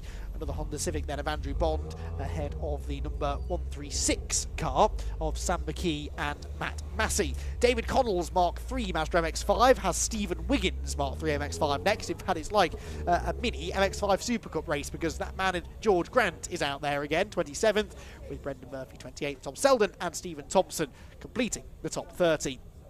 James Butcher and Christian White are next. Not the same Christian White that we've just seen out in the MX-5 Super Cup, this one racing a Mini Cooper S. Barry Cully is next though.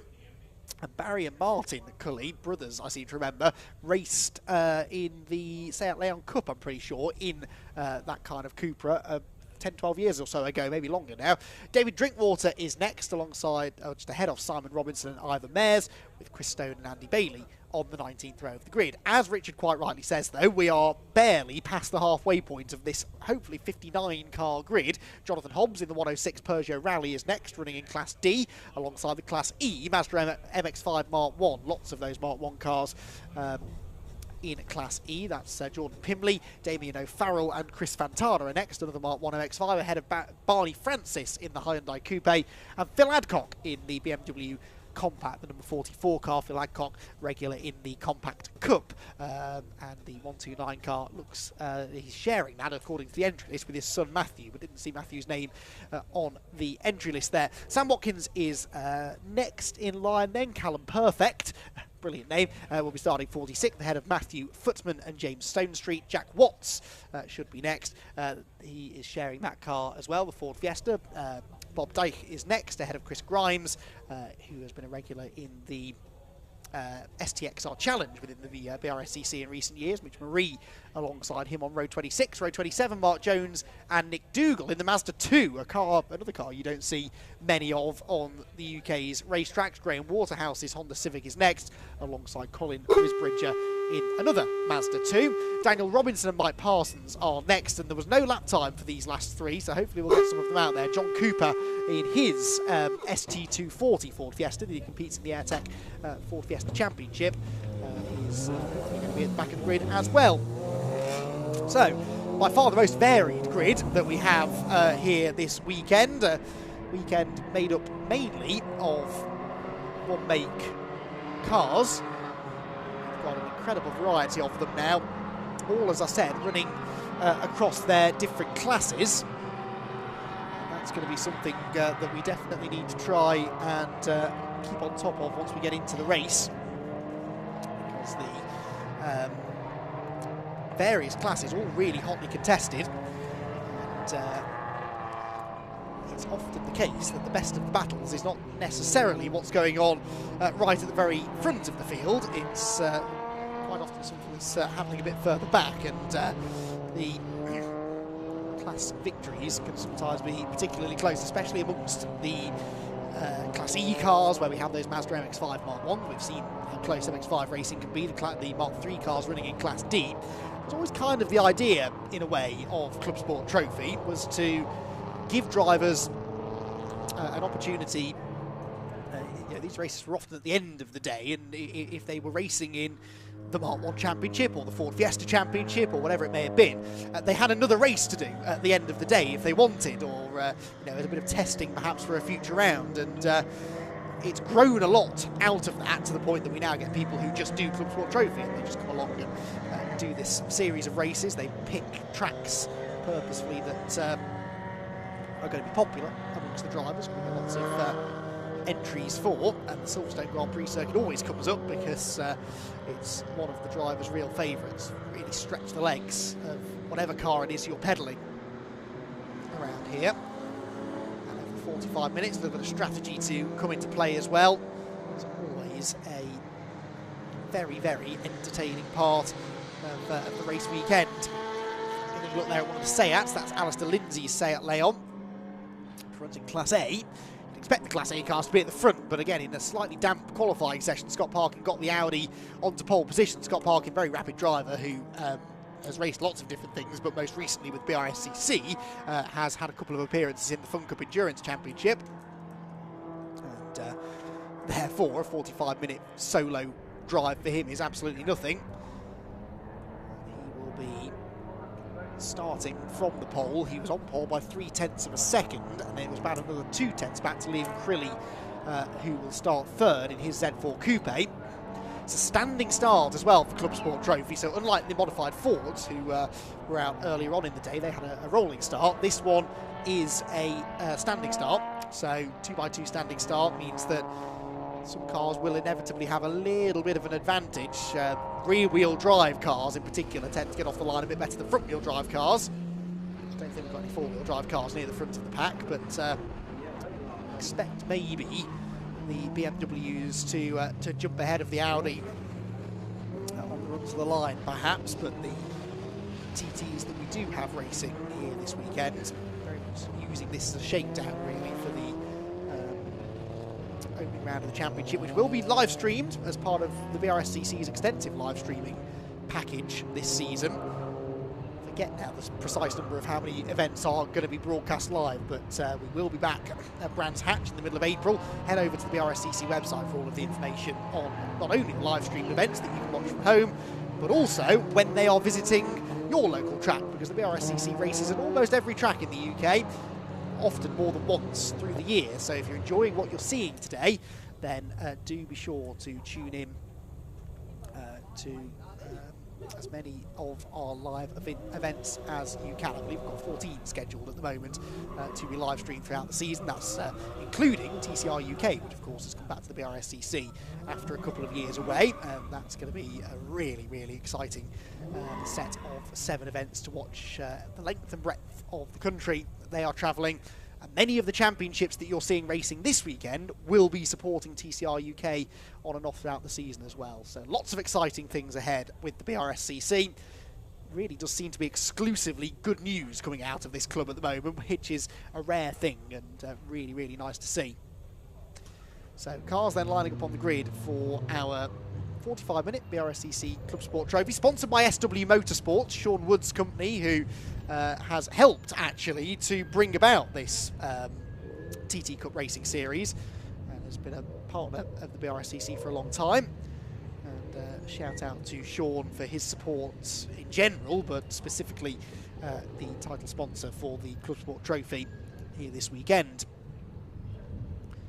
Last handful of drivers pulling up into their grid berths then. 21 BMW there is Damien O'Farrell. 45 minutes on the clock then, with a pit stop in the middle. Driver change for those who are sharing the car. And a real variety of cars, all about to try and get off the line.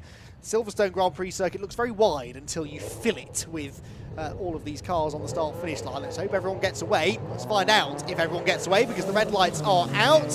One or two slightly slow from the middle of the grid, but they are all going to get going. And who is going to lead them into the first corner? Well, as I sort of predicted, the rear-wheel drive BMW coming forwards, and that is going to be Matthew Bolton then getting the race lead as they head through Copse Corner for the first time. Everyone through okay, so far so good, and now they descend upon Maggots and Beckett's for the first time. Leaders have already gone through. There is the Nissan making its way through, which is the 377 of David May. Who's a long-time runner in the Compact Cup. There was a yellow flag there. I thought I saw someone exiting stage left. I think someone's gone onto the grass through Maggots and Beckett's. Who might that have been? Well, I think it was the race leader, wasn't it? I think it was Matthew Bolton, because it's now Liam Crilly in the lead. Through comes Froze Billamori, and yes, there is the 29 car. So Matthew Bolton had the lead off the start, and he's had a spin by the looks of it coming out of the Maggots-Beckett's complex, and the BMW rejoins right at the back of the pack. So keep an eye on the number 29 car. As long as there's no damage or problem, it should have the pace to gain ground from there, but Matthew making his life a lot harder than it probably needed to be.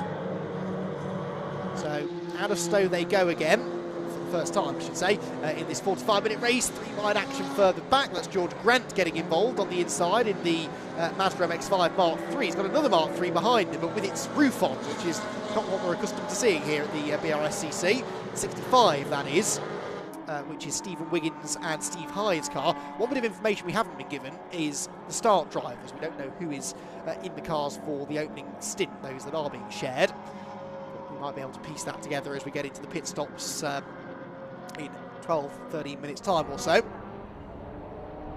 brakes then into Village we go. The opening lap is all about trying to establish yourself, trying to find your slot in the line, which is made more difficult by the fact it was a slightly jumbled grid, and of course it then gets even more jumbled as some cars are quicker off the line than others, and it can be difficult to try and figure out exactly who it is you're racing in these early stages, but the race eventually will settle down. People will work out who it is they're battling with. That looks like, is that Scott Parkin? No, it's the other of the TTs, isn't it? Andrew Dyer. They're the third of them. 5 car working its way through as well. And towards the end of the opening lap of racing then. So first lap is going to be led by who? It's Liam Crilly by 1.7 seconds. Over Billamoria second, Stanway third, Alford fourth. So what happened to Scott Parkin? Scott Parkin, big lock up there from the Nissan, I think that was, into Copse Corner. But Scott Parkin is not showing up on the timing screen. Have we lost the first of those Audi TTs? I hope not. Got the other 2 in shot there coming out of Copse Corner. Looks to feel we might have lost the car that started on the front row. The Z4's heading through, number 72 that looks to be. Out onto the hangar straight they go again, and yeah, I can't see any sign of Scott Parkin there. You can see Crilly was leading. This is second, third, fourth and fifth in shot now. Billamoria, Stanway, Alford and Reed. Just had, oh, out of the window I can see the 29 car coming into the pit lane, so that was Matthew Bolton, race leader, for a corner or two before he had that spin. He's pulled into the pits now, perhaps to retire, because that is the outside of the pit window. Pit now, you still have to pit again during that 15-minute window in the middle of the race. There's a familiar car, number 13 it runs as in the MX-5 Super Cup, Tom Selden's car. Out again under a different number, I think, now in the Club Sport Trophy. Mid-grid, as you'd expect from the Mark 3s, really. So now that Parkin has gone, the top 2 are both running in Class A. Billamoria. Stanway in third leads in Class B in the early stages. Class C is being led by the number 261 car, which is Jonathan Salem and James Polton's Mini. Class D being led by number 721, which is Chris Murphy in his BMW Z4. Class E, some way further down, headed for now by the number 1, which is David Drinkwater's BMW Compact. So they are your 5 class leaders. No guest drivers or invitational cars this weekend, thankfully. So just the 5 classes that we need to watch out for as the side-by-side battling continues through Village and the Loop. All the shapes say out Leon there, trying to slip through on the inside, and it's number 68 that is going to lose a place. That's Simon and Mark Robinson's Ford Fiesta. Back towards the pointy end, though. There is the number 15 of Andrew Dyer.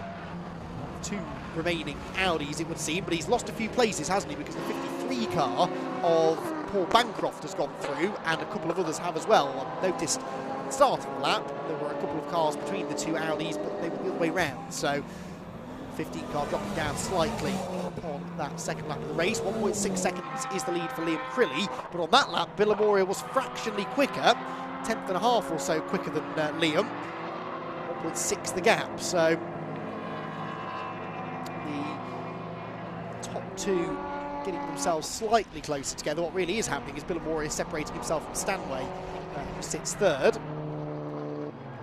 Alford fourth, fifth for 210, Adam Reed. Slippery surface right down there through Beckett's as well. It's not so much fluid, but a bit of dirt that's been kicked up, maybe after the Matthew Bolton moment on the opening lap. 14 then coming down towards us, that's Simon Horobin, who was racing in VWs primarily in the past here at the Brscc and Fiestas as well, of course. Slightly newer of the Seat Leons in the race, and again the variety is incredible. BMW Mini, you can argue is the same thing. Then the VW Scirocco behind, the Mini in question there with number 27, I think, wasn't it? 37. Jeremy Evans and Philip Hart. Now it does seem that people are starting to establish themselves where they ought to be in the pecking order. George Grant has got himself another MX-5 to play with. That's Bruce Robinson, who, well, these two have had many a battle over the years in the MX-5 Super Cup, within the Masters category. And Bruce has got the roof fitted on his Mazda, but they are clearly still running at a very similar pace.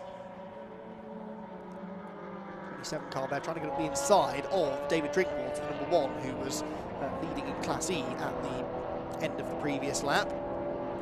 Appears to still be at the head of that class, winding their way through the loop again. Fascinated to see what that lead gap is like this time, because Crilly and Billamoria, well, let's see, Crilly sets a fastest lap, 28.2, and is half a second quicker than Billamoria that time, so back out now over 2 seconds. But of course these are the easier laps in a way, because things have settled down, there's no traffic for the leaders to deal with. That will all change as we get deeper into the race. Once they do start getting into the lap traffic, that can really mess things up. I think I just saw in the distance there the Nissan going slowly. Yeah, David May about 7 seconds or so off the pace there and fell down to 11th place from 9th. So through went the number 34 Alistair Lindsay car and number 10 Martin Cully. So racing that Seat for a number of years now, looking to the top 10 overall. May running in Class A as well, so struggling a little actually. That car has been a front runner. It may have even won Club Sport Trophy race in the past. It certainly led them for periods of time, I know. Something we were racing Croft a couple of years ago where that car was making its debut and was immediately leading the race, but struggling weirdly here at Silverstone, a track you would think would suit the Nissan 370Z. Which doesn't quite seem to have the overall pace. Leaders down through Stowe Corner again, number 72 BMW looking at the inside. That was a late addition to the programme. So late, it's not even on my amendments list, but the second of the BMW Z4s, the first of them of course, is leading the race in Liam Crilly. And 2.2 seconds was his margin of lead. Top 3, as you can see now, all in Class A, because James Alford got ahead of Stanway on that lap as well, which I hadn't spotted. So Stanway dropping down into 4th place. See one of the ST240s, that I think is the 88, isn't it? Through. John Cooper. There, David Drinkwater, car number 1. So Class E leader, his nearest rival in Class E is the 68 of Bruce Robinson, who's several places behind him. So the red BMW, but it's an MX-5 we're looking for, and it's not in that shot, so it's a big old gap for Drinkwater. And there in the background, I think, was Bruce Robinson's Mazda MX-5 Mark III. And Liam Crilly comes through and sets another new fastest lap, but almost matched by Billamoria. So, yeah, the leaders are trading lap times, really, aren't they? The gap is 2.2 seconds, but that can disappear very quickly in traffic. So I think the race will sort of be decided in that phase and through the pit stop phase as well. And the timing of the pit stop is so crucial. If you can see that you're coming up against a big group of back markers just as you get into the pit window, which is less than 5 minutes away now, then the thing to do sometimes is to dive for the pit lane. Then you don't get stuck in the traffic, and by the time they've pitted, they've fallen back behind you again, if you see what I mean. So you've got to think on your feet a little bit. Of course, the teams will, lots of the drivers will have teams in the pit lane helping them out. The Nissan into the pit lane, by the way, so that is David May. Clearly it was a problem for the Nissan 370Z. It's torn around for another lap. There it is, coming down the pit lane. So what is the problem for David May's car? It's going to go right down to the far end of the pit lane. So if our intrepid pit reporter Richard John Neal is going to try and find out the story, he's got a long way to walk, I'm afraid, but it would be nice to know what's going on with David May's Nissan. Clearly some sort of an issue, because it's been off the pace anyway, and obviously slow completion of the previous lap, and then toured around once more to pull in again. 11 there coming through, that is Barry Cully.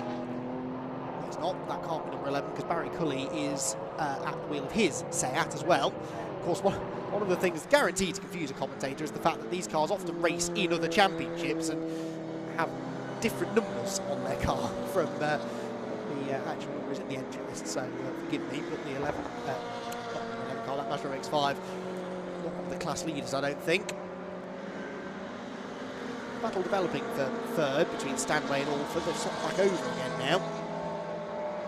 So, running in different classes, of course. Stanway running in Class B, Alford in Class A. Hyundai in the pit lane now. That is Barney Francis and Adam Bessel's car. Adam Bessel, former front runner in the MX-5 Super Cup, is standing by to get in the car, but we're too early, I think, yet. So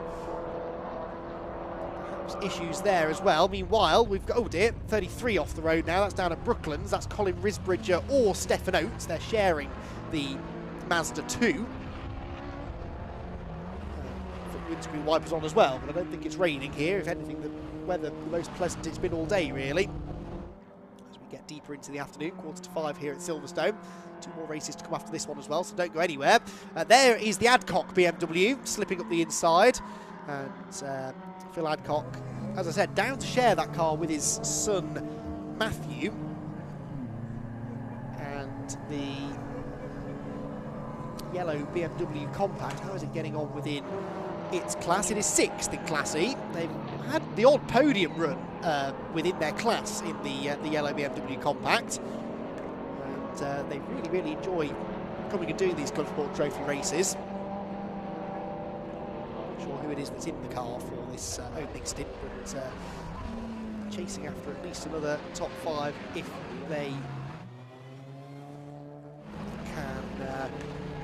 can get it. Towards Luffield they go. Sort of themselves on the road. Who are they chasing in Class E then? They are after 5th place is the 155, which is Christian White and Matt Mills Mini, which I think, well, is the car just ahead. So this is actually a fight for class position. 5th place in Class E up for grabs.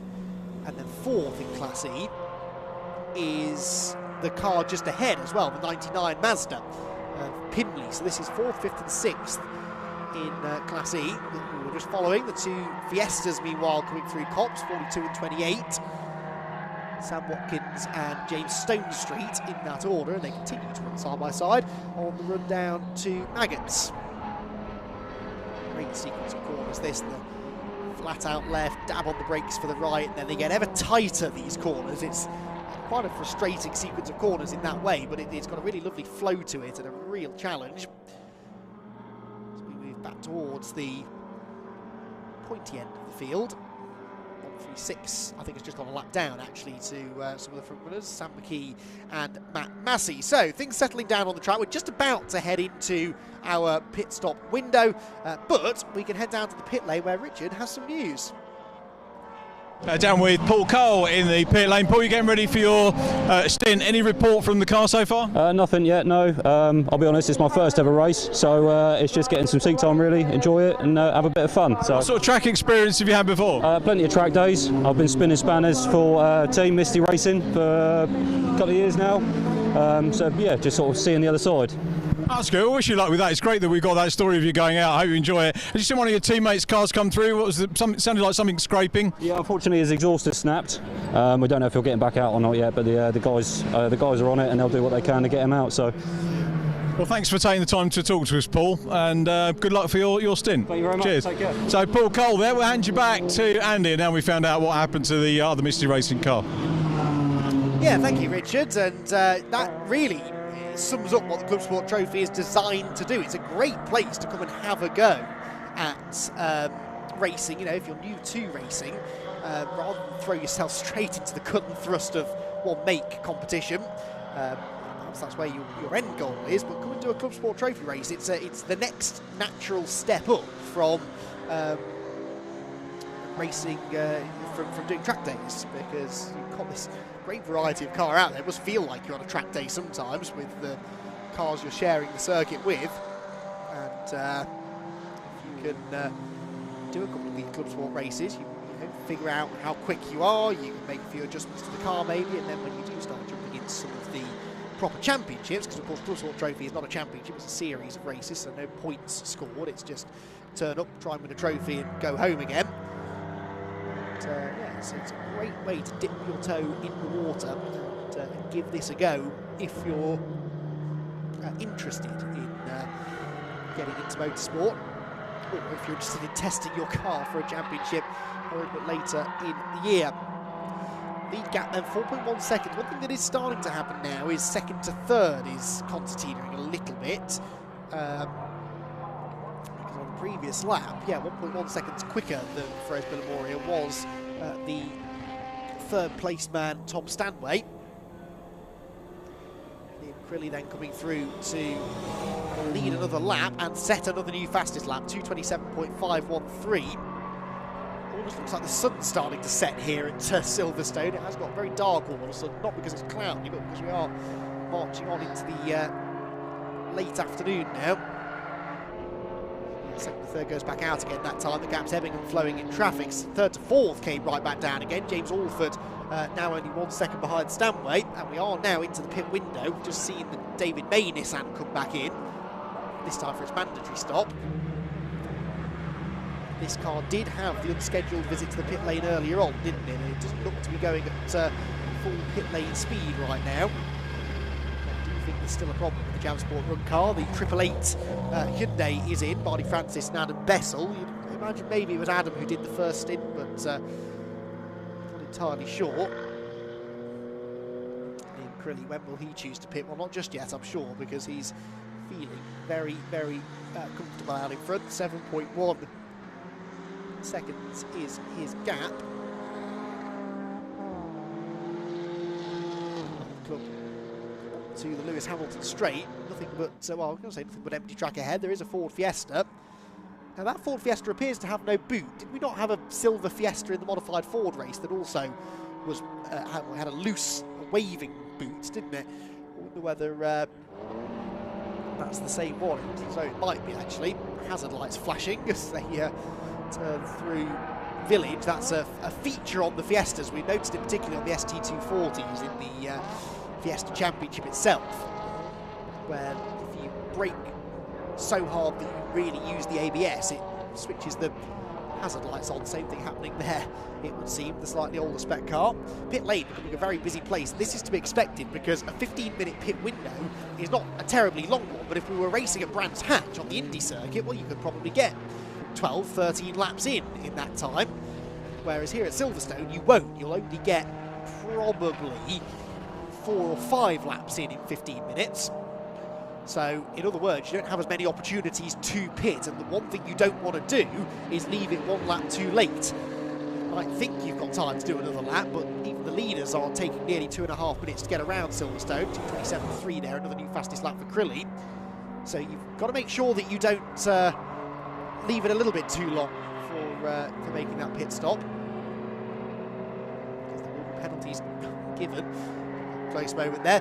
Ferez Billamoria is in though, so is Tom Stanway. So second and third places both pitting. That means that James Alford now moves into second spot temporarily, but you can see he comes out on top out of Alford and Stanway when the pit stops are done.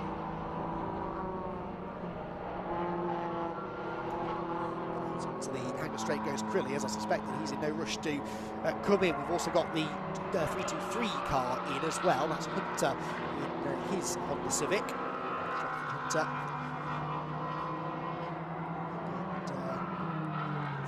And, is bailing for 8th place.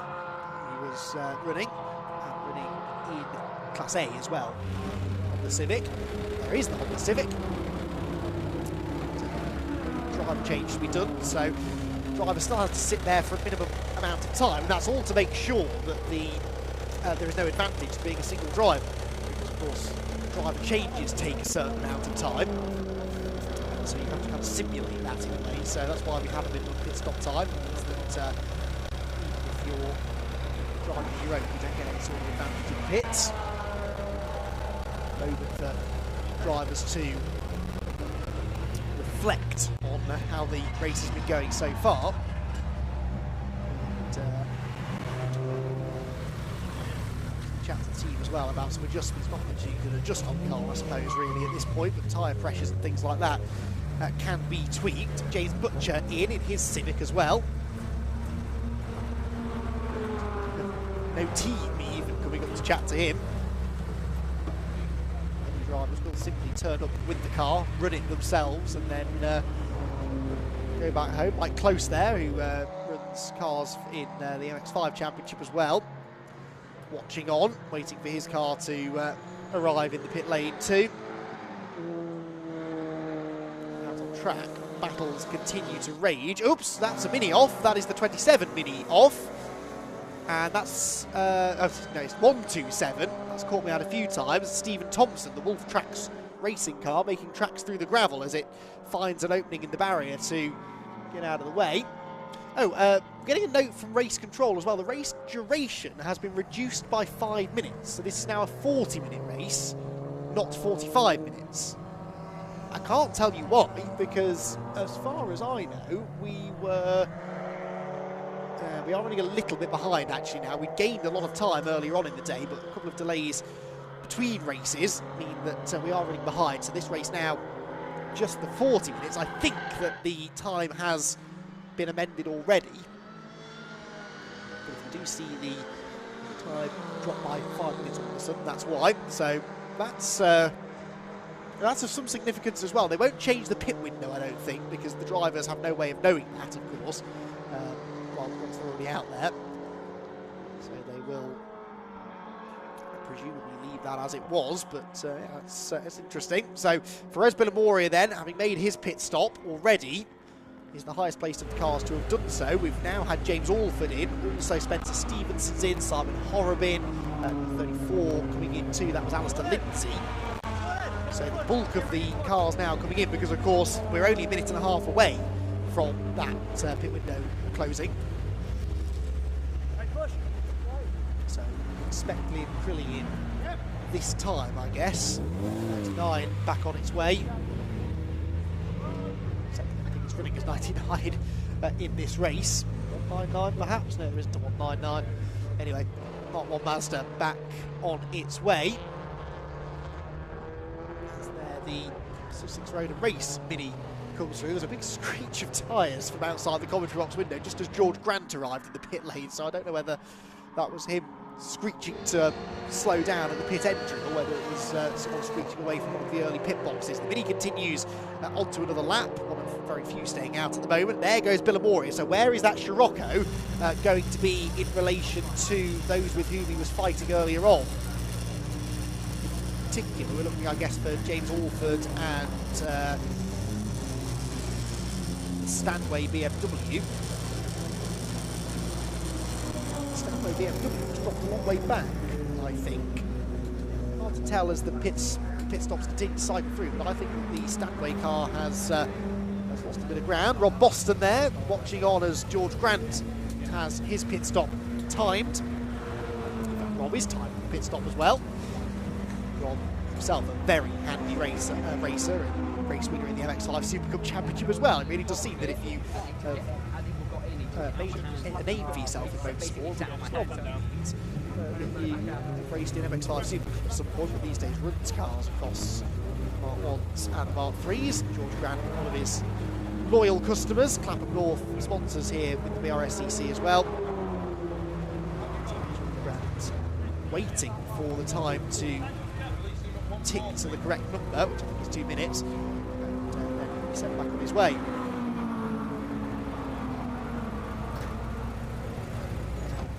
Ball is made to push back.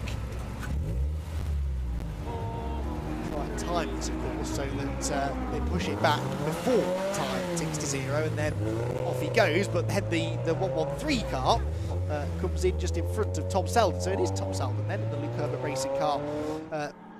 Back out for another go, getting a bit of extra track time ahead of tomorrow's remaining 2 MX5 Super Cup races. Liam Crilly, by the way, hasn't pitted, according to the timing screen. And by my reckoning, we're 25 minutes into the race, so actually no, I suppose he has got until 10 minutes remaining, because that timer has changed now. So it's got a couple of laps actually. No immediate rush. I was forgetting that we'd lost this 5 minutes from the race already. So Liam Crilly, really one of the only ones now not to have stopped. Certainly the only one near the front. Ivan Mayers hasn't been in yet, either in his BMW 325 Ti, either stalwart of Formula Ford 1600 racing. Festival, of course, the live stream event later on in the year, doubling up as the TCR UK season finale. That's all going to be live on the Brscc platforms as well. So now Liam Crilly does dive for the pit lane, so race leader in. And we would expect him to have still a comfortable lead when this pit stop is done, all being well, but this is still a nervy time. I know they haven't got a driver change to do, but they have to make sure the car pulls in the correct way, they stay there for the correct amount of time, and that the car doesn't stall when it moves out of the pit box, which is something that can happen. Crilly pulls in, benefits of staying out late, apart from the fact he was in the zone, obviously didn't want to come in when he was gapping the field, but one of the other advantages, the pit lane tends to be a bit quieter at the end of the pit window, with the people coming in, splitting the race straight down the middle, and less traffic, less congestion in the pit lane. Nearly 60 cars will not, well, they will fit down the Silverstone National pit lane, but only just. So better to come in when there's a little bit less congestion sometimes. Glimpse there of Simon Horrobin's Ford Fiesta, their Callum Perfect, the 165 BMW. This is going to be driver change actually, by the looks of it.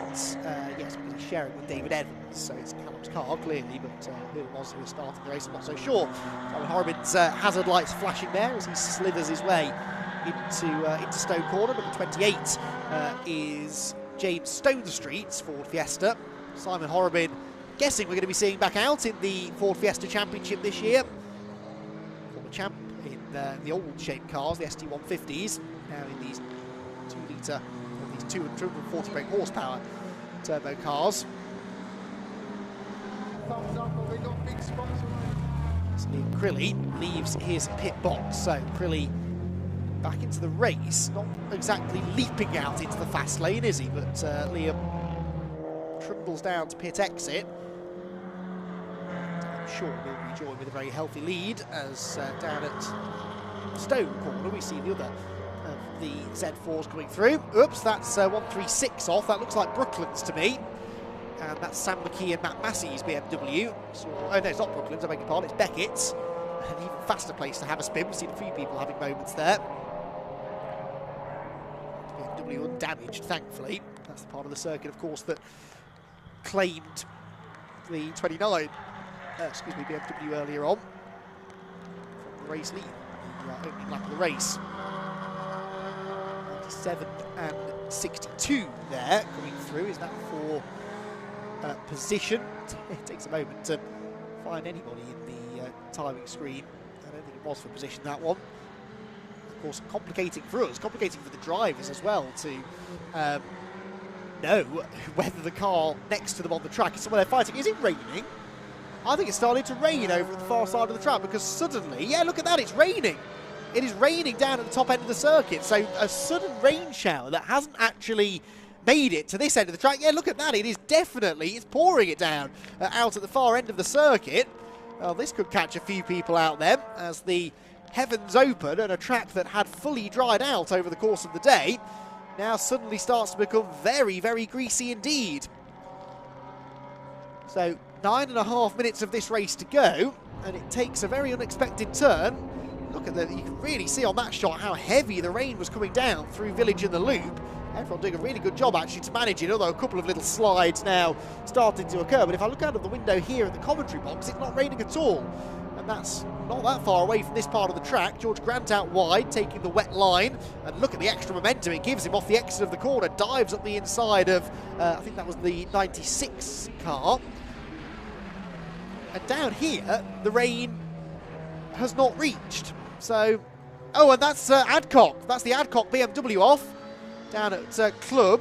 Well, again, not sure who it was that was in the car for the second stint, but that's really the first properly wet bit of the track, isn't it? Up here at Brooklands, there are a couple of spots of rain on the camera lens, but the sun is still out. So, Silverstone, a large track, of course, does actually span over the border between two counties. It's that large. And, well, okay, it must be raining a little bit there. Now, out of the window, I can't see it, but you can just see a little bit of the grease marks out of Luffield through Woodcote along the start-finish straight, but there, it really doesn't look wet at all, does it? So, very strange, the majority of the track getting wet, and yet this one little pocket down the pit straight and through Cobs staying dry for now. George Grant here on the tail of the 136 car with pit stops done, by the way. I'll try and have a stab at giving you the class leaders and the order. Liam Crilly has just come through to complete his 12th lap of the race with 7 minutes 50 left on the clock. And we still haven't had the second place car through, but it will be for Bilimoria. Now he goes through 16.5 seconds back. Waved yellows, of course, down at Club because of the Adcock BMW that's off the road. So Bilimoria second. He is 10 seconds ahead of James Alford, who was a second quicker than him on the previous lap. Marshall's going to work down there to remove the BMW from the gravel. Are they going to be able to push it out? Heavy things, those BMW Compact Cup cars. Marshall's bravely stepping in to get the Adcocks back on their way, and they will be able to get the Adcocks back on their way. That's good news. So the car rejoining the race again. Back to the running order, by the way. Fourth place is going to be the 95 of Tom Stanway. Now, he is 3.9 seconds behind James Alford, but on the previous lap was well, about 2/10 quicker. Then it's Spencer Stevenson in 5th, 6th Simon Horriman, 7th place for number 210, that was Adam Reed, 8th place for number 323, Jonathan Hunter, 9th for number 34, Alistair Lindsay, and the top 10 completed by number 73, Mike Parsons. So that's your top 10. The class leaders, Class A being led by Crilly, Class B by Stanway, 4th overall, Class C in 15th overall is the number 79 car of Andrew Bond. Class D, right behind him actually, literally right behind him, nose to tail on the track, being led by number 721, which is Chris Murphy's BMW Z4. And Class E, class in which the Adcocks were contesting, is being led by another BMW Compact, and that is David Drinkwater, who's led that class pretty much throughout. So, 6 minutes to go. There is the 721 car, which is the Chris Murphy car leading its class, the grey and orange BMW.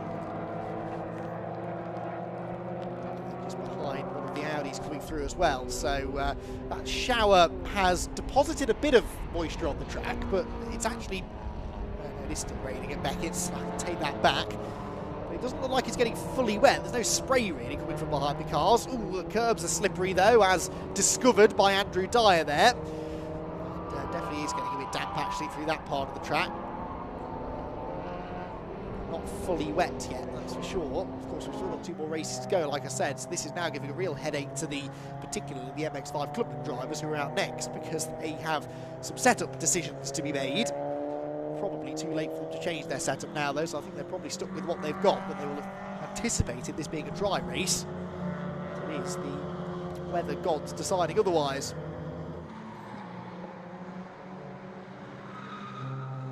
Oh dear, Civic running wide. In fact, everyone running a bit wide down at Club. That's such a slippery part of the track anyway, dropping steeply downhill as you do. And so easy to slither straight on into the gravel trap, as the Adcock car did a while ago. 15 there and 333, Stuart Kilroy, 333, is running Class C this weekend. The 333 car 18th overall. This is not a fight for position, unfortunately. Crilly not had really any fight for position beyond the opening lap or so, has he? He's just scorched away from the rest of the field. He qualified only 3rd, but within half a second of pole position. Of course, the issues for Scott Parkin helped, and Matthew Bolton, so you could argue the 2 drivers who did out-qualify him, they're both fallen out of the race, so that's helped matters for Liam, but he still drove a really good race, and he was ahead of them anyway.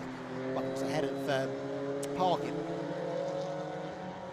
Brandon's a little bit wide out over the curbs there, just got a lap down to Liam Crilly. Turns into the right-hander in Abbey. Grant taking again that wide line through Abbey Corner, the wet line, grip out there where the rubber hasn't been deposited on the track. There's Tom Stanway's BMW, running fourth at the moment. Previous lap he was another 3/10 quicker than James Alford, but he's not gaining enough on the VW man. So not challenging for that overall podium at the moment, but he's leading his class, is Stanway. Top 3 cars running in Class A. 4 of the top 5 are, as you can see on the left-hand side of the screen, the yellow numbers rated Class A cars, the purple on Class B, and they make up the entirety of the top dozen at the moment, as Crilly just drifts a little bit wide there through Brooklands, but a lot of these, they look like mistakes, but these long, low-speed corners, that's really where you need to try and find the grip, and where the rubber hasn't been laid down on the track. That's where the grip is to be found in the wet. We touch and go this, but I'd imagine in the wet conditions now, and the slightly slower lap times, this will likely be the final lap of the race. Yeah, 2:40 they're doing, so it will be the final lap. They are running about 13-14 seconds off the pace that they were earlier. There goes the Adcock BMW through. The next car behind, the McKee and Massey BMW, still sporting a number plate, so road legal, that car. Between third and fourth, comes down again there, but with one more lap to go, a second a lap is not going to be enough for Stanway. 2.3 years behind James Alford. A bigger chunk that time, but probably needed one more lap to be able to effectively challenge for that overall podium place. Down into the right at Stowe, Liam Crilly. Flawless performance this so far for the BMW driver, and he'll like what he's seeing ahead, because there is one back marker, perhaps not another one for the rest of the lap, so it'll be a reasonably quiet final half lap of the race for the man who's led pretty much every lap of the race once we got through the early drama, with the fastest lap time of a 2:27, which was only half a second quicker than Perez Billamoria's fastest lap, seeing the second placed Scirocco now. But it's the consistency really for Crilly. Over the last few laps, we've taken 2 or 3 seconds a lap out of the race leader. Just had one of the Honda Civics coming into the pit lane. That was the 61 car of Graham Waterhouse even, so was beginning his final lap of the race, but has had to go into the pit lane clearly with an issue, so it's a shame just before the flag.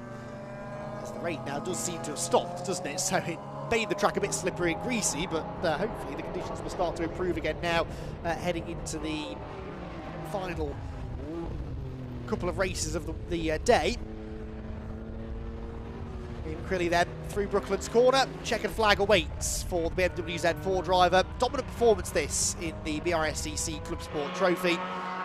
Makes his way out of Luffield corner, runs out over the curbs. That's some confidence given the little shower that we've just had. That will have made the painted surface very, very slippery indeed.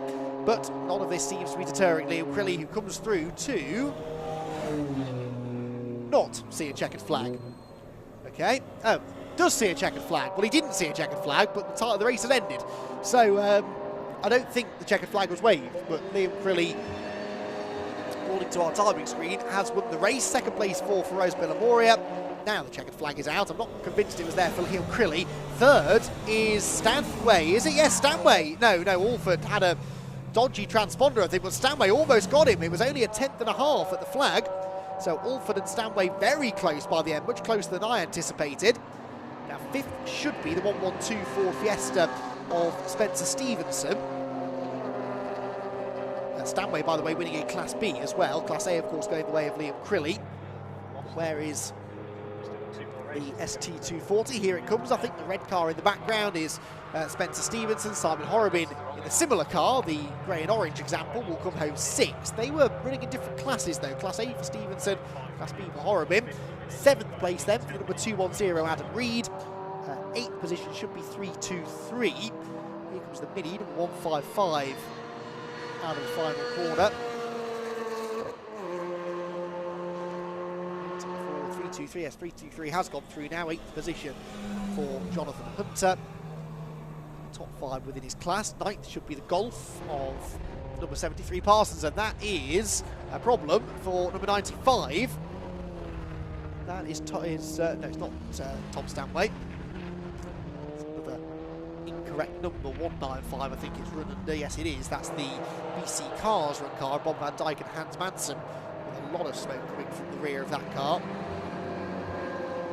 As it comes to the line, a little bit off pace, so hoping that's not dumped fluid over the track. It's the last thing we need. The light's starting to fade now, and 2 races still to go. Can I see any fluid coming from behind him? No, I don't think so, so I think we should be okay. Good 3 wide stuff going on further back as they come around Woodcote Corner, including number 15 Audi. In fact, that was for position, some of that. Dyer in the number 15, just keeping John Cooper's Ford Fiesta at bay. Graham Waterhouse being given a penalty. Again, track limits, I'm guessing that will be.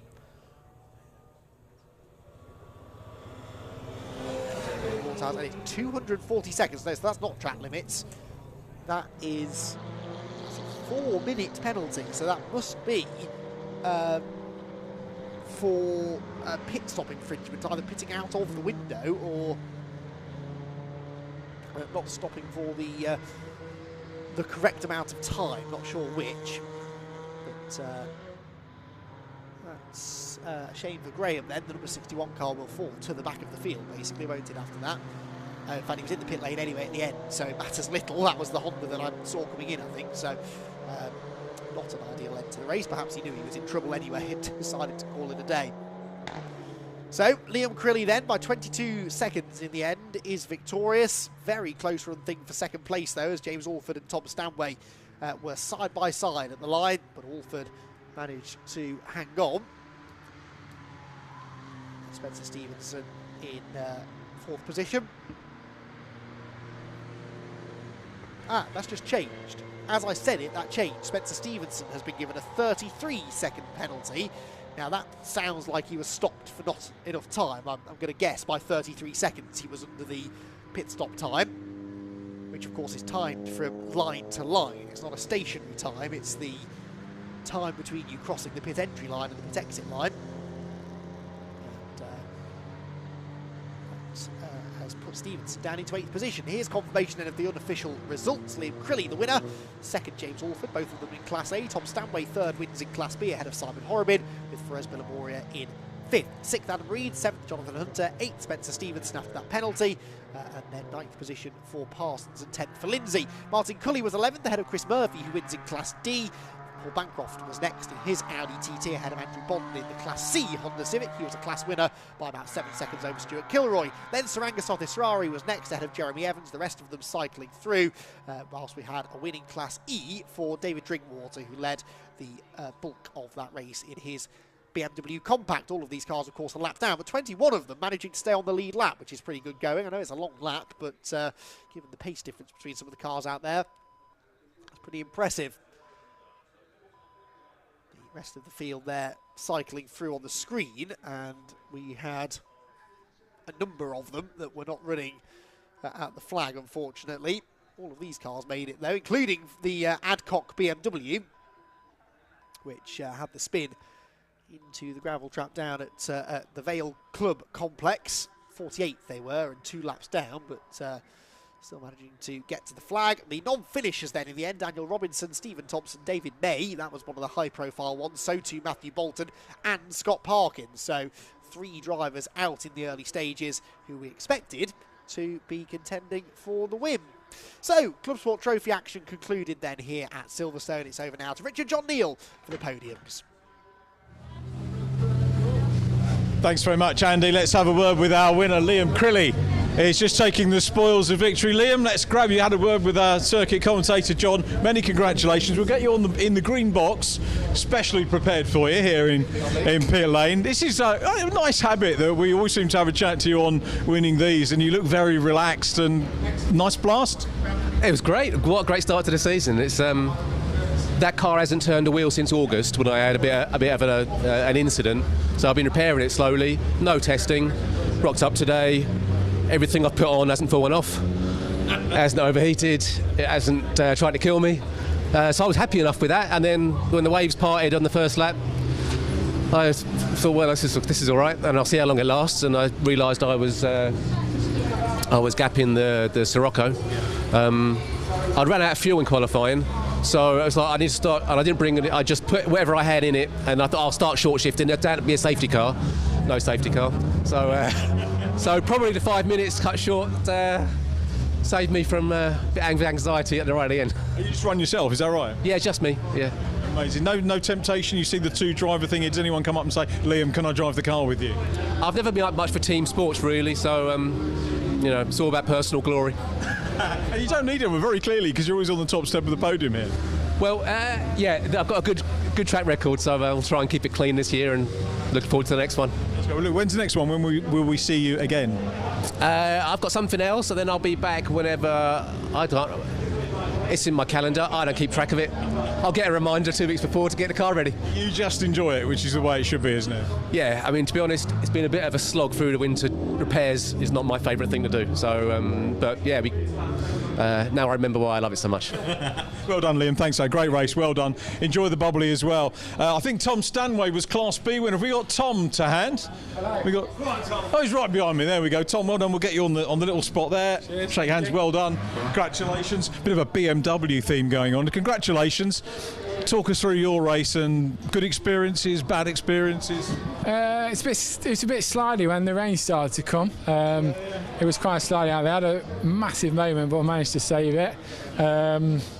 Good experience. Had a really good race with, I think it's James Orford in the Golf. Yeah. Had a really great race with him.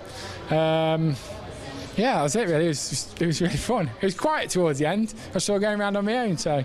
Do you race elsewhere? Are there any other series with the car? No, just the Club Sport Trophy. And what was your background originally?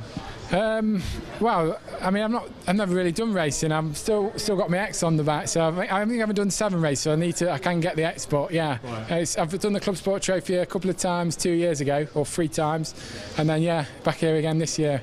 It's an ideal formula, isn't it, for new drivers? We were chatting to a guy just before he went out for his first race, one of the Misty Racing boys, and it's ideal, isn't it? Absolutely, yeah. You know, everyone's out there going at different speeds, having fun, and there's always someone to race, really. Fantastic. Tom, well done on getting the hurry up from the guys upstairs, so well done on that. We'll to a Class C winner, Andrew Bond. We've got Andrew, just to do them in alphabetical order. I think Andrew might be being interviewed, so who have we got there? Is that David? Come on, another BMW. We'll keep the theme running. Congratulations. Well done. Terrific looking car. Obviously, beautifully prepped, and it ran well for you. Yeah. It's a new engine, new gearbox for the season, so that's the first race in it. We've done a track day and usual dyno stuff, but yeah, she ran really well. It's just such a good format, isn't it? Yeah, I love the Club Sport, 45 minutes. Did a few last year, and then we're also doing Super Sport this year as well. So, and then C1s tomorrow. We were chatting to, good luck with that. We were chatting to Liam Crilly, one-man band. Who's involved in your pit stop strategy? Just me and some drunken friends, yeah, the usual. No, there's a group of us that tied together because we're doing the C1s tomorrow. So, got friends and family down. So, it makes it a good weekend. What's the team name for tomorrow? WRC Developments. Oh, cool, good team. Been on Podium several times. Yeah, we've done all right. We've done all right in a few. We did 24 last year, was quite good in brand. So hopefully myself and Andy can see what we can do tomorrow. Get heads around that. Good luck for that, and congratulations. Thank you very much indeed. So we've got left Chris Murphy and Andrew Bod. Who's next? Have we got Chris Murphy? Yeah. Chris, come over. Well done. Congratulations. Thank you very much. Well done on the class win. Eventful race or fairly pedestrian for you? It was great fun. Yeah, good. To be honest with you, and the rain made it that more interesting. Dan, who got the biggest ghoulies, I think. You're not allowed to say that word. It's all right. In terms of the weather, did anyone see that coming? Because people always look at their apps, the weather apps, and say, "Yeah, we got a little bit of rain coming in." Was that a thing? It was due to drop some water, according to the weather app on the iPhone. But sometimes they're right, sometimes they're wrong. In this occasion, they were right, and it was good fun. And I've had a really good day, thanks to Brscc and Charlotte and the rest of the team. Brilliant, nice one. Thank you very much. Many congratulations and thanks for coming up and chatting to us. Well done. And our final person on the Andrew Bond. So there we go, Andrew. Well done. Thank you. Congratulations. Decent race. First ever win, first ever drive around Silverstone, 4th ever race. So absolutely amazing weekend. I thought quali we might have been in a bit of trouble putting it P3. But yeah, We got an amazing start.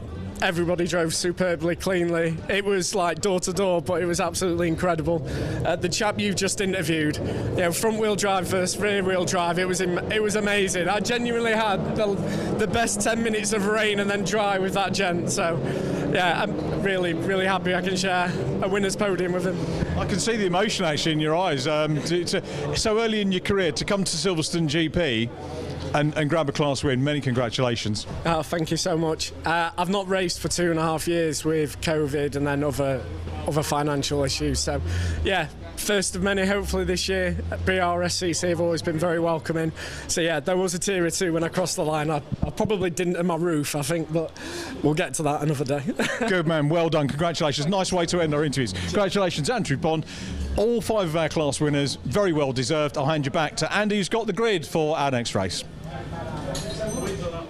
Which is the second of the day for the Mazda MX-5 Clubman Championship, the Downforce Radio Mazda MX-5 Clubman Championship, to give it its full title. The grid for this one is based upon the results from race 1. So if you weren't with us earlier on this afternoon, it was that one race before lunch. So forgive you for perhaps missing that one, but this was also the race result. And Brad Jones, who's made a day of podium appearances so far, won the Clubman race earlier on today by a 3.5 seconds in the end over Oak Richardson in second, who's running as a guest driver, so doesn't score points. That means John Pethick, who was third, and Alan Hawkins, who were fourth, will actually score second and third place points, but will still start from row 2 for race 2.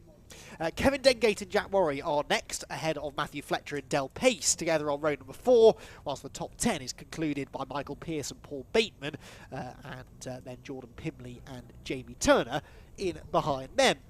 Then we've had a slight amendment here, I think, because Sylvain Gintoli was 12th across the line in the earlier race, but the ex-Superbike racer is starting 13th for this one, ahead of Kevin Bird, then Jake Stiles and Thomas Davis completing the top 16 on the grid.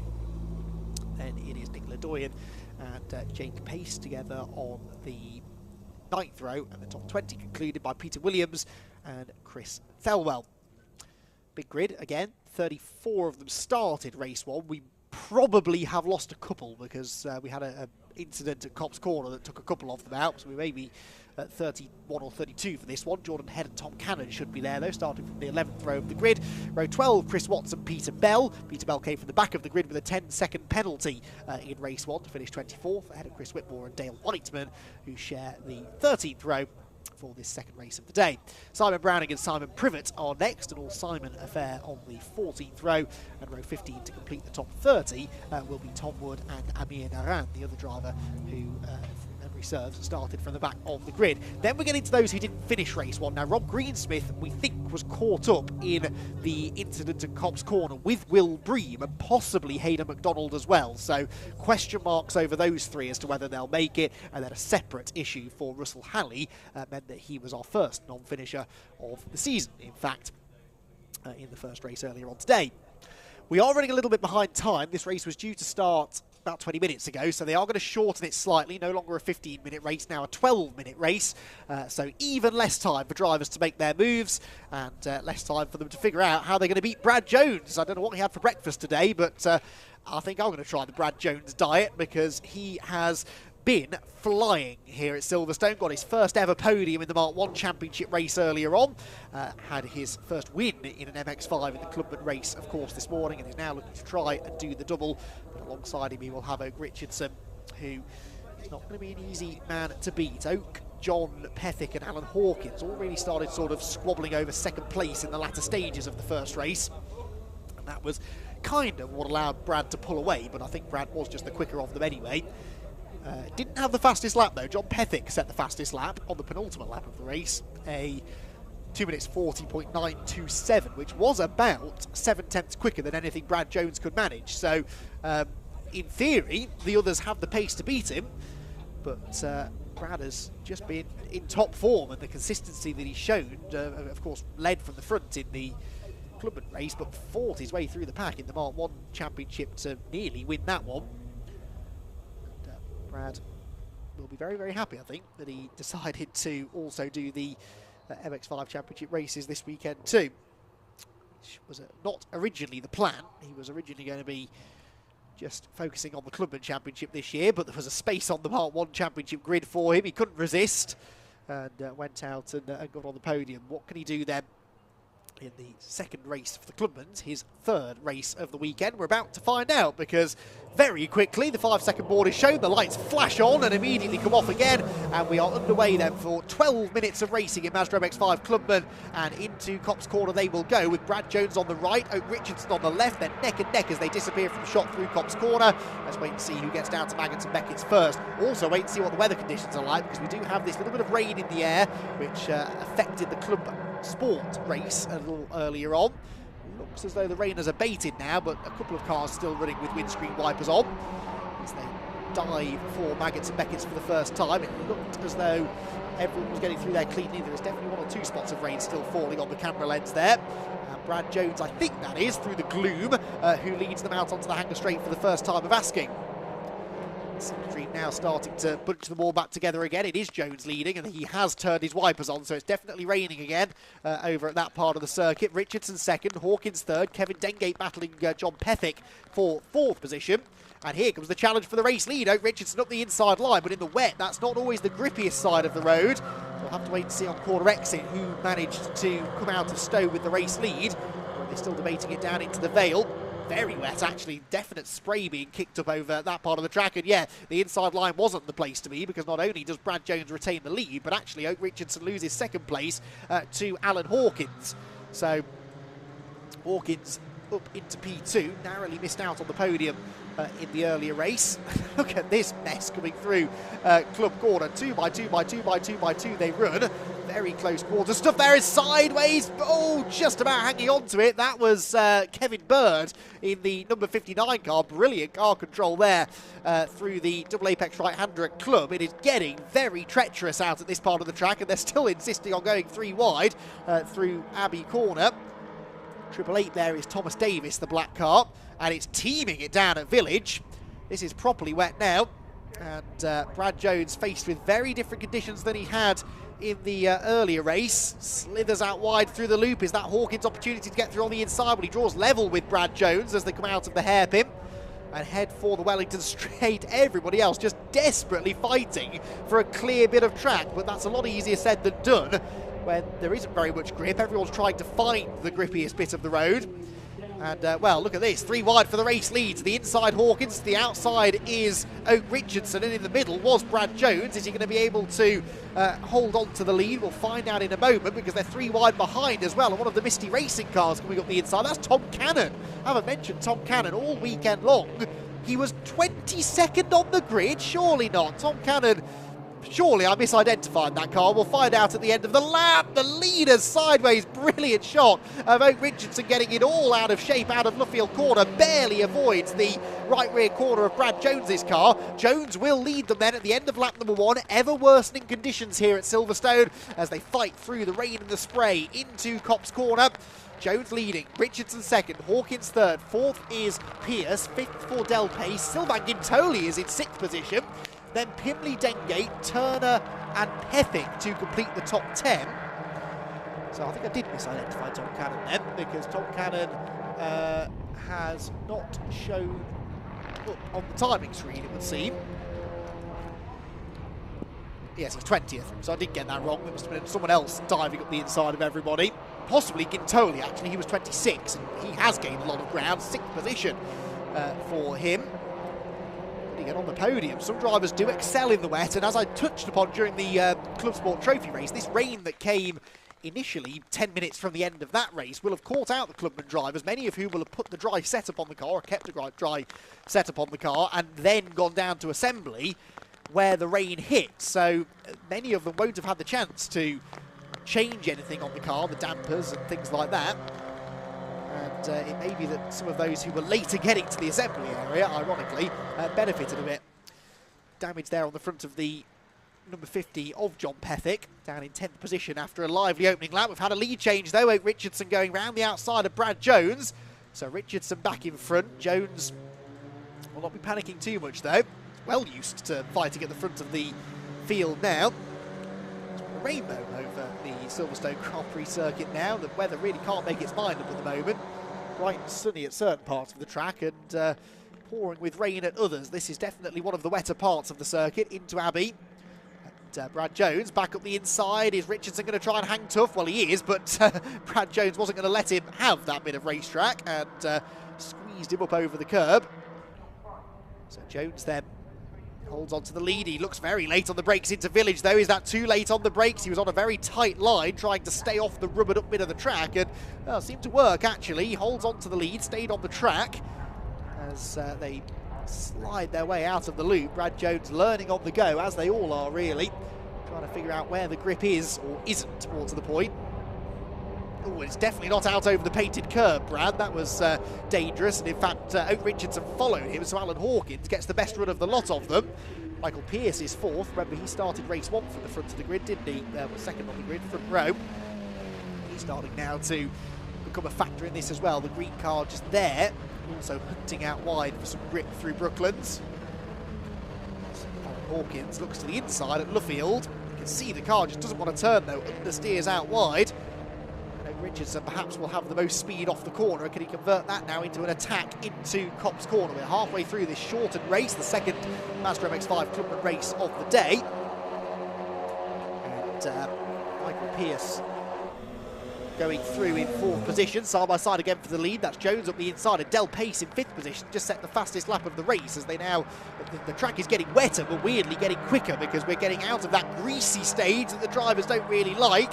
I don't think Oak Richardson will have appreciated that either. That's the second time he's ended up over the curb, trying to get around the outside of Brad Jones, and surely Alan Hawkins wasn't making it 3 abreast into Baggins, and Beckett's Richardson over the curb and slides through into the lead. That was aggressive stuff, but it had to be. Brad Jones wasn't going to relinquish the lead without a fight. He'd proven that already, and Oak did what he had to do there, up over the curb, took the risk and got the reward, which is the lead of the race for now, with 5 and a bit minutes to go.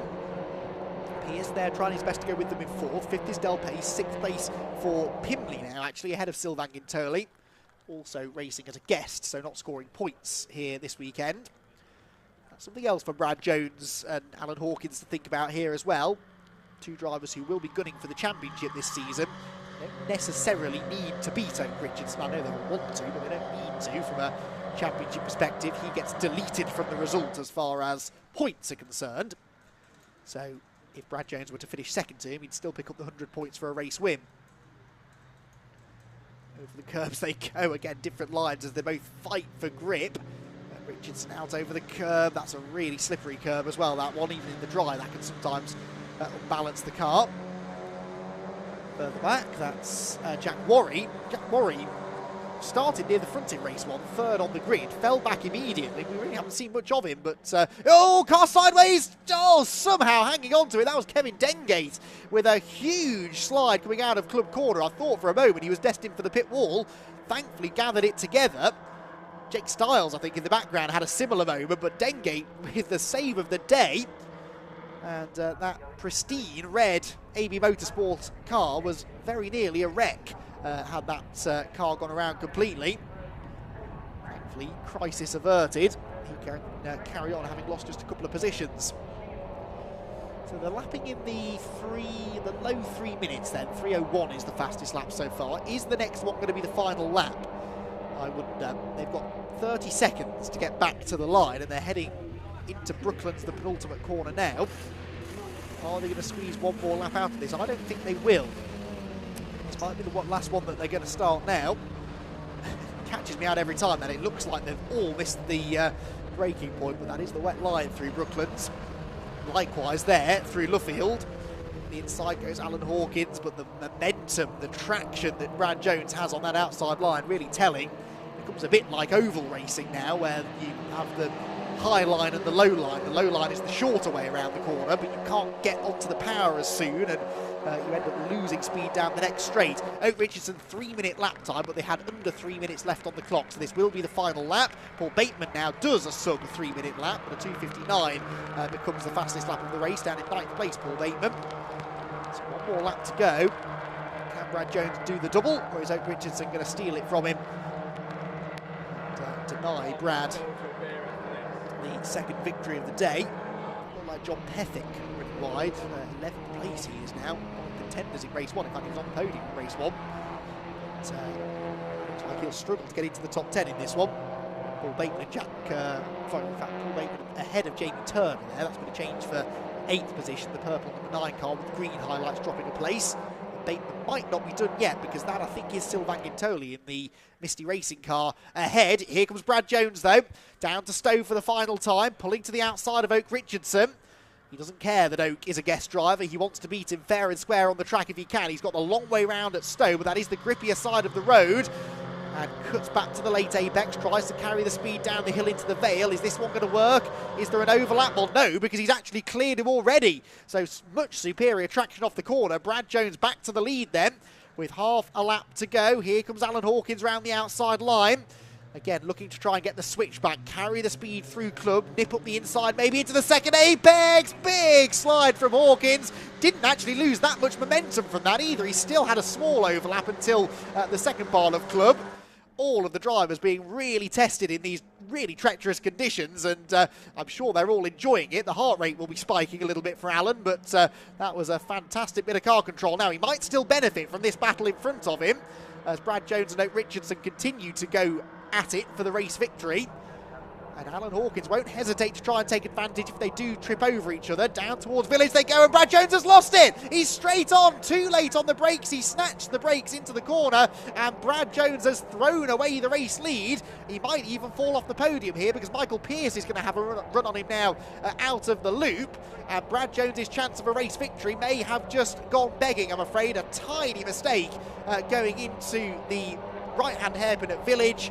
Really the only mistake he's made all day, that. Now, can Alan Hawkins have a go at Oak Richardson? He's into second place, he's got the slipstream, he's looking to the inside, but really he wants the outside line. Isn't as late on the brakes as Oak, but Oak is also fighting for control and slides out wide. Hawkins up the inside line, boots it up. He's got to be careful not to run into him. They just avoid contact, and somehow Oak Richardson hangs on. One more corner to go. Hawkins looks to the inside, just can't get the front of the car hooked up. I think he'll have to settle for second place, and Oak Richardson somehow through it all is going to come through with the race victory for second. Actually, it could be quite close. Brad Jones has got a run on Hawkins, and that will be a drag race to the line. Oak Richardson will win. Who is going to come home second? We turn to the timing screen for confirmation. Richardson the victor, and Jones will get second place by 28 thousandths of a second. Oak Richardson the victor, Jones second, Hawkins third. What a race in really tricky conditions. The drivers have shown that they may be among the least experienced MX-5 racers this weekend, but there is still an incredible level of talent on that grid, and I take my hat off to every single one of them. That was fantastic stuff. Richardson the winner, Jones second, Hawkins third. Michael Pearce recovers something from the weekend with a 4th place finish after a disappointing 9th in race 1. Jordan Pimbley 5th, that's a really good effort for the man who finished 14th in race 1. Then it's Paul Bateman, Del Pace, Sylvain Gintoli 8th, 9th place James Turner, and 10th for Jack Worry. The rest of them cycling through now. The Masters winner, by the way, Alan Hawkins again. So I think he won the Masters in the, yes he did, beat Kevin Dengate to the Masters in the early race. Michael Pearce, though, comes home second in Masters this time, with Paul Bateman getting onto the class podium. Oh, brilliant stuff there then, and Brad Jones getting back into second place. He'll be disappointed it wasn't a win, I suppose, and I'm interested to get his opinion on the moment that he had going into Village. And that was a big moment, it has to be said, looking to catch it, actually. But brilliant car control from several of the drivers, actually. Hawkins had some big moments at the end of the race too, and Brad did well not to spin when he went off at Village. But in the end, neither of them get the win. It's Oak Richardson who is victorious in the MX-5 Clubman Championship race. A reminder, as a guest driver doesn't score points, so Brad Jones will take the 100 points again, as he did in race 1, but I'm sure he'd have liked to have won that race on the road if possible. So we've been really spoilt with our MX-5 racing today, as we hoped we would be. That is it for the Clubman Championship. Of course, the Mark 1s and Mark 3s will be back out again tomorrow. So, confirmation of the result then. Oak Richardson gets the win. Brad Jones is second and gets the maximum points. 100 points anyway, didn't get the bonus for the fastest lap, whilst Alan Hawkins in third wins in the Masters. Michael Pearce was fourth, ahead of Jordan Pimbley, Paul Bateman, Del Pace, Sylvain Gintoli, then Jamie Turner and Jack Worry to complete the top 10. Then it was John Pethick, Kevin Dengate, Thomas Davis, Kevin Bird and Jake Stiles. Matthew Fletcher ahead of Jordan Head, Jake Pace, Nick Ledoyen and Chris Fellner to complete the top 20. Confirmation there that Paul Maiden did get the fastest lap with that 2:59. The only driver, I think, to break underneath the 3-minute bracket. Russell Halley was 21st, that's more like it, after his non-finish earlier. Chris Watts, Hayden McDonald, Tom Cannon and Chris Whitmore next, then Simon Privet and Dale Whiteman with Amir Naran next, then it was Wood and Bell with Simon Browning and Peter Williams. And in the one fully wet race that we've had this weekend so far, and as I said, the least experienced group of MX5 racers, certainly that we've got here at Silverstone, we had not a single retirement. That is really, really impressive stuff, and again, a credit to each and every one of the drivers out there. They were fighting for control half the time, but they put on a really good show, and it was arguably an even better race than the first one, so sometimes a little bit of rain can spice things up quite nicely. So the MX5 Clubman drivers then, as I said, done for the weekend. They have a busy schedule though ahead of them. They will next be racing at Brands Hatch, another live streamed event. In fact, the majority of their events this year are going to be live streamed, so too will Croft as part of the TCR weekend in May, and Anglesey in June likewise. So busy season ahead for the MX5 Clubman Championship drivers, who have put on a really, really good show. Certainly not been outperformed by the other MX5 Championships today, have they? Which has been great to see. The top 3 drivers, I believe, have made their way down into the pit lane now. So Richardson, Brad Jones and Alan Hawkins are about to catch up with Richard John Neal. Well, Oak's ship was steered through dangerous waters in that one to take the win, if you excuse the dreadful link into our intro for the race winner, Oak Richardson. We'll take Charlotte just giving him the Brscc winner's hat and the bubbly and the trophy. Oak, let's get you over. We've got a square for you now to stand in, so we know where to go. Well done. Thank you very much. Very good. That was a very interesting race, wasn't it? Yeah, it was alright. It was pretty entertaining. It was a good scrap with Brad and a good scrap with Alan as well. So yeah, great fun. So you might as well now come out and do the rest of the season. Now you've got this wonderful car, you can drive it in the dry, you can drive it in the wet. Well, as I said before, I'll still sell it for 20 grand, so I'm not fussed about coming out racing for the rest of the year, but that was good fun. Really enjoyed it. Got my dad here, who's very, very ill, unfortunately, so he's managed to make it up for the last race and watch it, so really happy. Sorry to hear Dad's poorly, wish him well. Thank you very much. And when will we see? Will we see you on track again? I don't know, maybe. If I can find any time, but yeah, we'll see. It's a bit tantalising for us seeing you come out, build a car, come out, do so well in it, and then go away. But we understand the reasons why. Well, yeah, it's because it's wet. You just need big balls when it's wet, don't you? And it's fine then. You need big round tyres for sure. But anyway, oh, well done, mate. Congratulations. Let's have a word with our man who took second position, lead championship points. Oh, okay, he's on the mic at the moment, Brad Jones. Let's get Alan Hawkins over instead, who's in third place. So, Alan, first podium I think that I've had a chat with you about since Brands Hatch a while. We're going to get you in the green square, and then we're nicely framed for our club. Well done. That was a cracking race, wasn't it? It was a cracking race. I was hoping these two were going to take each other out, but they didn't. They didn't play fair.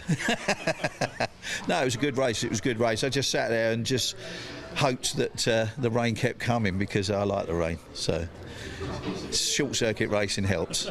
It was funny actually, because Andy McEwen, who was commentating on race, was talking about there's oval lines here, and I thought he was going to go, but he was talking about big oval racing, I think. But of course, short oval racing, your background back in the day, and I think we exchanged a couple of messages over the winter. Are you building a super stock, or are you out for the full year? Stevie Monk said he's going to organise for me to have a go in one of the classic super stocks. So he said, no problem, they'll sort me one out for a meeting, so we're going to go out and have another go in the old supers. Coming back to the Mazdas, it's another Masters win here, so Masters win and on the podium, which is great, and puts you in overall in a good championship position. Yeah, in the Masters, I'm like top of the list, being an old person, and I've got a feeling I'm the oldest person on the grid now at 66. So.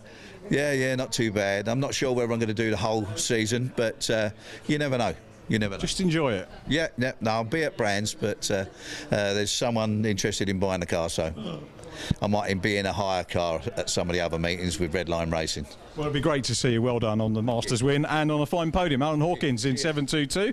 And Brad, they can't stop Brad from talking at the moment. He's over there with John Ward, who's doing the venue commentary. Oh, here he is. No, he has finished. Sorry, I got that wrong. Brad, well done.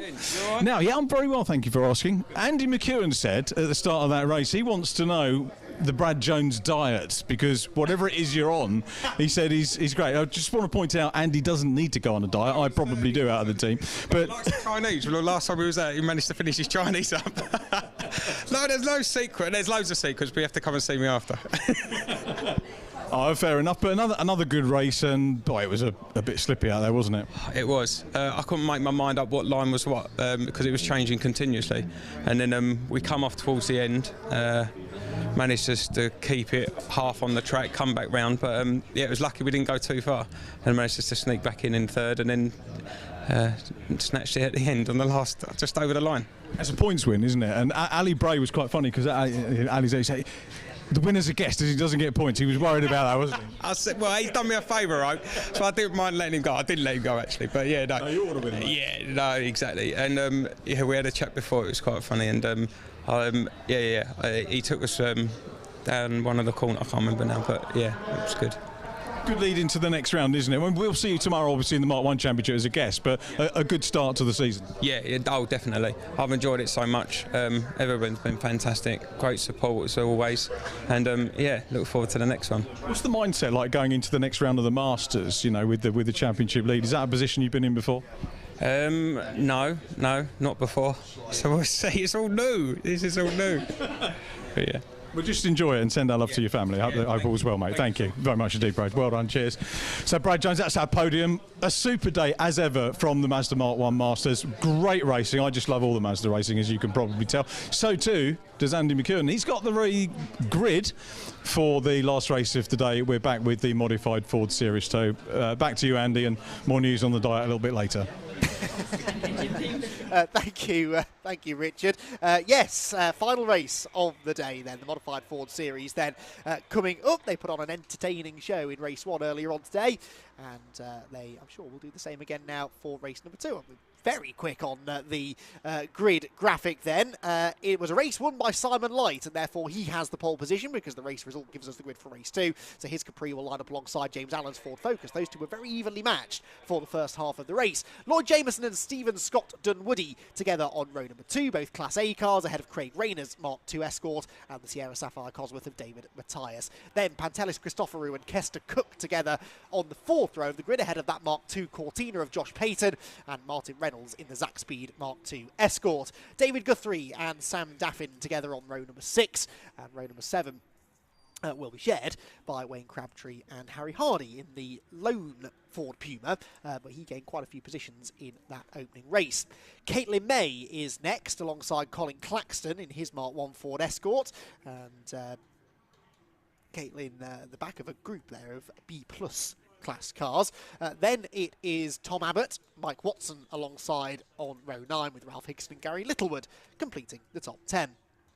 Then top 20, I should say, top 10 rows, top 20 on the grid. Then it's Aaron Lally and Alex Bohm. Alex Bohm was leading in his class for a while in the earlier race, ended up losing out to Gary Littlewood for the Class C victory. Steve Cripps and Nigel Craig together on row 12, and then it should be Tim Mizzen in his Ford Fiesta Mark III and Rob Lewis in the number 170 Ford Focus. Rob ended up, where was he in his class earlier on? 5th in Class B, and looking to improve on that now.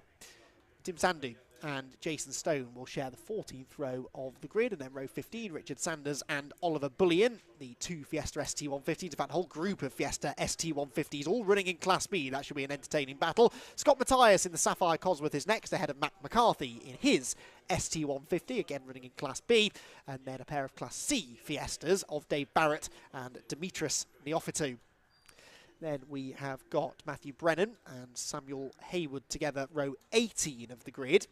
And getting towards those now who were at the back of the field in race 1, Michael Rudge and Anton Martin, who were 37th and 38th respectively in race 1. Paul Solber and Piers Warwick completing the top 40, and then there were 2 other finishers in race 1, Jason Rudge in the XR2 Fiesta and Catherine Henderson in the ST150. We did have 5 non-finishers in the end, so we'll wait and see how many of these, if any, we get out on track. Chris Baker's Mark III RS1600i Escort was a non-finisher, so was Neil Argrave's Mark II Warrior. Brian Lilly, Paul Neville and Rory Jose. Rory Jose we won't see, I'm pretty sure. He had that spectacular off into the barriers coming out of Stowe Corner. Never quite got to the bottom of what happened to Paul Neville, though, and something mechanically I think went wrong with the Mark II Escort. We saw him maybe slowing through the loop, and then before we knew it, he was out of the race altogether. So the story of the first race then, if you weren't here for it, well, Simon Light and James Allen traded the lead a few times in the early stages. On 2 or 3 occasions, they came across the line absolutely neck and neck with just a couple of hundredths between them.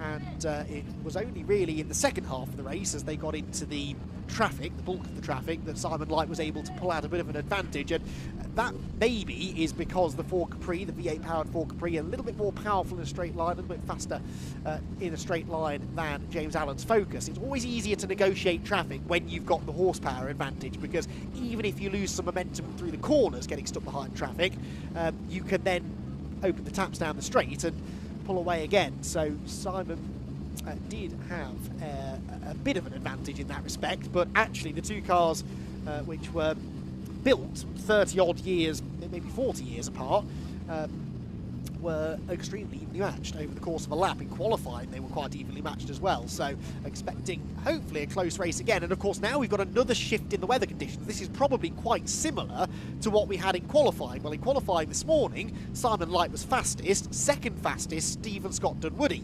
So the Ford Sierra Cosworth, which starts 4th on the grid, could now come back into its own, as I suspect will some of the front wheel drive Fiestas and the Focus of James Allen, because I can't imagine the V8 Capri is going to be the easiest thing to handle in the wet. Well, having said that, it was on pole position, so what do I know? Clearly Simon Light has got that car really well balanced, and I did remark on that in the first race. It looks really well balanced for what should be a big, heavy, ungainly, overpowered car. It really never looked like breaking traction. It was good on the brakes, it changed direction well. All round a very, very good car, and a lot of this may well come down to the start, which will be a rolling start, of course, as it was in race 1. So no need to scrabble for traction too much, though a couple of them did get a bit sideways, didn't they, on the initial start. Small delay to getting the race started, the changing weather conditions, I suspect, playing a part in that one. And, the cars that are separated into their 6 classes overall, there are 4 regular classes, classes A, B+, B and C.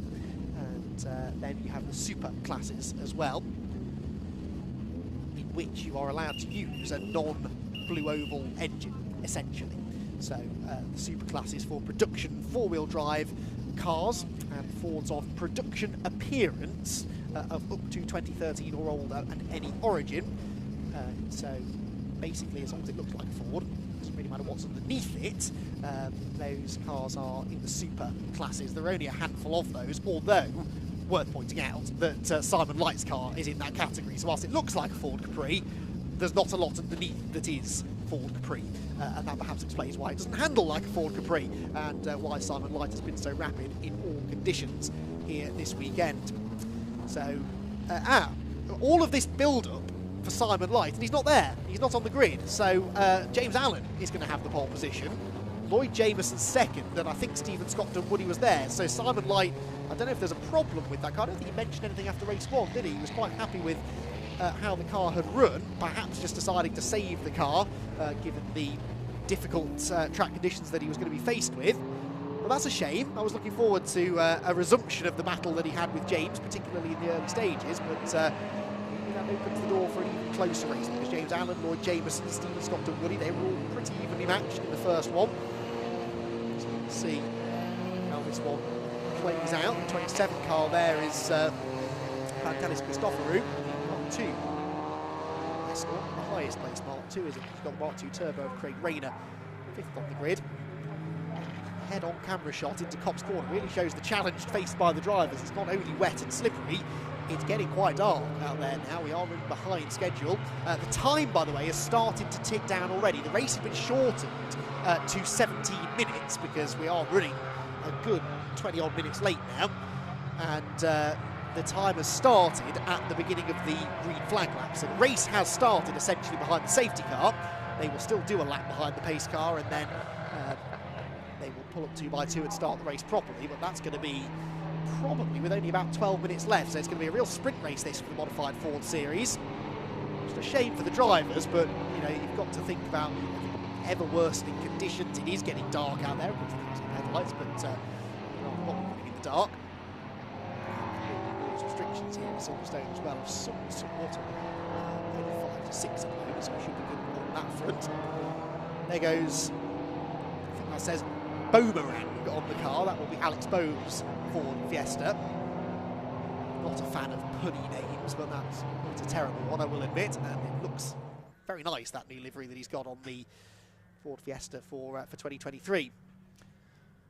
The other thing to factor in here is any four-wheel drive cars are going to have an advantage. Now, I don't know whether James Allen's the Focus RS, I think, as a road car is four-wheel drive, I'm pretty sure. So I reckon James may have a four-wheel drive advantage. You would say that the Escort Maxi Cosworth is probably four-wheel drive as well. So those two cars that are at the front of the grid are going to have a bit of an edge in the slippery conditions. Mark II Cortina. Oh, there almost was the Mark II full Cortina, getting very sideways out of Stowe Corner. And the number 39 car starting 9th on the grid for this one, Josh Payton. Well, that now becomes 8th with no Simon Light on the front row. We have, I'm bothered to read the grid sheet, it tells me of another 3 cars that have been withdrawn as well. Cars 33, 71 and 113. 33 was Paul Neville, retired in the earlier race. 71, Brian Lilly, who retired in the earlier race. And I bet 113 was Rory Jones. Yes, it was the Project Zero Racing Focus that had its meeting with the barrier coming out of Stowe Corner. The early stages of that opening lap, wasn't it, of that first race of the day. Only one headlight working there on the number 2 car of Sam Daffin. Shouldn't affect his visibility too much. In fairness, looking out the window, it doesn't look as dark as it does on the camera for once, although I don't trust this commentary box window, because when it was pouring with rain earlier on, I couldn't see any sign of it out of the window. So we do seem to have an isolated bit of the Silverstone track that has its own little microclimate, but it's a pretty consistent track now as far as conditions, which the drivers would prefer. It's always difficult when it's changeable, and this being such a big track, you know, 3.6 miles, it takes up an awful lot of space, and the weather can very often be different from one end of the track to the other. That sort of adds to the challenge for the drivers. You never quite know what grip level you'll have when you arrive at each corner, but now it's all wet. There's at least that little bit of consistency for them. It's slippery still, but at least they kind of know what they're letting themselves in for. So, we should be going racing this time. There's no effort to get side by side right now, is there? And the lights are still on the pace car, which surprises me. 13 minutes left on the clock. And is the RunYourFleet.com Jaguar heading for the pit lane? It is not. Now, of course, standard procedure, if there is a change of conditions between one race and the other, would be to have 2 green flag laps, but normally in that instance it would only be the second one that would count towards the race time, because that first one took 4.5 minutes, I think. Yeah, 4.25 minutes was the lap time.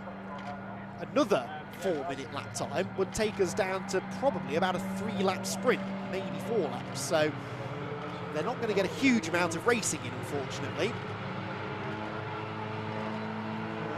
Yeah, this is frustrating for the drivers. That's the only thing I can think of. There's no message on the race control channel of the timing screen, so I can only make an assumption, and I would imagine that is what it is. Of course, they were out in qualifying this morning, which was damp, but this is wetter, granted.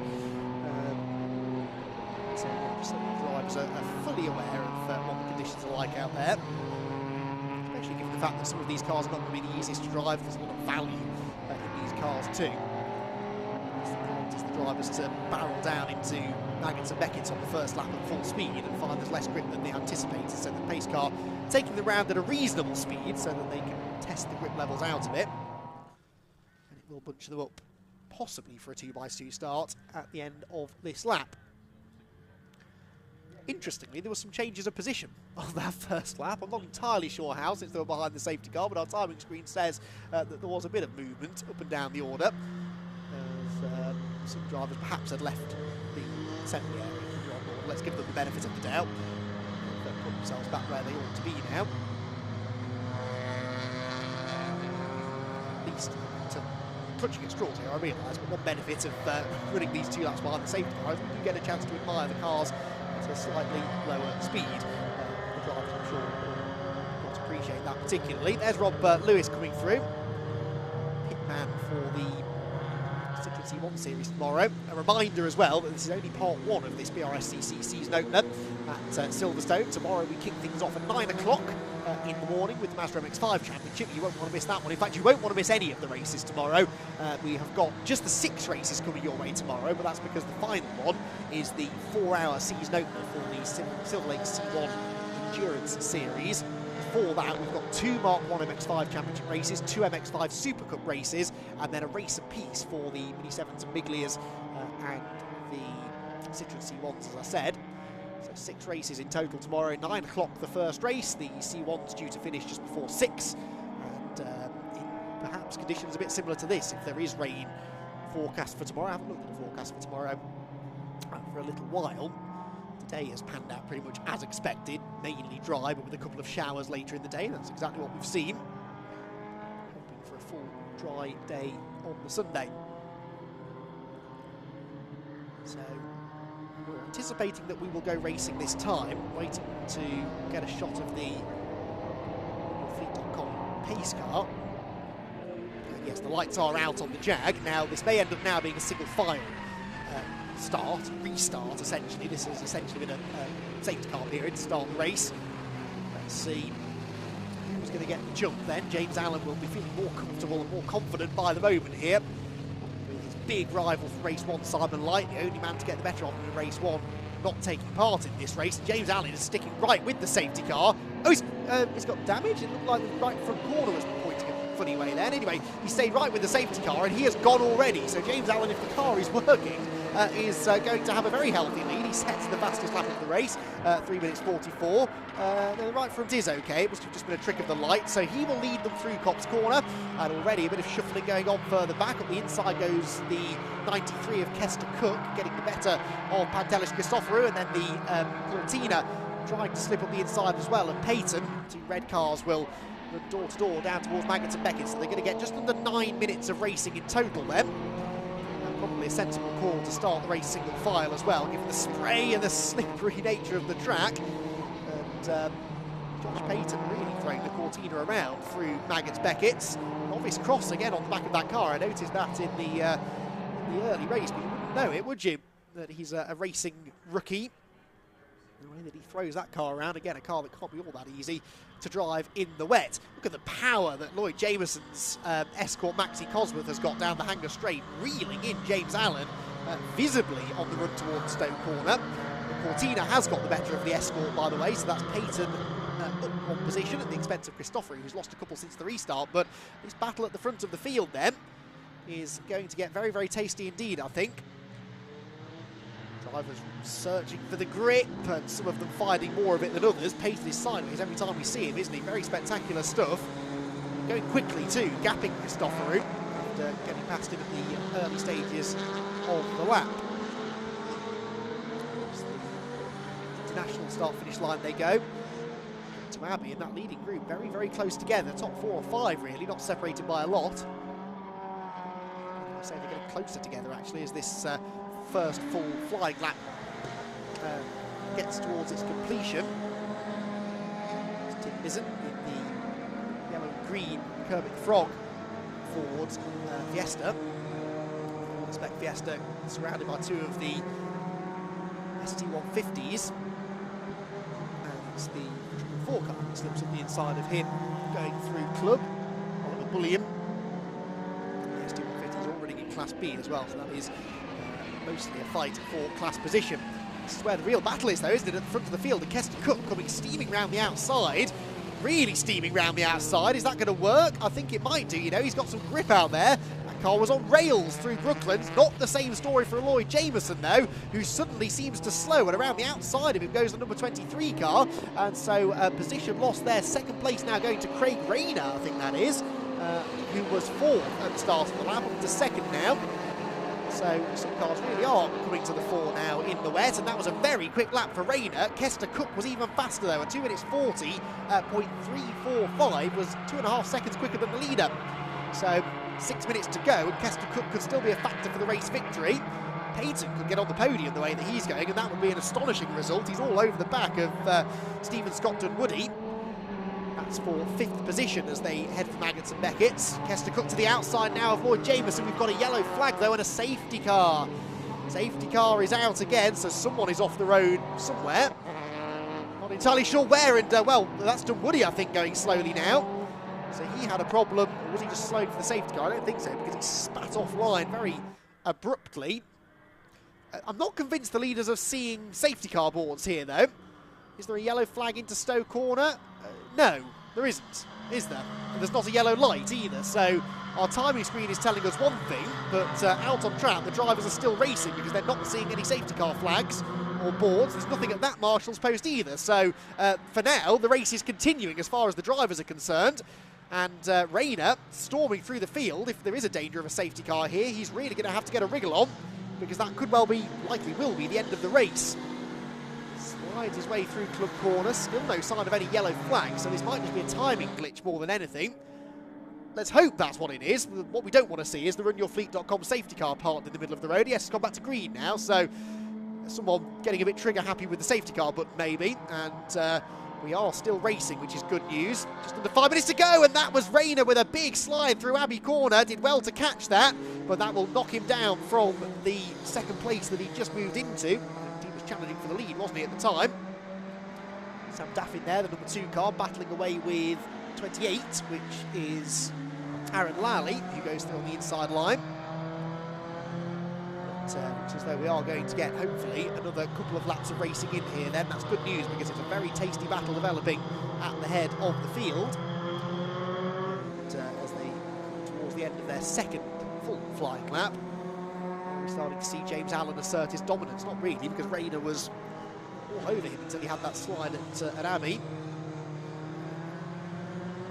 53 coming through Club Corner. This all happening in the field. That's outside of even the top 20, I think. The 53 car is running. Just coming out of the final corner now. James Allen, 239.2. Can anyone beat that? Josh Payton can. Josh Payton is 3rd in the Cortina, so definitely on for a podium, and the fastest man on the track right now on that particular lap. Well, only about half a tenth quicker than the leader, but Payton, what a performance this would be. He primarily is gunning for the class win, of course, and to do that, he needs to get past Kester Cook in the Ford Fiesta ahead of him. But this is an astonishing drive. Arguably going more quickly in the wet than he was in the dry. He's throwing the Cortina around, sliding beautifully through Maggots and Beckett's, but it's that kind of slide where you're not really losing any momentum, you're not scrubbing off speed, just carrying the speed beautifully through the corner. Into the pit lane, by the way, I've just seen Craig Rayner. So Craig Rayner, who I thought was going to challenge for the victory, is in the pit lane to retire.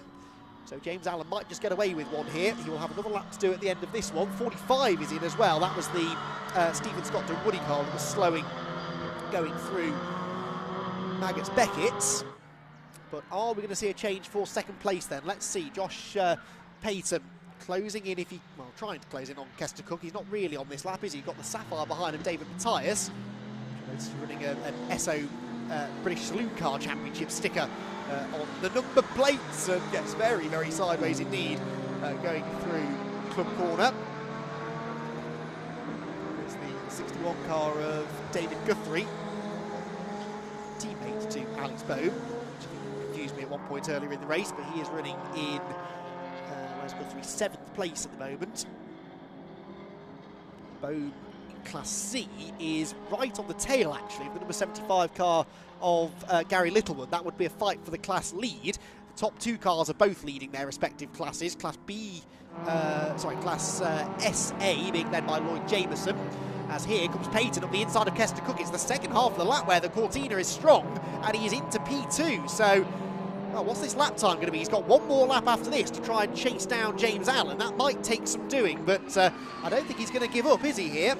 Kester Cook will have one more chance maybe to come back at him. Slightly better brakes on the Fiesta. We've seen that Kester is particularly good through this part of the track, but he's not on the grippier side of the road now. Payton has the grippier side of the road and sweeps back around the outside, but that now changes again as they turn right through Luffield. So Kester Cook loses time through the middle of the corner, but look for the exit speed. No, he couldn't get the power down. The front wheel drive car just picking up a hint of understeer there through Luffield.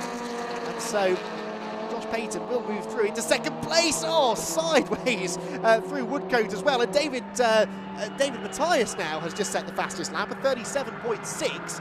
That's about 6/10 or so quicker than the race leader. But this battle is going on 3.9 seconds behind the leader, so I think James Allen should be safe. Who's going to join him on the podium, though, is quite frankly anyone's guess. Josh Payton with one of the real star drives of the day. We've had a few of these, actually, across our different categories today. Some drivers really stepping up to the mark when it counts, and Payton in a car that, as I said, you wouldn't necessarily fancy in these conditions. He is running in B+, remember, the Class B+ car, the B+ class even, which is for forced induction dual valve engines over 1750cc, don't you know? But it is one of the genuine Fords, is my point. It is genuinely a Mark II Cortina, not a wolf in sheep's clothing, and he's doing particularly well to manhandle that car around the Silverstone Grand Prix circuit. Gets very sideways out of Stowe. He's not out of the woods yet because Kester Cook is late on the brakes into the Vale, and I think might go through. Payton didn't want to stand his ground, that was too risky. So he'll have to try again, gets it all out of shape through Club, and Matthias couldn't find a way through because the Cortina was suddenly filling twice as much racetrack as it is when it's going in a straight line. It's a solid defensive tactic, I suppose, that. If you're driving sideways everywhere, people are going to find it much harder to pass you, and Payton using that to good effect. Now, it's this part of the track, though, isn't it, where he made the ground on Kester Cook a lap ago, so I don't think Kester has got this second place wrapped up just yet. There is James Allen. A little bit of traffic now to be dealt with as well on this final lap of the race. Can Payton get back at Kester Cook here for the Class B+ victory and for second place overall? He's a bit further back this time, isn't he? Rear-wheel drive traction out at the hairpin, maybe. Gains a couple of car lengths, but we know how good Kester Cook is through this final sequence of corners. I'm not convinced that Payton is quite going to get there.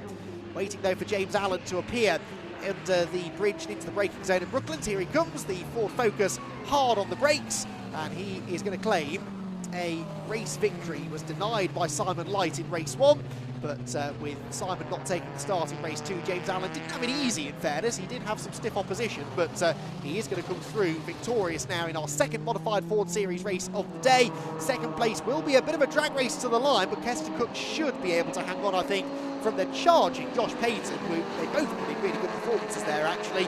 Kester Cook from 8th on the grid, Payton from 9th on the grid, and they are both on the podium. Allen wins it, Kester Cook sets the fastest lap on the final lap in second, and gets the Class B+ victory, with Josh Payton in third, second in that class. Then it's David Matthias in fourth position, Partelis Christoforou in fifth, sixth place for Guthrie, seventh will go the way of 152 car, that is Caitlin May. Good effort that from Caitlin May. Where did Caitlin start? 15th on the grid, and came through to 7th, which is only 5th in Class B+, but really solid drive that. She's not actually made it to the line yet, though, so I'm not going to give her that 7th place just yet. We're watching some of the battles going on amongst the ST150s, and Jason Stone, I think that was, the 134. Yes, it is, battling away with Richard Sanders. Those two started next to each other on the grid, and they're still together in the closing stages of the race. Caitlin May has come through 7th now, by the way. 8th place for number 271, which was Martin Reynolds. 9th for number 28, Aaron Lally. Who started 21st, I should say. The top 10 completed by number 75, Gary Littlewood. Two of the more exciting races of the day, and what's been a very exciting day of racing, coming at the end in the wet conditions, which you wouldn't necessarily have predicted, but fantastic stuff there from the modified force. Here comes Rob Lewis coming out of the final hairpin at Luffield, and he will come home where, I wonder. Rob Lewis is 13th, because Claxton and Hickson have got back on the final lap. I don't know if that's as a result of some penalties, but they've lost a bit of ground. As they head around to the Ferme area. The others still coming through to finish their race. The cars spread out across the entirety of the 3.66 mile Silverstone Grand Prix circuit. The last few now starting to make their way through. May have been a shortened race that, but it was a very entertaining one for sure. Very, very pleased with the quality of driving again for the 154 drivers in cars that are easiest to handle in this weather. It was a very, very impressive show.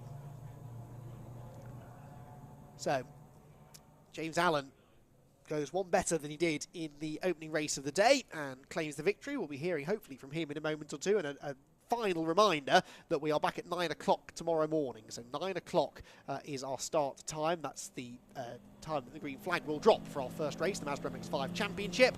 6 races coming your way. 4 Mazda races across the Super Cup and the Mark 1s. Another race for the Mini 7s and Miglias, and the headline act, if you like, the Silver Lake Citroen C1 Series is 4 hour race. James Allen brings the Ford Focus RS Mark II through the Brooklands Luffield complex. He will be back in the pit lane very, very shortly.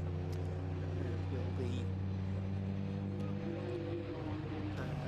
hopefully pulling in to have another chat with John Neal. I'm sure he would have liked Simon Light to have taken the start of that one, though. It would have given the win even more meaning, wouldn't it, if he could have beaten his sparring partner from race 1, but he'll happily accept the race victory regardless.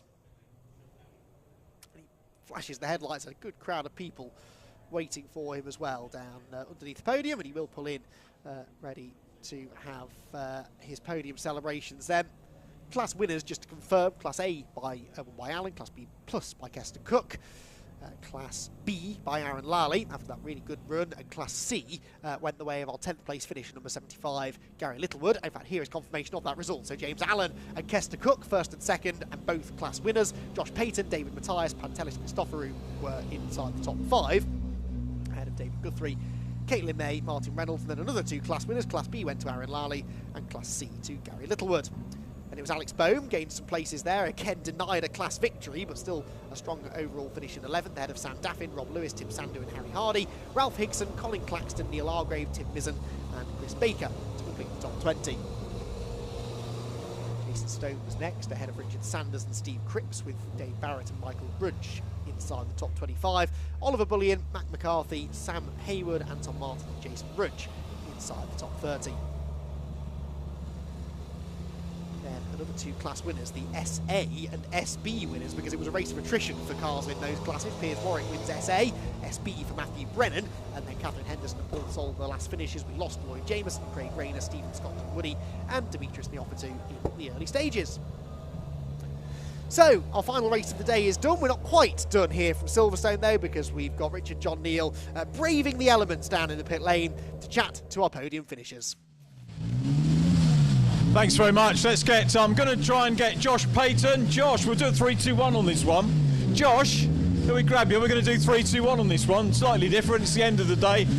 I'm sure the Brscc team will forgive me. 3rd position, Josh, well done. We'll get you there on the green square. And I was kind of hoping we were going to see you on the podium, because I wanted to ask you, is it a Cortina Savage? No, it's it was a 1300, but we've got a 2.5 Millington in it now.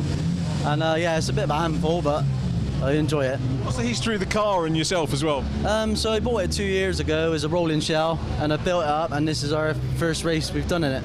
So yeah, built it from a bare shell, bonk standard car, and then built it up and modified everything to go racing, basically. And this is the first outing on it today. Absolutely brilliant. So you must be very pleased about that and looking forward to some more outings. Yes. Yeah, looking forward to it. Yeah, I've really enjoyed today. So yeah, looking forward to it.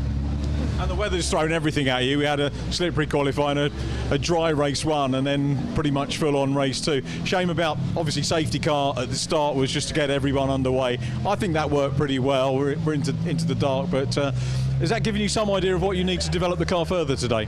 Yeah, it was. I think the wet probably helped us a little bit, because it's a little bit soft. It needs to be a bit harder for the drier weather, but probably helped a little bit being a bit wet for us, to be honest. There's a cracking race you had with Kester and Dave Matthias, who was sneaking up on you in the closing stages as well. Yeah, that's right, yeah. I had a really cracking battle. Loved it. And what was it attracted you to the? What made you think, because you don't seem old enough to maybe appreciate a Mark II Cortina and decide, I'm going to turn that into a race car? So I've been doing a bit of rallying for the last few years in a Mark II Escort, and thought I'd try a different. I like classic Fords, and thought I'd try something different, so I could try a different car, basically. And that's how it all come about, really. Well, it's a pleasure to see it. A pleasure to see it driven well, and to get you to a podium. And we'll see you higher up on the podium in the future, I'm sure. Josh, well done. Thank you so much for chatting to us, and well done. We'll do second place, Kester Cook.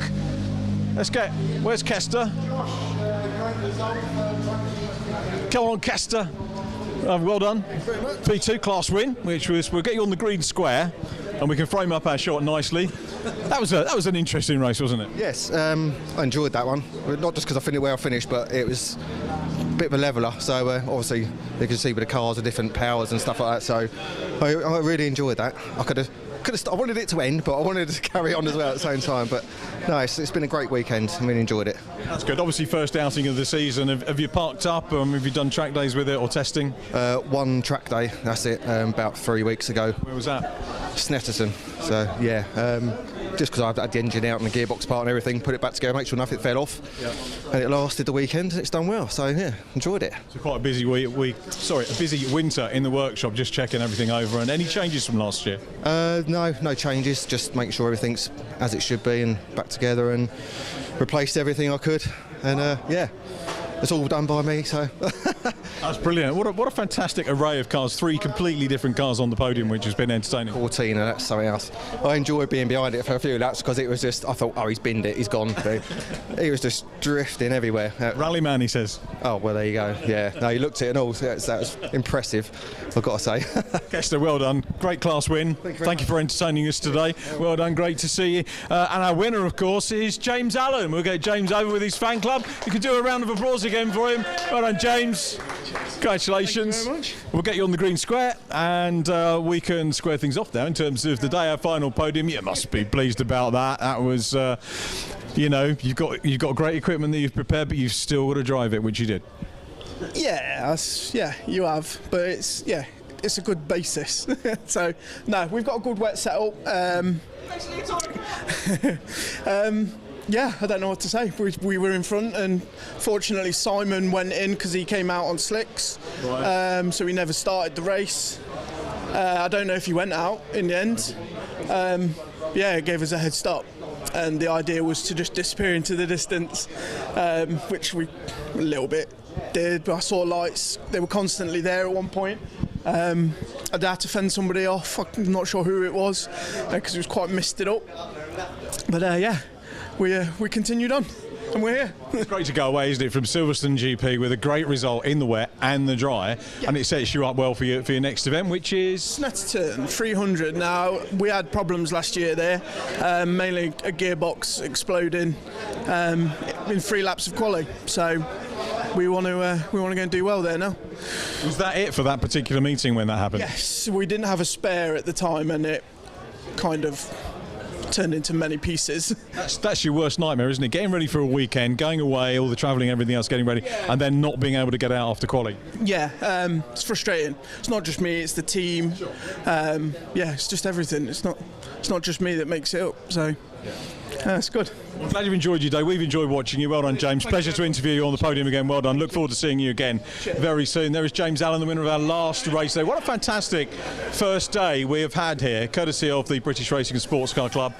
The 2023 season, I'm very pleased to say, is underway in fine style. Weather hasn't been 100% kind to us today, but it's given us some terrific, entertaining racing throughout. And we've got more of the same for you tomorrow. We're going to be kicking off, racing kicks off at 9 o'clock, so I'd suggest you tune in via the link, which you'll find on the Brscc website and social medias, and possibly on YouTube as well if you search for Brscc. We'll be up and running a little bit before 9 o'clock with a look forward to the day.